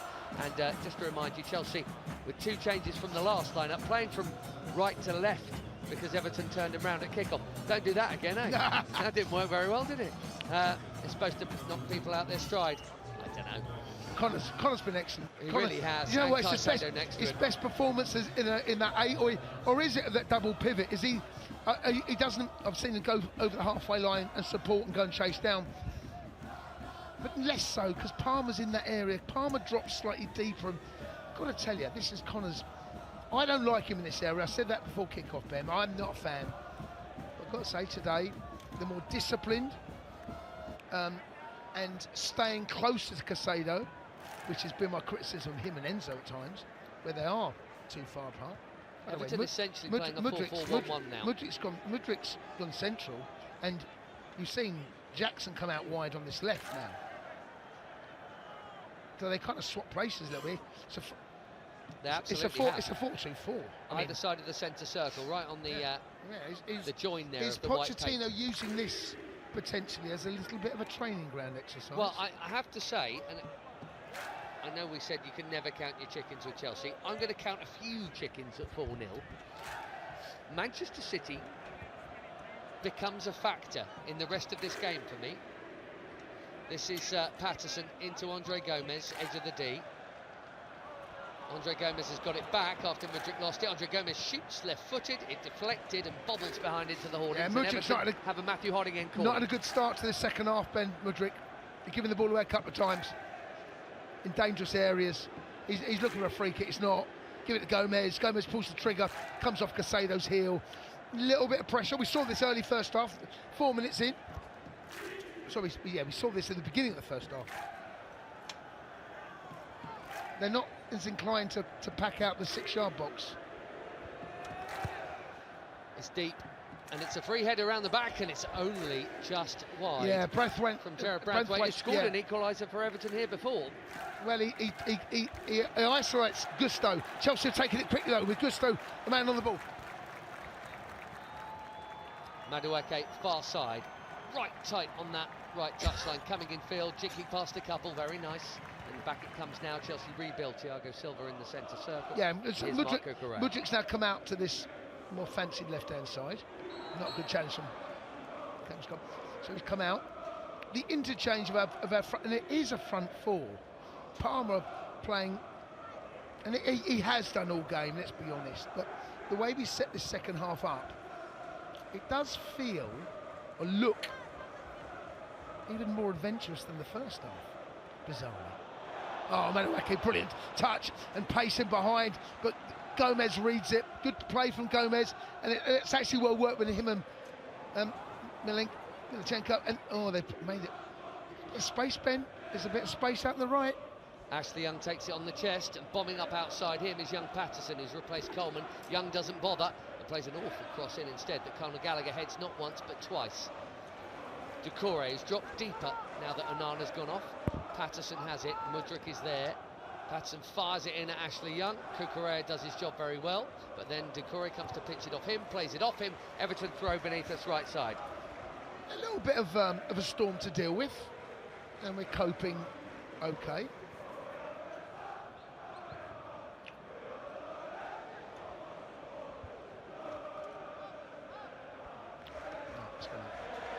It's gone out, and I wonder how much we're going to see from Everton now. I've got Sean Dyche in front of us now clapping. He's got a big job on, and these next 45 minutes, he would love to go home now, let me tell you. He'd love to pack up and say, you know what, we'd lick our wounds, and they've got to deal with this. They've got to fight. They've got to show him something. They're capable of staying in this division, because the first half shows us they're not. What have you got under the bonnet?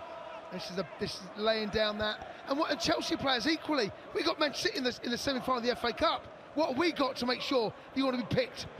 Patterson, first time cross cut out by Doucouré, and then Jackson is taken out by Tarkowski. Yeah, he's had him on toast. Jackson had the pair of the centre-halves on toast all game. He's been good. He's been really good.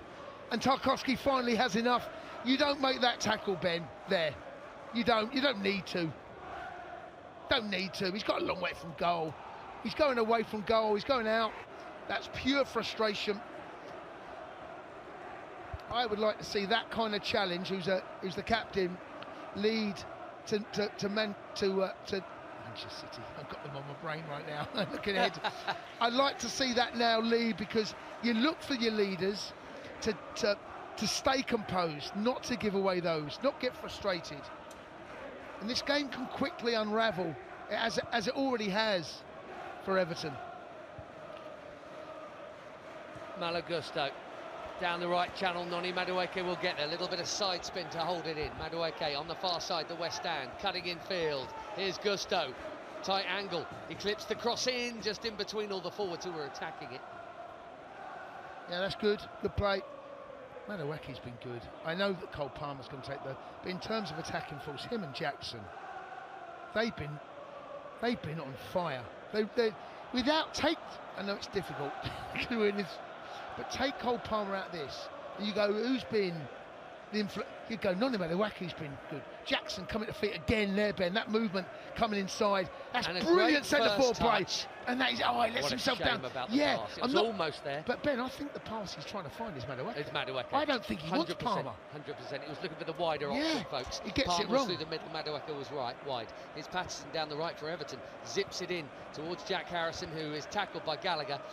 Gallagher's then go on, helps Mudryk. out. Brilliant, Gallagher. And now Mudryk's on his bike. See you later, everyone else. He slips it through. Surely not another one for Palmer. Brilliant save Should from score, Pickford. Ben. The boy's useless.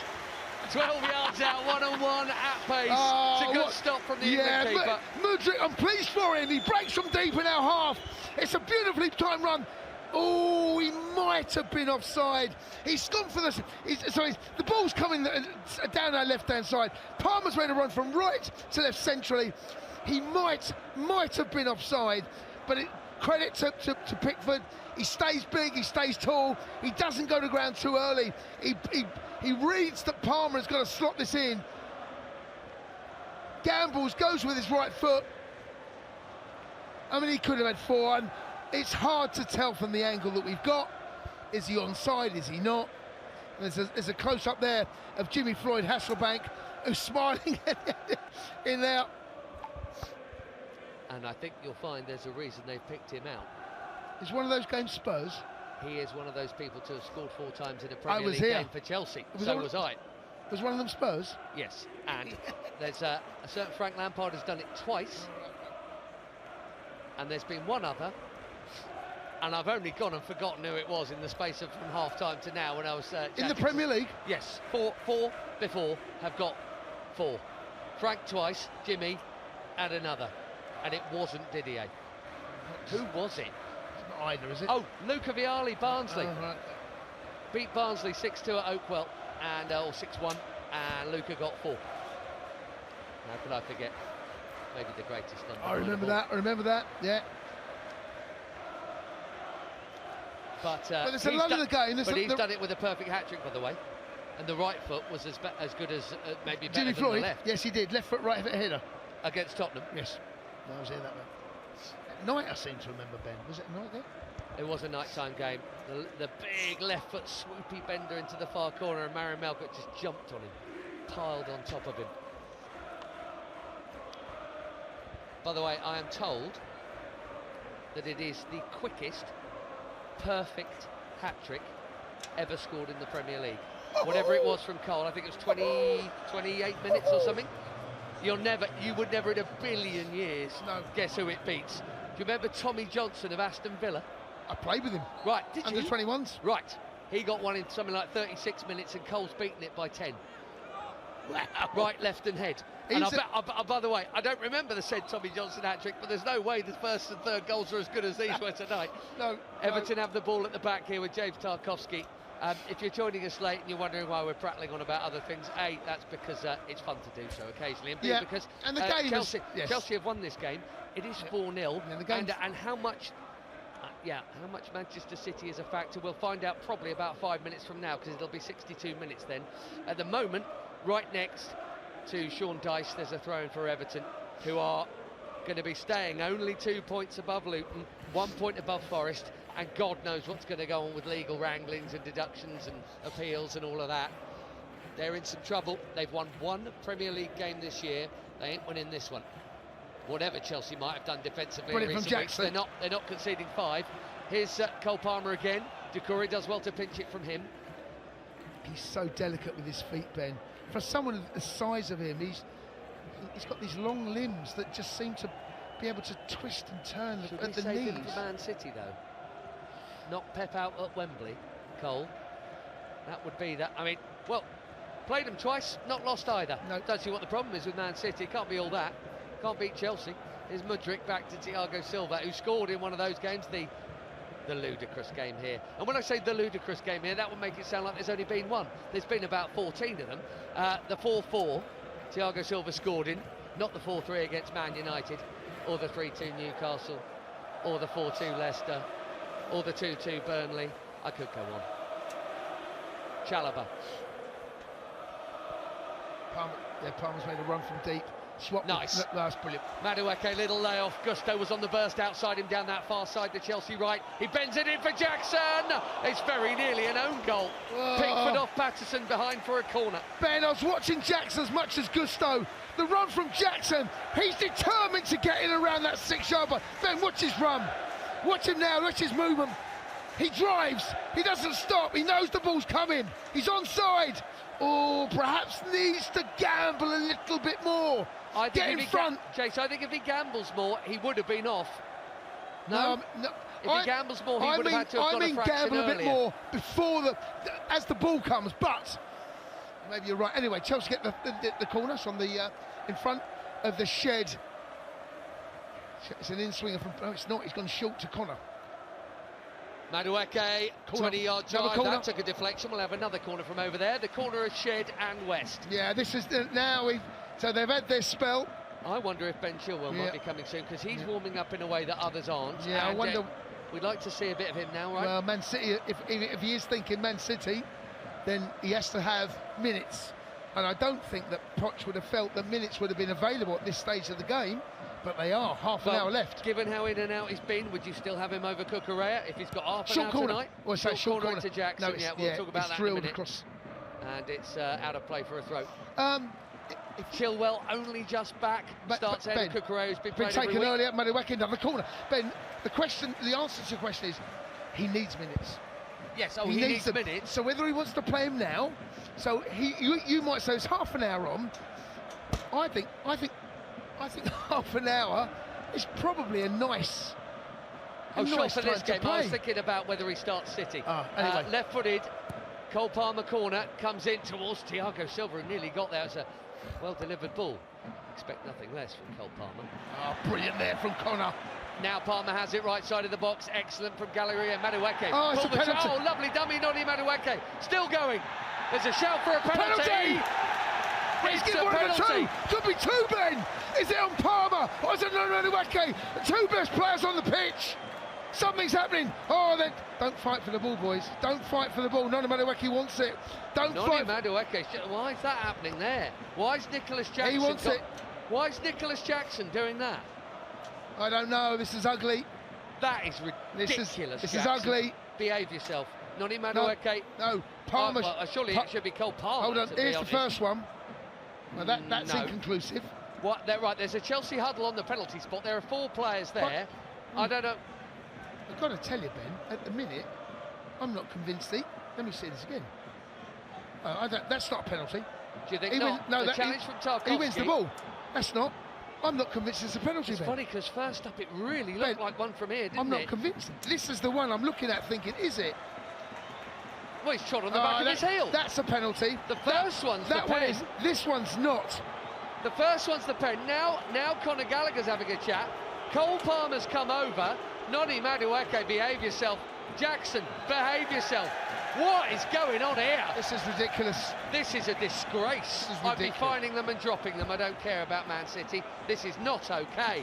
Noni Madueke shoving Conor Gallagher away, who's telling him to calm down. Well, Conor Gallagher's he's got the armband. He's read the script. I don't think I have ever seen 3 players doing that. That is embarrassing. That is embarrassing. Right, well, Cole Palmer's got the ball under his arm. Tarkowski's having a chat with the referee by the penalty spot. Jordan Pickford's getting involved. I'm sorry. There is no I in team. He's the penalty taker. Sterling did it, didn't he? Earlier this season. So if he misses here, right? Well, of course. You know where the fans vent. No, we're going to vent their anger. Yeah, not and it ain't going to get Cole Palmer. No, of course it's not. Nor should it be. Well, this is to him to go equal with Haaland. With Haaland, this is it. This is unbelievable if this happens.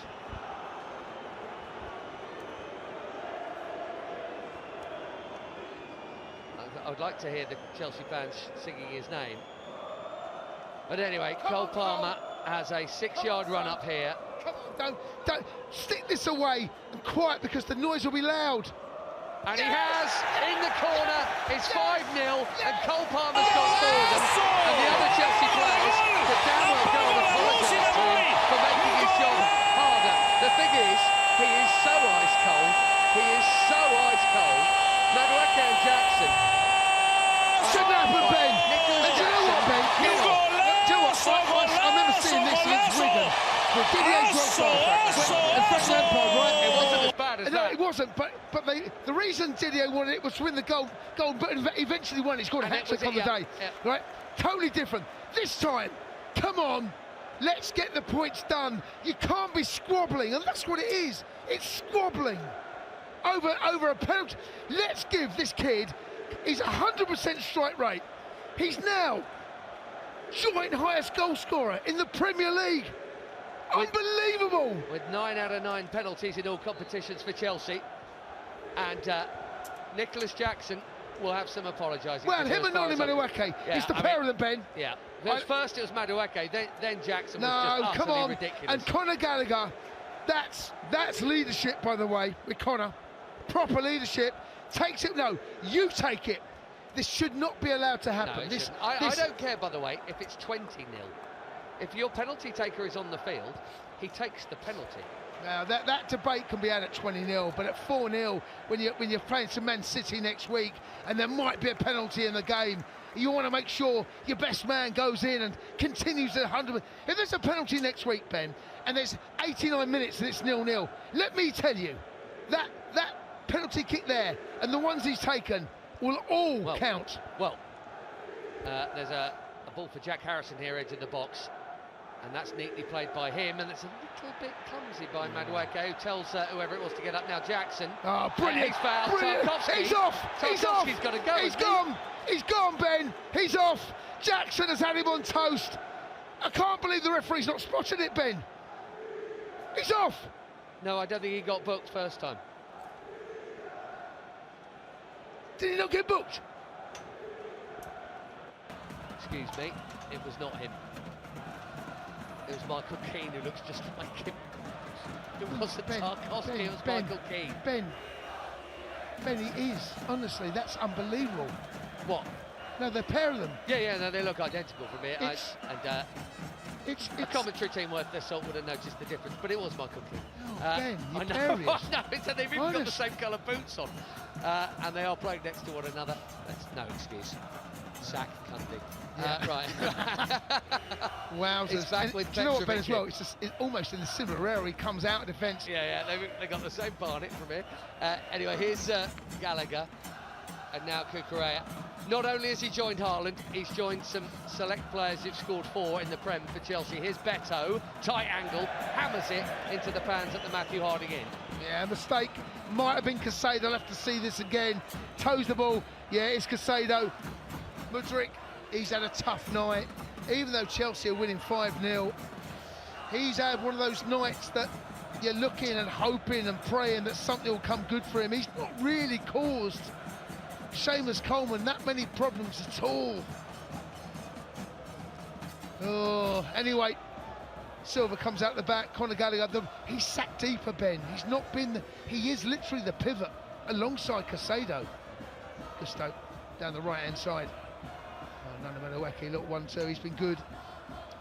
Pair of them linking up. This is lovely build-up play from Chelsea again. Ben from left to right, moving it. I wish that Madrid was a little bit wider. Mudryk into Jackson, into the D. Good for the goal difference in the European chase, this. Good for the confidence of this young side. Coming back, Thiago Silva goes back to Petrovic. We are a quarter of a game away from a clean sheet. The last, go on, do you know? In the Premier League? Oh, God. No, that's it's a couple of years. The last clean sheet at all, Jason, was Aston Villa in the replay in January. 14 games ago, during the 13 since, Chelsea have conceded 27 goals, more than 2 a game, just. Yeah, it goes back to Villa Park in that brilliant replay. Well, this is good for so much. Hang on a minute. No, it doesn't. Diaby scored a goal right at the end of that. Okay. Wimbledon 13 without a clean sheet. Shocking. Well, I'm still struggling to look at Michael Keane now and look at their body shapes, him and Tarkowski. Tarkowski looks like he's eaten a Michael Keane. He's much bigger, but we want 6. I mean, that'll come soon. It's been a season of frustration and moments where we've looked good and moments where things have been bad. But I've got to tell you, this game here today, clean sheet now, Ben. I will take 5-0 and a clean sheet. I do not want, I would take that over a 7. Oh, brilliant from Madueke. Here we go, 4v4. Suddenly it's Caicedo bursting up the middle. To his right, he has you-know-who, the man of the moment, Cole Palmer. In the box, he tries a tiny little toe poke through to Malo Gusto. Doesn't quite work. Dwight McNeil is over there to defend it. Middlesbrough is what I meant in the other cup. Brilliant from Conor Gallagher. Brings it down over his shoulder. Conor, by the way, has been outstanding. Honestly, he has. And I've got to say, Ben, people will be asking this question. Enzo. Well, people will be asking Enzo. Right, cool. I'm asking that conversation will come up. That conversation will come up because the criticism has always been that there's a lack of that.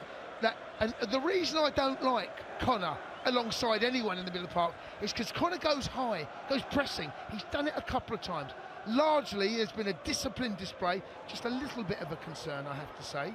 Over on the right-hand side in front of us. Nana Madueke's got up now. He's now got up, I just... Because people have spoken about the pivot between him and Casado. The best I've seen them play was away at Aston Villa in the FA Cup. The pair of them were outstanding. On that night, Jackson played on the left. I think Nana Madueke played on the right. And it was more of a 4-4-2 formation on that particular night. And we were much closer. What that allowed with our wider men was to get closer. So there wasn't that, they weren't left isolated. So therefore, they could afford to be closer. There was no spaces in and around where Jackson was. Pretty sure it was Jackson on the left. But today, we have seen Casado's one of his best performances. Conor has been brilliant. Just typical Conor. Jackson. There's been a lot of, and I just wonder whether, I'm not saying forever, I'm just wondering whether you miite look at this and say, do I go? He's got better energy than Enzo Fernandez. He covers the ground quicker. Do I go with this to help? Because Caicedo and Enzo, for as good as they might well be, without that support act that we saw against Aston Villa, they can be a little bit stagnant in there. Connor has given us those legs.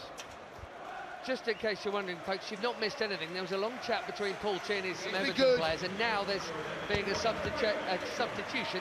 Noni Madueke, who I'd like to applaud for the way he played, but not for the way he was involved in the penalty shenanigans, is going to be replaced here by Carney Chukwuemeka. Ben Chilwell down there is having a good old chat with Mykhailo Mudryk on this near touchline. One of them in a bib, one of them in a plain shirt. No, he gets a standing ovation. He's been good. He's been really good. I have to say, I felt for Carney. When I saw Connor's name on the team sheet and I saw the lineup, I'm thinking, if you're Carney, you must feel a little bit aggrieved. You must do. But Connor is well played, Poch. Well played, Connor. Deserves it. Now what we've seen, so we've now seen Cole Palmer go out on the right-hand side. Carney's going to play more central. He's going to be the number 10. Connor and Caicedo are still alongside. Mudryk is still out on this left-hand side. Right by Poch, he is. Yeah. And can I just confirm, 13 games ago, it was Villa here, 0-0, not the replay. The original game was 0-0. That was the last clean sheet. Well done, Benjamin. I never doubted you for a second. Well, but in Premier League terms, it was a couple of games before that, the win against Fulham. Brilliant there. Now, there's Gallagher again. After good work, Thiago Silva, but Everton's still coming. Cucurella's got an awkward bounce to deal with here, and Ashley Young will beat him to it. And it's back to Patterson, the Scot. 20 minutes or so to go. Everton attacking the Matthew Hardinge to our right in their Salmon. Great ball. Oh, good ball in from Ashley Young, who's always delivered a good ball. Beto with a swivel. Tell you what, it might not have changed anything. Oh, hold on. 0-0. Hold on, Ben, who's down? That chance at 0-0, he's all right. He's whoever it is, he's helped up. It's Gusto holding. He's holding his glute. Holding. Yes, he's very good. His glute. His gluteus maximus, and to give it proper term. Yes, that Beto chance would have stood. By the way, that's the pass of the game. Mudryk right to left to right to Gusto over on the other side. First time when he was facing his own goal. He's gone from high, so he's gone from left back to right back with a beautiful inch. That's nice as well. Oh, he's been good. Oh, Jackson floating through the challenges to the D. Mudryk, first time, actually slightly difficult on the right boot, but he wanted it there. Straight at Pickford. Brilliant, Jackson. This is the best Jackson performance we've seen. These are all those little silky skills. Determined, under the sole of the foot, top of the foot. He's been, I know Palmer's going to get, and rightly so. There have been some other outstanding performances. Conor Gallagher. Gusto's been good. Jackson up top. Kind of Chukwuemeka's come on for Madueke, who's been also excellent. There's honestly this repairing. Here comes Patterson again. He's done a lot more than Coleman did. A deflection on his cross, headed out by Thiago Silva at the Matthew Hardinge end. Then right beneath us, Doucouré gives it to Patterson again. Actually, Patterson's looked quite good. I think he always does. Actually, I like him, Ben. He had a bad injury. I'm a big fan. I think he's destined for big things. Yeah, he's an attacking right back. He's better than Seamus Coleman. Well, look, harsh on Seamus. Seamus Coleman's been doing it for 15 years. Yes, he has. And he was bought for a bag and of scored bibs. a goal against Chelsea when we saw Carlo Ancelotti say goodbye about 10 minutes later. Last day of the season at Goodison Park when Everton won. It was Coleman's winner. Yep. And Carlo departed for coming second. Yep. Chelsea aiming for a good finish here. A European finish and an FA Cup. Ben, I didn't want to talk about this before the game, although I did stick it in our group that we are capable, but it seems to me as every opportunity we get to get into those European places, brilliant from Caicedo, stopping that run from O'Neill. Every time we get in the conversation, we seem to fail. What do we look like now, Ben? Give us the update. Right now, 47 points is one behind West Ham with 2 games in hand on them. 3 points behind Man United with a game in hand on them, and the same tally of Newcastle. So Man U and Newcastle are 3 points ahead of Chelsea, having played a game more. Chelsea's goal difference is inferior, even with this. But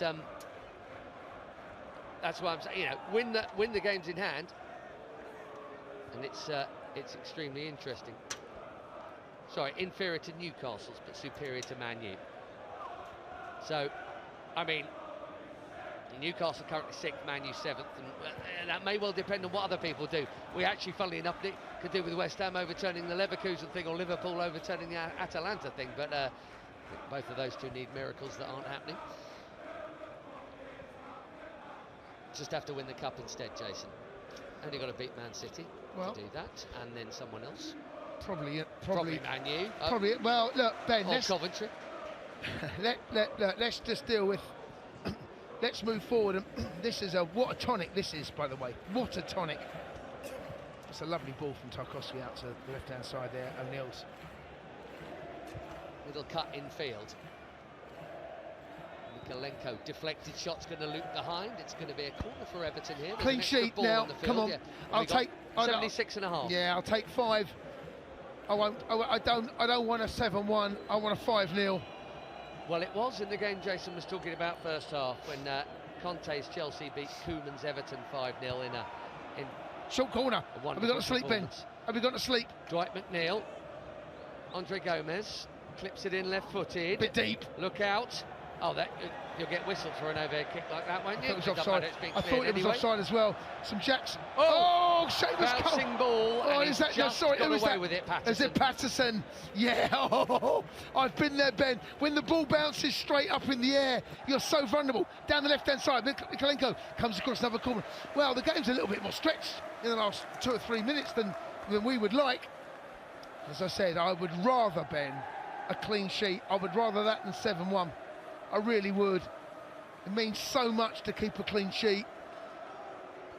Yeah, I'm not quite sure what's happened there with the overhead kick. I felt it looked a little bit like a foul. Anyway, some defending to do. Come on, boys, just keep a clean sheet. Far side, left wing, Everton corner, bent in dangerously. That's a good jump from Chalobah, helped back in by Patterson, and ricocheted out from Carney Chukwuemeka. Well done. Look, better second half. They've changed Everton. They've not gone that where they.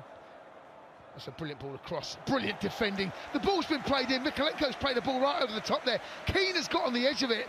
And I have to say that Chalobah has done a brilliant piece of defending. He's on the right-hand side. He's gone sliding in with his right foot, even though he's on that left-hand side. He's had to go with his wrong foot. Cleared it away for a throw-in. Great defending.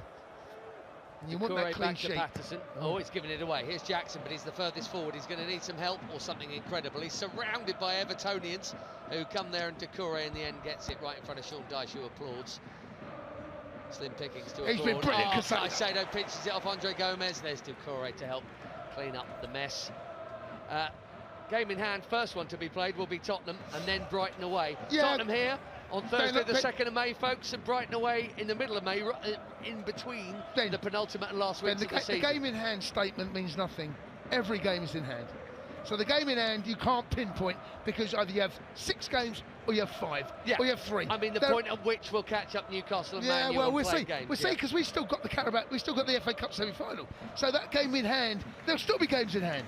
So I just don't like the expression. Fair enough. Right, we are going to see Chilwell, and we are going to see. Is that Casadei down there? Yes, it is. Yeah, Mudryk. Cole Palmer's coming off. He's had a tough game, Mudryk. Cole Palmer, let me put my mic down, Ben, and applaud this young man.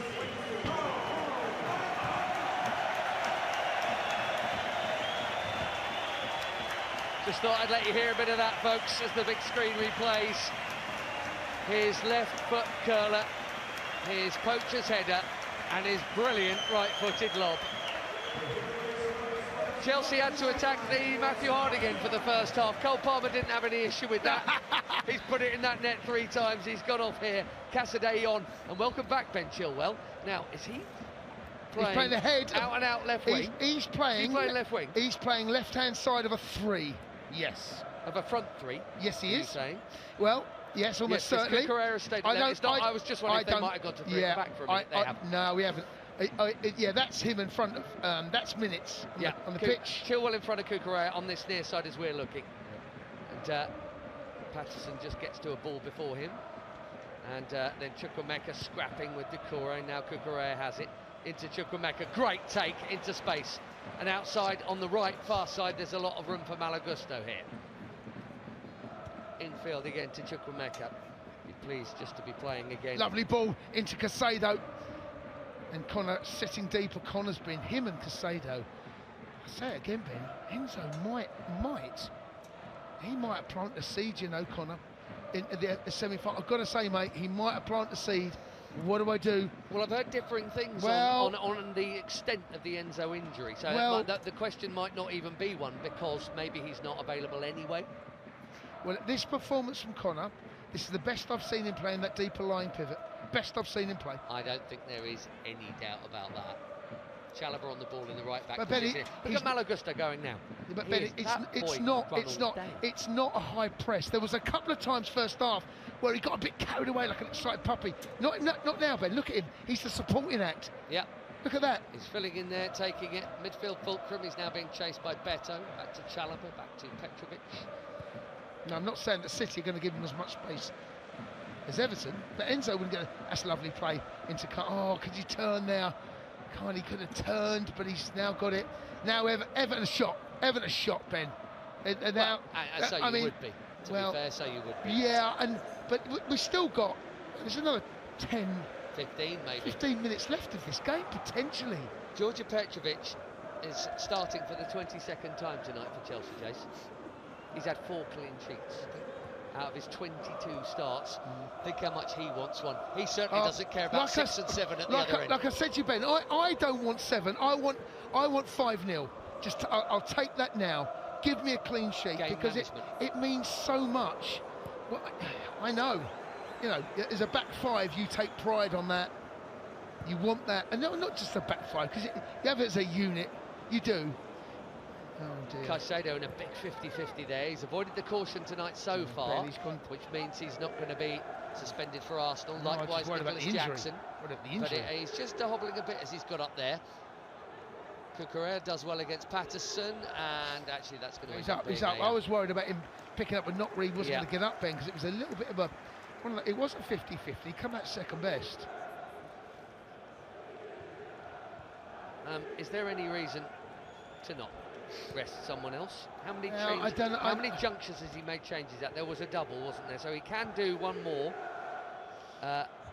stoppage if you like, or a change if he wants to. Poch, we've played 83 exactly, and Everton in their salmon kit will be heading back to Merseyside with relegation fears every bit as strong, if not stronger, than they were for that long trip down. They've come a long way, and a lot of them have left already, I have to say. In fact, most of them have left. A little bit like Arsenal yesterday.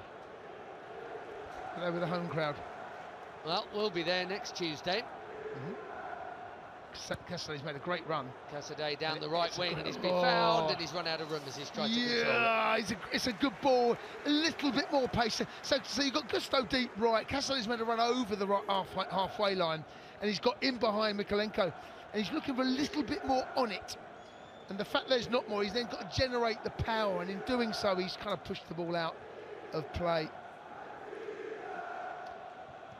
It's ball given away by Gomez into Carney. Chukwuemeka just slaloming away from Ashley Young. He's lovely and sharp, actually. It's a nice game. Actually, it's a nice game to come into, Ben, isn't it? The opposition shot. Come on. I just think how much he wants to play as well, Jason. The boys started 2 games this season. He's now come off the bench 10 times, including this. That's it. What an absolute season of frustration for him. Especially, well, I guess he's had injuries as well, Ben. Oh no, I know. That's not being picked. That's being out injured. That's what I mean. Isn't it? But there's 2 things. People always say frustrating for a player when he can see his team struggling that he can't get out there and help them. I suppose it works the other way too. If they're playing brilliantly and wonderful to watch, you want to be a part of that as well. If you're missing it, I mean, either way, huge frustration for Carney Chukwuemeka. Yes, and we've seen flashes, and there's. He would. Oh, a ball given away. This time was Kane. There's Chelsea got a chance, and Carney's got a ball to Casaday. There's a bit of space for Gusto on the right. And he takes it, and he'll go, because he just keeps doing this all the time. 85 on the clock. Gusto towards the byline. Mikalenko is with him. Now they're both running towards the corner flag, and they're double teaming him, Mikalenko and McNeil, and they have won the ball from him. Now McNeil has it. Should be cleared. Well, no, they're actually playing out from the back. Tarkowski. Mikalenko clips it forward towards Beto.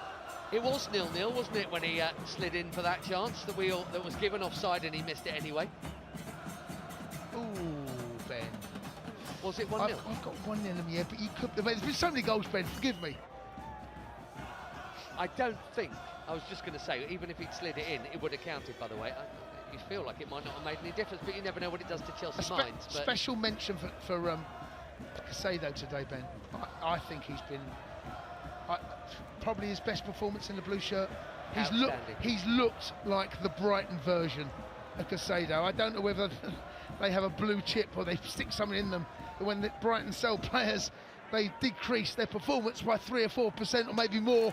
Maybe that chip's run out. It's hard to tell because he has been that all energy, all action packed, breaking up attacks, setting up attacks, always there, always in the vicinity. Funnily enough, the same thing's happened to his mate, Alexis McAllister. Yeah. Who and also, they've both become better and better as the season's gone on for their respective clubs. Yeah. So maybe, like you say, both the chips have worn out. What else? Who else has departed? Well, there's a few, aren't there? We got Cucurella down there, Potter, Sanchez. We are going to see. Hang on, we're going to see Alfie Gilchrist actually, and we're going to see David Washington, who has been bagging him in the PL2. When he gets a chance, he's still a teenager, the Brazilian. It's one of those where people always think because someone's come from abroad that they're more senior. But he's younger than any of them out there. And he is rapid. I'd quite like to have seen him for a little bit longer, if I'm honest. Well. But we're going to see him now. Malo Gusto's going to get a break, so Alfie Gilchrist is going to replace him. Another really good performance. Yeah, well done, Gusto. From a distant second best in the Player of the Year for me, yeah, Malo so Gusto. But I totally agree. Catching him up. I agree, Gusto. Palmer by the furthest there's ever postcode. been in a Player of the Year vote. Do you think anyone will vote for any? I wonder what the widest gap between. I don't know. What did Kenny Moncow get? I seem to remember there was maybe Hazard one season. Maybe you think no one's really second, are they? No, probably And if not. you did have a second, you're going, yeah, maybe a sympathy vote. At the moment, that's as close as Palmer. The bookies have stopped taking bets, Ben. I think that's the expression. Thiago Silva has been a landslide winner himself. He's just put it out there. So David Washington, whose last game was a sub against Preston North End in the Cup, it's right at the start of this year, FA Cup, I should say, is on. He also came on for a few minutes in the defeat here against Brentford. Fed up with playing Brentford. Was almost hoping they'd go down, even though there should be some South West London solidarity. Honestly, enough of Brentford, home or away. But yes. yeah, he's on, and Everton are also about to make another change. Yusuf Chamiti, the 19-year-old Portuguese, is going to come on for what it's worth. But we've nearly hit 89 minutes here. The ball is in the left-back spot for Everton over there by the West Stand. The game has been a little difficult. Good header, Alfie Gilchrist, back to Petrovic. Yeah, as I said at half-time, Ben, games never end up 4-0 up at half-time. You never get, or rarely do you get the threes and the fours again. It just doesn't happen. The game is cooked. Both teams know it, unless you're playing Southampton under Ralph.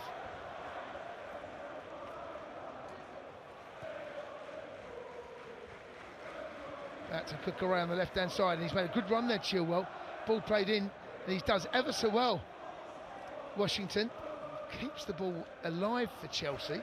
I don't know if you've had a chance to see him run, Jason. I have been. Yeah. I mean, I'd love to see him and Mudryk go at it. That's all I'm saying. Okay. He is rapid. And he's been scoring goals for the PL2 team, who are going very well. So with the youth team, and I should just point out, actually, a lot of members of the regular youth team were here parading the Under-17 Premier League Cup, which they won last week before the game. Here's Ben Chilwell. Good chance to see him running, and he's got into the box, and he's drilled a left footer almost in. Follow up! Oh, Alfie Gilchrist! 6-0! What a moment for the Academy boy! Alfie Gilchrist following up, slams in a half volley. Oh, I don't think I've ever seen anyone look as happy at Stamford Bridge to score a goal than Alfie Gilchrist. What a moment for the boy! Oh, look at him! That reminds you what football's about, because that means everything to him. He does. To give credit to Ben Chilwell, who keeps going down his left-hand side. Pickford doesn't cover himself in a lot of glory, but take nothing away from Gilchrist. He's got time to think about this. The ball comes in. It's a difficult height. He's got to get his technique right, Ben. He's got to get his ball over the ball. Make sure you get it right. You can get that so wrong. That can come off the top of your foot and go into the Matthew Harding upper. He hits it down, goes in. Wow, what a moment for the young boy. What a moment for his family. What a moment for the boys at the academy. Brilliant, brilliant end to a brilliant, brilliant game. He's watched it bounce. 1, 2, that's and tough. Slams Ben, it. that's that. I've got to tell you, he's got time to think. Get this right and get your knee over the ball. Make sure you get that technique right to keep it down. Look at his face as he goes over to the crowd over there. That is brilliant. Sensational. Truly sensational for him. And his moment here. He's been in the academy for years. Neil Bath. Everyone connected with the academy. That's another one. Another one on the score sheet. That is brilliant. By the way, Patterson, who came on, has picked up an injury and has gone off, and Ben Godfrey, who got a terrible injury against Chelsea opening day of last season, I remember it and well. was out for months, is on here. He's a feisty tackler, but he's not going to have much time. We're into stoppage time. We've had a couple of minutes of it already. Goodness me. Well, they've gone one better than Conte versus Koeman. We scored 6 here against Borough. This is a bit different, and it's with a clean sheet still. Clean sheet, most important thing for me now. Yes, the goals are absolutely crucial. Yes, of course they are. But the clean sheet, that's the bread and butter for your back four, your goalkeeper. Casado will be looking at that. Connor tonight as well. You know, this team shape. Make this your modus operandum going forward. It can't always be this good or this easy, of course, but how they play technically. Do you know what, Jason? The amount of unforced errors we've been seeing over the recent 2 or 3 months, and not difficult stuff. I mean the simple stuff that's not been done well. The simple passes, the sensible defending, that's been done tonight. Never mind the brilliance of Palmer or Alfie Gilchrist scoring a goal. They've done the basics well. Make that the bloody blueprint. Yeah, and also that we have to say that we adapted today, Ben, because Everton did not start the game that we felt they would, and we had to adapt. It was a difficult opening exchange, if you remember. You know, you and I are talking about they got bodies high, pressing, mistakes were made, the passes weren't quite as slick. They caught us a little bit off the hop, and we adapted. We get the goal. I mean, Cole Palmer clearly he's the Oscar winner in tonight's performance, of course. But there have been some supporting roles. Very good. You know, there have been, though, Best Ben. midfielder in the supporting role. There have been. You know, clearly there's the outstanding. But then you've seen the Gustos of this world. You've seen Connor doing what Casado, Jackson. There have been a lot of supporting cast in what's been a brilliant, stellar certainly an Oscar-winning performance from us. Even a bit of panto with the penalties.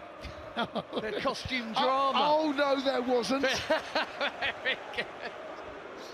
Shoot, said the crowd to Alfie Gilchrist. I tell you, he's on the halfway line, and he's just passed it back. Conor Gallagher is still back there. There is so much to love and so much to enjoy about tonight, and there has been so little of this type of thing this season. It's been sporadic. It's been few and far between. Look at the football here, playing out from the back, and Casado nearly released Washington. Let me tell you, no one would have caught him. No. He was off and running for 7-0 there. I mean, that's the only thing he'd add to this, I think, now. Michael King coming forward, speaking of youngsters, played a Youth Cup semi-final here once. And Petrovic with a punch, Gilchrist with a volley, throwing to Everton on the outside there. I'm in my first game for Chelsea, Ben. Trust me, it means a huge amount. And here we go on the big screens. What was your first goal? Away at Aston Villa. Aston Villa. Yeah, we drew it 2-2. I scored the first in a 2-2. I was off the pitch, by the way, just in case you wondered, for the equaliser. I thought you meant for the celebration. No. You're off in the crowd. I have seen that goal. I had to look very hard through the archives when I first started working with you to try and find Jason Cundy goals. I believe there were 2. 2, Ben. That one I've seen. I don't think I've seen the other one. Sheffield United out here. My last ever game for Chelsea. That's it. Yeah, in the And now what's the Matthew Harding end? North Stand, old North Stand, right. Ashley Young with the header up in the air. We've enjoyed some extraordinary performances and the odd win, including Man U here and things like that this season, but tonight we've had everything good and nothing bad, not even an equaliser. Chelsea haven't conceded an equaliser, Jason. There have been 9 of them in the last 7 games. Even at 3-0, you and I are still feeling, and there's still let's get number 4. Let's get 4. Let's just get... Let's get 4. Cut back here for Mikalenko. Casadei was working hard, couldn't quite get there. Mikalenko in towards Beto. And he's going to have a shot here, Beto. Don't go in. Petrovic batters it out. 96 minutes played. The clean sheet was almost gone there. It's just give me the clean. Oh, I don't think that's a foul, but just give me the clean sheet. Come on.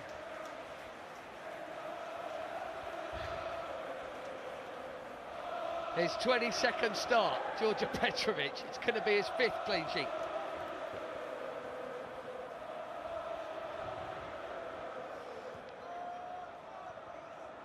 Chilwell, lovely, nice, lovely play. Chukwuemeka.